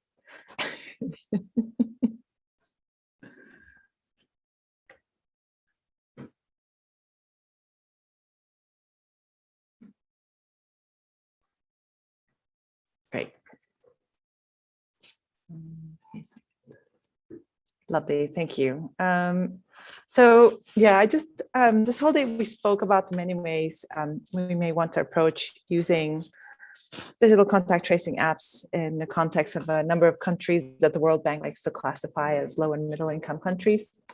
For this moment, before the end of the day, standing between you and the drinks or whatever it is you're going to do afterwards, I'd like to invite you to take a step back and think about the bigger technological picture in which we build digital contact tracing apps. And unless we build our own digital infrastructure, which is something we've just discussed a little bit, to build apps for healthcare, we just simply need to go through what I will call computational infrastructures. Those are big words. And what I mean by that are the mobile phones, clouds, and networks that underlie or overlay these computational devices that are dominated by a few companies that have immense power and their own interests. So there are three aspects of these computational structures that I would like to highlight for our conversation, so that we can understand. If you go to the first slide, Michael, and then just jump to the second, basically what we're kind of seeing is that these computational infrastructures are offering themselves more and more for public health, but in the process, they're in a sense capturing public health infrastructures. So in order to understand what that capture is, I want to describe some aspects or three aspects of computational infrastructures. So first of all, computational infrastructures are corporate assets. So when we rely on technology that is built on mobile phones in the hands of Google and Apple, cloud providers like Amazon and Microsoft, and networks that underlie or build on these two, we're engaging in the corporate assets, or we're making use of the corporate assets that serve the financial objectives of a few corporations running them. I'll take Facebook as an example. Facebook is a company that has an ad-based business model. Its computational infrastructure is somewhat different from the other four companies that I mentioned, but since it's a company that many of you have probably encountered, I'll use it as my running example. Facebook provides a computational infrastructure for ad delivery. By successfully building a computational infrastructure for ad delivery, Facebook captures the revenue source of many companies through ads, especially publishing companies. Over the last years, this created financial and technical dependencies between publishers and Facebook, impacting the autonomy of publishers. Today, publishers are much more dependent or have lost much of their autonomy with respect to delivering their content to their audiences, a thing that has really changed as Facebook became the default ad delivery infrastructure. So what we see here is that once Facebook became the game in town, publishers had little space to exist outside of Facebook, even if they didn't deliberately or intentionally go to Facebook. It changed the game. And its most precious corporate asset, the content delivery infrastructure, kind of helped make that happen. So this is just a kind of one aspect of these computational infrastructures. For number two, Michael, if you can go, yeah, thank you. Computational infrastructures we have today provide global pathways of administrative control. So what do I mean by that? Our phones and the cloud infrastructures that underlie them are especially designed, be it in how information is ordered or sorted, basic computational functions, how messages are communicated, how notifications are given, things we discussed right now, how actions are classified, etc. They're very good at making those fulfill a certain policy. So by policy, this becomes even more specific to the control environments that you can create using digital tools. So if you have a policy like user engagement, increase user engagement, you can execute this policy and refine it by observing how people interact with the environments and change the way you order things or the way you deliver things in order to make sure that the behavior on this controlled environment comes closer to what you want to achieve with your policy. So feedback from user interaction in the environment informs the designs that help improve the execution of policies.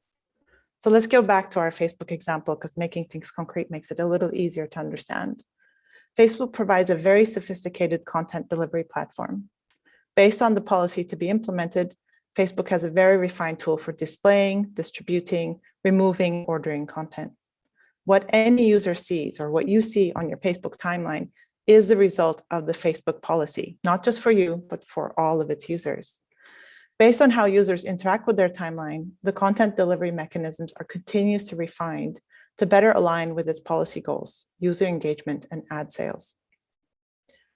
The mechanisms to implement and refine policy that these companies have implemented in their computational infrastructures and the reach they have into the hands and pockets of millions, if not billions of users, means these companies hold a global infrastructure that can be used for any policy delivery or execution. So in that sense, they can be used for administrative control, meaning checking performance or shaping large-scale behavior against policies of different authorities. So let's go to number 3. Computational infrastructures are designed for the optimization and the execution of policies for population and resource management. While computational infrastructures are highly distributed, the method of engineering inherent to them means that entities, often centralized entities, who have control over this infrastructure can optimize the execution of policies. Interestingly, these infrastructures are built so that others can also define and enforce their policies using them. For example, advertisers and publishers can use Facebook to deliver content. However, they do not have as much freedom to determine the content delivery policy or what it is optimized for. This is where advertisers and publishers hit the boundaries of the infamous terms of service. This is probably a good thing, given how powerful these environments have become and at what scale they can optimize their policy execution. However, such constraints do not apply as strongly to the providers of these infrastructures. Facebook is probably very aware of how powerful their environment has become in executing their policies of user engagement over large populations. However, the latest, because of their financial obligations, they're unable to constrain their policy execution machinery. Apparently, every time their policy causes mayhem at scale, I'm sorry about this. All right. Every time Facebook hears that their policies have caused mayhem at scale, they're rather shocked and sour to find out the consequences of them not constraining their policy execution machinery. So it's a topic for another day, whether Facebook can change their environment to be less effective at policy execution, what it means not to optimize an engineered object. I mean, those are kind of odd questions, but maybe we need to ask them. But let's recap for a little bit. So what is the problem with computational infrastructures? When we start using them, we're basically becoming dependent on corporate assets that serve the financial goals of the companies that dominate them. These computational infrastructures provide global pathways to administrative control, and they're able to optimize the execution of policies, be it for resource management or for population management, in ways that are determined by the financial and political interests of the organizations running them. These 3 assertions alone should give us much to think about as to the desirability of these infrastructures and their impact on our aspirations for having free markets, democratic governance, and free populations. However, since COVID, we find ourselves in a peculiar situation. In this new situation, governments think it is potentially very exciting to share the policy execution powers inherent to our computational infrastructure. Share meaning they want a part of it too, right? Like, not that they have something to give, but they want to also use apps and manage populations. So governments are excited about an app as popular and as effective as Facebook in the pockets of everyone, like WhatsApp.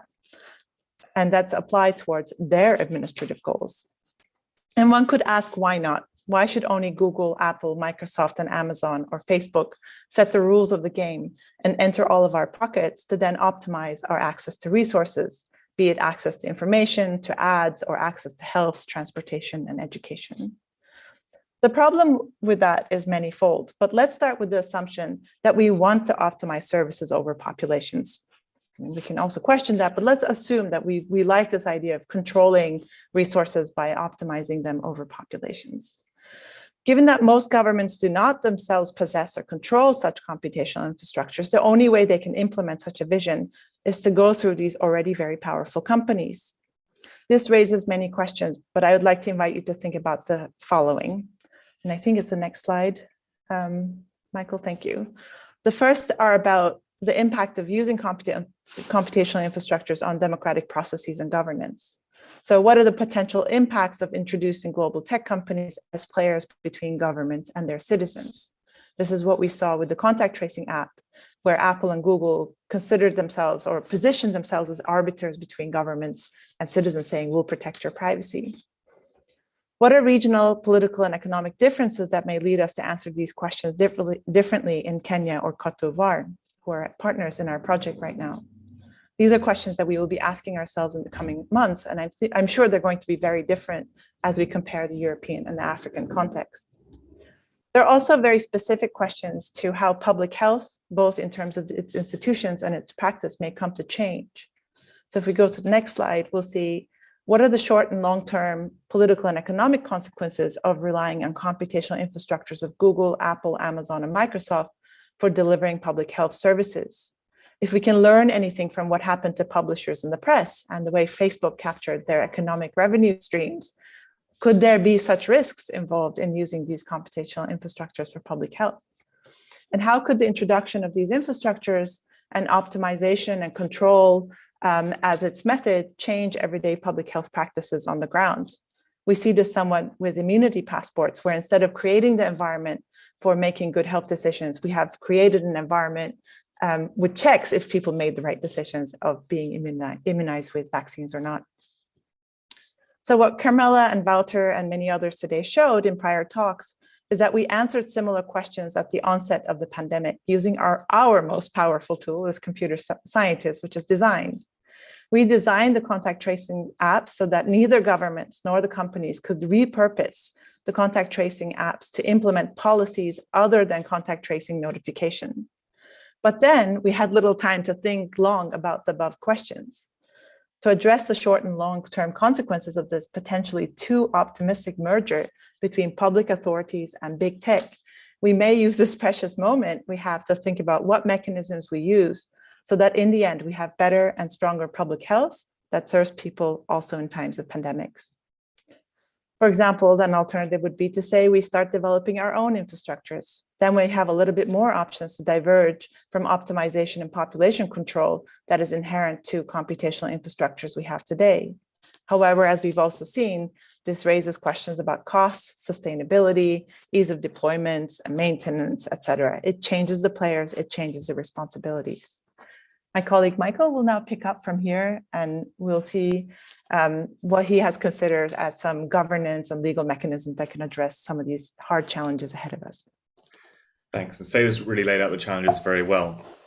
And so what I wanted to look at briefly here was whether there's a hope that we can tame some of these infrastructures to some degree with law and policy to serve to navigate those questions that Seda answered. And the we here is always a challenging we, because is the we here as a state, where we're looking particularly in countries in the global south, this is sometimes very fraught systems where democracy is not functioning in a way that we'd consider representative or protective of the rights of individuals or communities. I mean, that's also the case in many countries in the global north as well. So it's always a challenge, but it's worth thinking about, because what we really saw, especially in a pandemic situation such as the one we've been living through, is that different states had responded through a mix of technology, design, sometimes law and policy, executive orders, and so on. And we didn't really have a framework for navigating the challenges that Seda has laid out.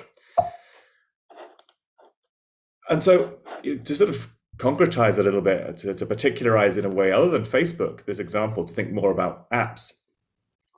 When we make a choice to deploy an app, and if that's indeed what ends up happening either within or attached to this project or relating to many other digital health interventions around the world, we really have to look beyond the app and see the environment in which it's being deployed in. And these are changing all the time, and they work differently on Apple versus Android, and there are different sort of patterns of control. But one thing that's similar in both cases is they're characterized by a heavy degree of vertical integration. And that vertical integration we can see from companies, whether they control it in a very monolithic way like Apple or control it in a more distributed way like Google, have considerable influence over phone hardware and the protocols it supports. That's not just because they may be a manufacturer of that device, but they may also have been pivotal in setting the standards inside standardization organizations that underpin how those protocols work and how they're adopted. They then control the operating systems on the phone. They control how those protocols are integrated or not into the experience of users and the experience of developers in providing software that can be used by users.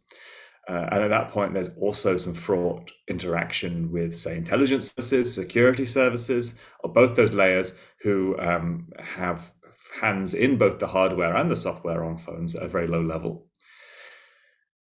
And we can see that, and we'll see that looking at the contact tracing protocol as well. You then see a range of legal tools. This is where it's not just about technical design, but so through software and hardware, phone providers have created a technical bottleneck where it becomes more difficult or impossible for a layperson to sideload software onto a phone. And sideloading sort of applies as a way to front load, but the way to front load is completely controlled by these organizations. So we end up with this metaphor of sideloading software because the bottleneck they've created is so hard. This is not like a PC where you can run some software that you might want to run. In practice, you can only run this software through an app store. And that's not just a technical issue. So the technology draws the apps to only be available through an app store. But what happens on top of this are contractual terms. These are contracts between which developers have access to some development kits, who can use them in terms of intellectual property law. These are contracts in relation to availability on an app store or Google Play Store or similar. And that links to a variety of control mechanisms that are used by both these organizations and states to control what is available. And on top of this, many of these applications and pieces of software structurally rely on services that are provided externally by these providers. Cloud services is what they're often called. So this level of control is where we're deploying an app into. Any piece of software enters this quite confusing tussle for power. And as Wouter laid out, there were several discussions and fraught at times in 2020 around the appropriate protocol for a contact tracing system. And while all these protocols tended to kind of eventually get to the design space of exchanging strings of data across Bluetooth, some of these protocols work differently from others. And in particular, what we found is that, as this played out, is developers around the world found that they were unable to just deploy a piece of software on a phone. This is for two reasons. In this stack, there were, while the Bluetooth hardware was present to make this physically possible, the phone software did not often allow Bluetooth to be used in the ways that were envisaged. So there's a restriction there. And on top of this, the App Store bottleneck had created contractual barriers where states were struggling to deploy these because Apple and Google would not permit certain deployments. And on top of this, these technical barriers were just hardened during the pandemic. So as governments, researchers, and so on went to Apple and Google and said, please, we want to deploy this kind of intervention on your phones, you will need to run an operating system update to do this because of the way that you've crippled the software on the phone to not give full access to the sensor. It was that gave companies a further way to pick and choose which infrastructures were used, because in this case, the decentralized infrastructure that Wouter was presenting and was implemented also in Swiss COVID, this approach to the infrastructure just did not require a certain function. It did not require listened to Bluetooth identifiers to ever be uploaded, to ever leave the phone. And so that became another bottleneck. And so during the software updates, that could be effectively stopped by Apple and Google, who would say, the way that we're going to support this will not allow this function. And this was a function that alternative protocols required. And so this became yet another point of control. And I think what this shows is not that uploading is a massive point of control for these organizations, but that within technical systems, points of control emerge, change, are negotiated, and they interact with design. Apple and Google did not ever think before that restricting upload of Bluetooth identifiers would be a particular asset or a point of control they had, but because they had spread their ability to put these points of control so broadly across an ecosystem, they could identify it in real time and use it to ends that they wanted to achieve. And this, I think, makes it a very difficult area to govern, because these points of control are very hard to anticipate in advance. What can you do? Strip away all of their power so they have access to no points of control like this? That's another difficult challenge as well, and for reasons that I'll talk about in a moment. So it wasn't the case that we could anticipate the way in which they did or deployed this. This just emerged, and it was part of their arsenal. In fact, if they didn't have that point of control, they still had the point of control of contractually binding people when they go into the App Store. They could fall back on legal points of control. They could fall back simply on moderating the software that goes in and out and what it is capable of doing or not by examining the source code of every deployed app. Lots of redundancy in this power was present throughout the whole system. It's just that when you choose the design approach, that is the most kind of stable source of their power, ultimately, because it's very hard for a state through law to mandate an organization to design and implement something in a certain way. It's much easier for a state to say, no, let us pass. You are putting in a legal blockage like a contract, we will render that contract void, and we will mandate you to must carry this piece of application on the store, and that becomes quite simple. But no, if it requires active engineering effort, mandating that engineering effort, creating a positive intervention, becomes very tricky. And so states end up with some ability to fall back on negative power to let code pass, but not to actually proactively have something engineered. And so you see these different strategies play out. And we only can expect more of this in future, because open-ended sensors like ultra-wideband, just because of the richness of the data that they feed back about in other individuals in the environment, are much more difficult to control. And indeed, these may then be controlled even more by operating systems who may only provide certain functions as a service they deem to be safe or compatible with their business models, and not provide access to the raw data from the sensors. And they may do so ostensibly to try and protect us from the risk of those sensors. But in doing so, they enter into one of these core tensions I want to outline. So firstly, technologies that allow anybody, any coordinating actor, for example, a state, to co-opt and orchestrate devices that are in people's pockets, well, that creates human rights risks. We've seen this through the whole saga of surveillance, particularly between NSA and GCHQ, who have routinely install zero-day bugs on to essentially compromise people's devices, to turn on microphones, sensors, other devices. And if you allow sensors to be co-opted in this way, of course you create human rights risks. And even the regimes that we look to as maybe being the strongest in terms of human rights, so the European Court of Human Rights has the most developed legal regime that's enforceable about this, has not been able to really stand up or do much to remedy this. But equally, if you have a technology that technically or contractually restricts who can use these computation infrastructures and for what and how, then you effectively privatize those choices. If you don't, you end up having a situation where law and policy will maybe be able to obligate organizations to open up, obligate Apple and Google to let something be placed on their app store. Indeed, if you take an iPhone in Russia and you buy it in Russia, on the opening screen, the iPhone has to display a list of Russian apps because a Russian law demands that certain apps are pre-installed on Russian phones. Apple haven't actually fully complied with that law. Apple instead give users an option to download those apps from their app store. But indeed, there's some element in which law can mandate organizations to do this, but there are also limits to this and limits to what companies will be willing to do, especially for many jurisdictions around the world.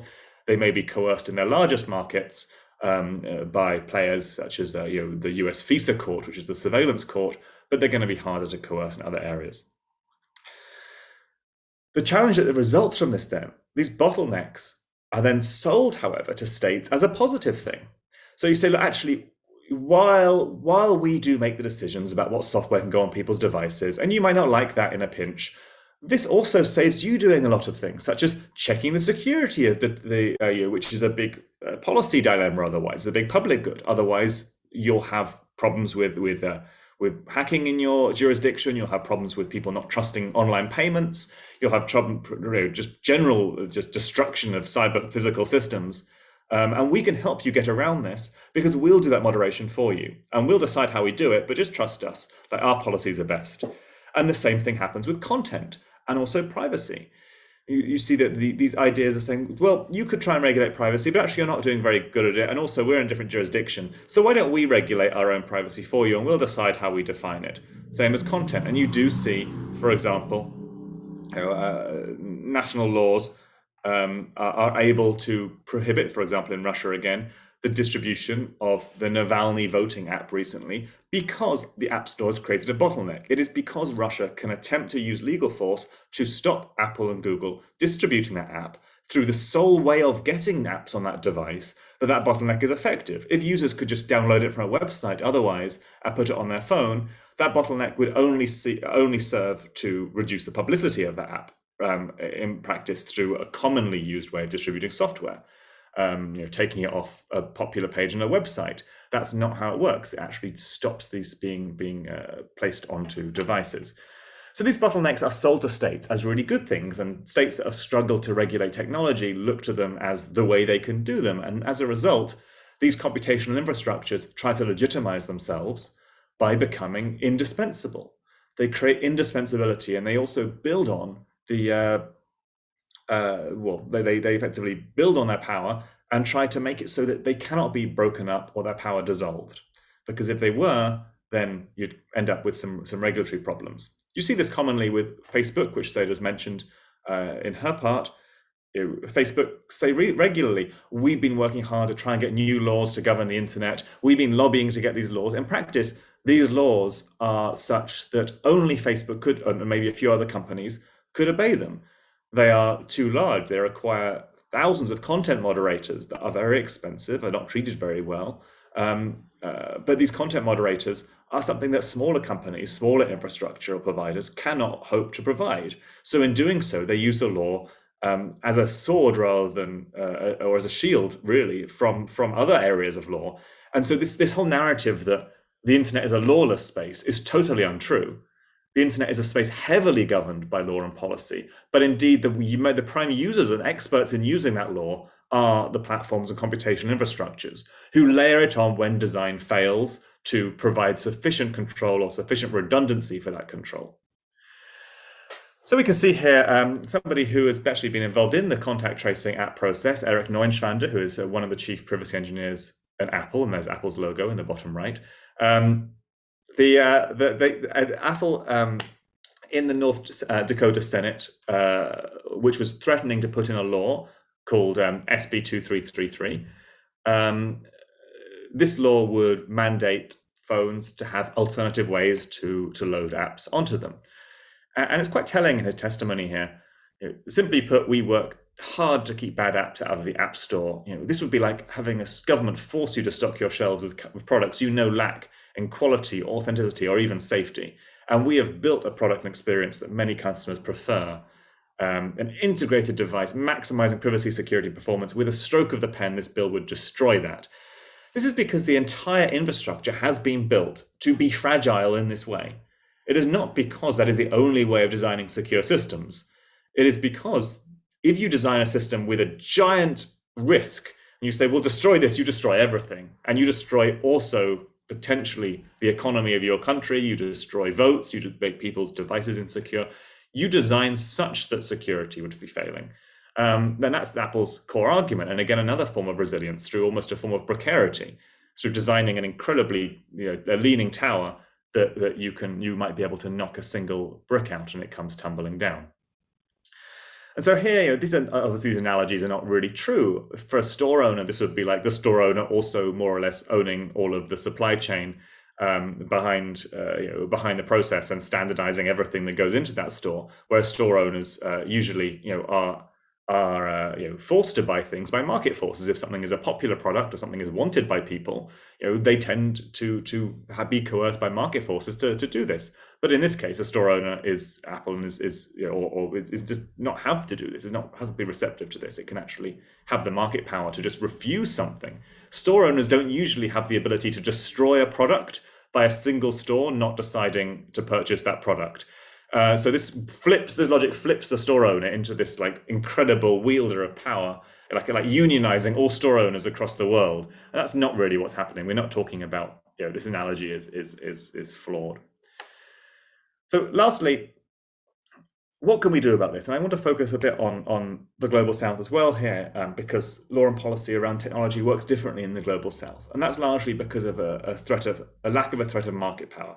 This isn't to say that the Global South is not very important markets for these organizations, but I think they feel more vulnerable in many countries in this area because Apple can say, well, it's not an important revenue stream, we'll just stop selling in this country. And Google can say, well, we're going to not prioritize this country, and we're also investing heavily in infrastructure and new cables and so on, that we're subsidizing core physical infrastructures for the internet in many countries, and we'll withdraw those kind of investments and so on.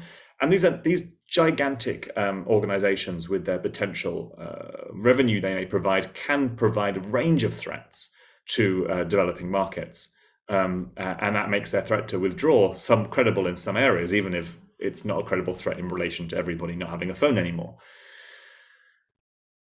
The challenge of regulating this is the infrastructures haven't appeared overnight. Right? This is not the same as somebody waking up one day, passing a law and fixing the problem. These are incremental areas. These companies have connected with internet service providers, built their way into hardware, software, inside markets. And so you can't just fix this with a stroke of a pen, as Eric Neuenschwander said. In fact, a stroke of a pen in this case would not undo Apple's significant infrastructural power because of those layers of redundancy they've built in. And things like competition law don't really work because competition law focuses on market power. Power is a lot more pernicious in these infrastructures. It's harder to tackle and diffuse. Data protection law, very popular around the world now, just focuses on data processing. Again, it's not wide enough. It doesn't deal with as many of these sources of power. We saw how Apple could change the entire contact tracing system by just blocking a single ability to upload. This is not, the law that understands the variety of ways in which that power can be exercised. I think that law would be probably unable to function. It would be pretty overbearing. That regime would give a huge amount of discretionary power to a regulator inside a country where many times regulators with huge amounts of power could not be trusted. The rule of law is not something that we can idealize and fictionalize about being like this thing we aim towards, but equally, I think we can say that regulators in many countries in the Global South are easily captured. And they can be captured by organizations who want to use them for censorship, who want to use their significant discretionary power to implement human rights violations of their own. So what we have to do here is build something a bit more incremental. And I think this needs to, the real policy solution to this is a system of ongoing analysis in many different countries. And that, to come and strategize, like how do we intervene to keep these systems open, equitable, fair, and stop power accumulating, stop infrastructures accumulating. Looking forwards, understanding what this new developments in infrastructure, what new literal cables being laid, devices being placed, LoRa networks being activated, what these might mean, and then working out how strategically to respond to that. And that will require international coalition building across public and private sectors. This will, to match the power of these giants with infrastructures, you need to be strategic. It's not going to be the case of passing a single statute. It's going to require to be as creative and innovative as they have been in finding ways to siphon off value by restructuring markets and turn that creativity around. That's not something the public sector has been great at. But ultimately, this is something that involves also funders of digital health interventions in the Global South as part of this coalition to understand what the role of funders, other organizations, projects like this are in this process. So thanks a lot, and happy to chat about questions.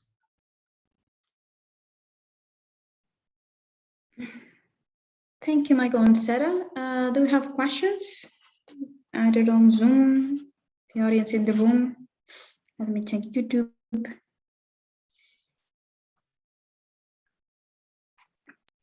also been a long day. So one question is, like, in the talk before, right, we talk a lot about things that we did with the science, things we could limit. What can we do from the design side to do this thing, right? We have talked about the power that can be wielded and what regulation can do, but is this something that computer science can contribute to, or is this fully political problem, and we just can hope to contain a little bit.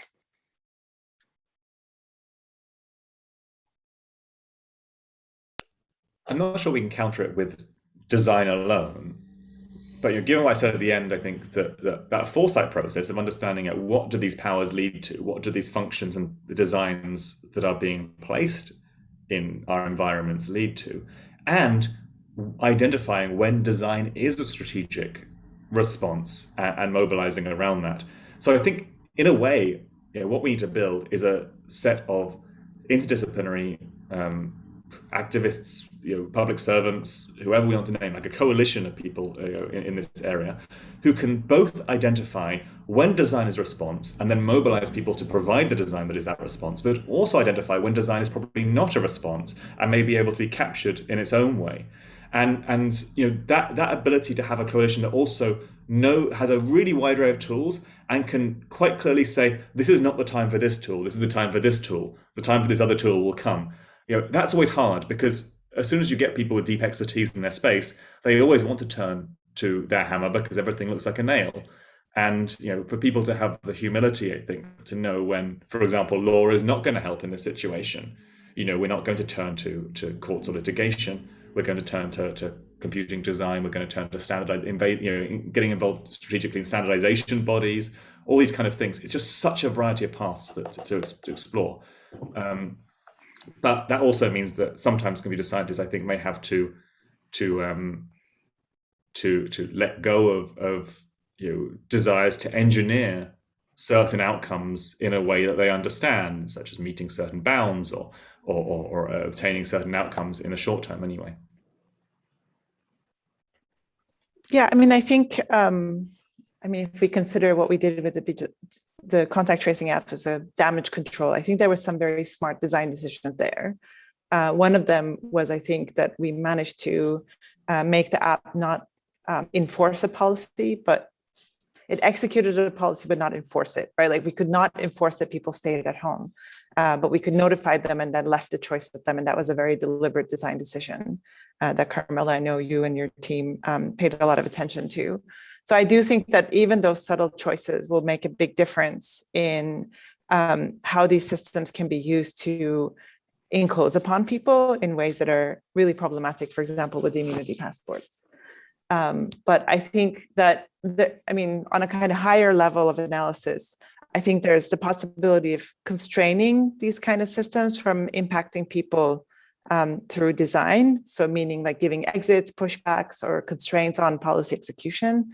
And then I think there's a lot of work also in auditing. I don't think that's part of our project, but I do think that finding smart ways to show the ways in which these systems are problematic, I think, is very, very important, and not in just a technocentric way, but I do think that we need computer scientists to do that.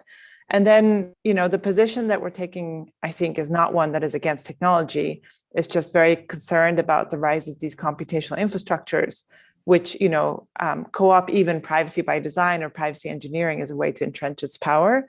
I think that, we need technology in many of these settings. And the question is, how do we develop that technology? How do we do it in a way that serves the people instead of first the business interests and as a side effect the people?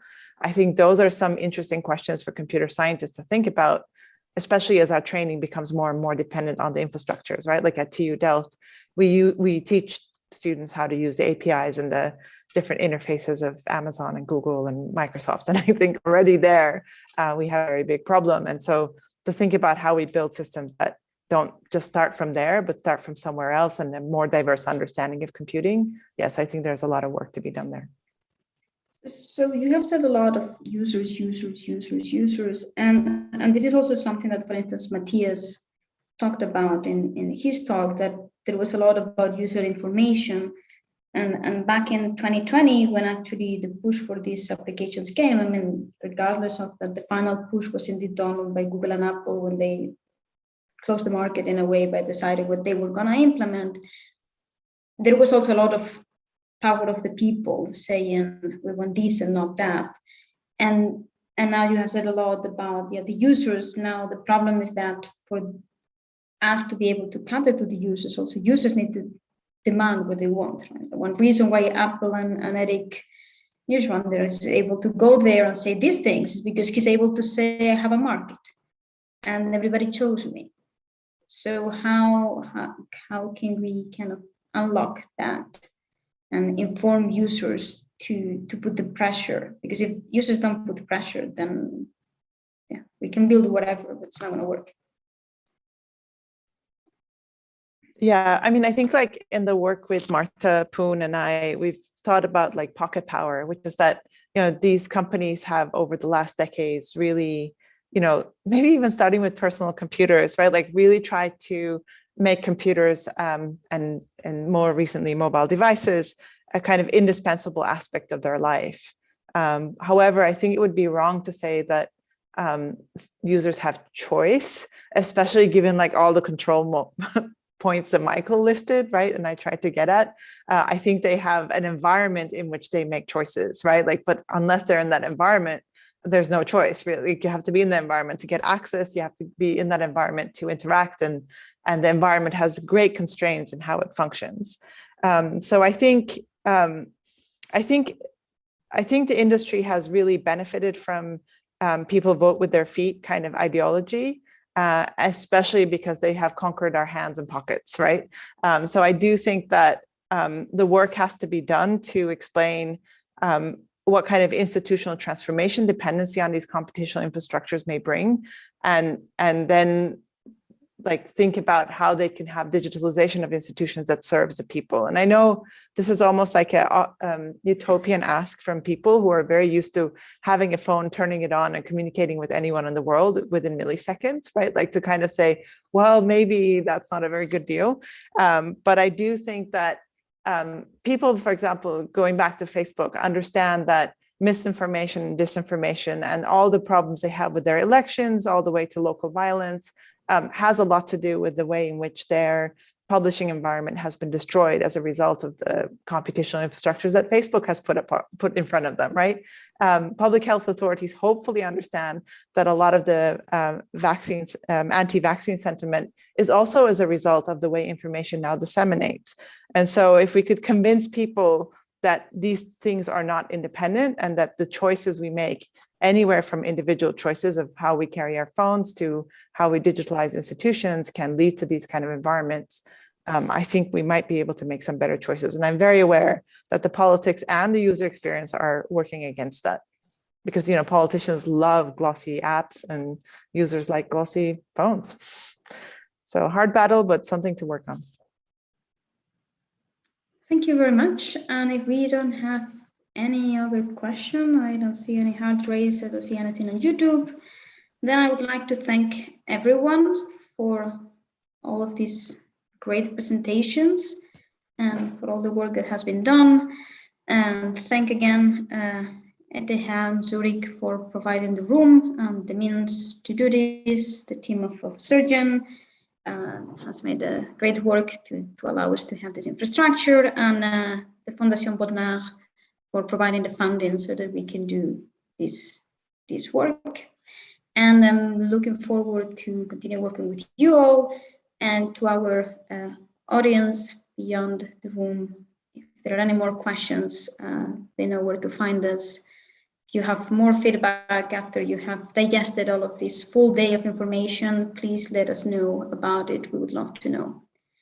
So thank you very much, and I hope you all have a good evening, and the people at the Villa Hatt have a nice apéro now. Thank you very much. Thank you. Thank you. Thanks, and bye from us from Zurich. Thank you. Bye. Greetings to Zurich back.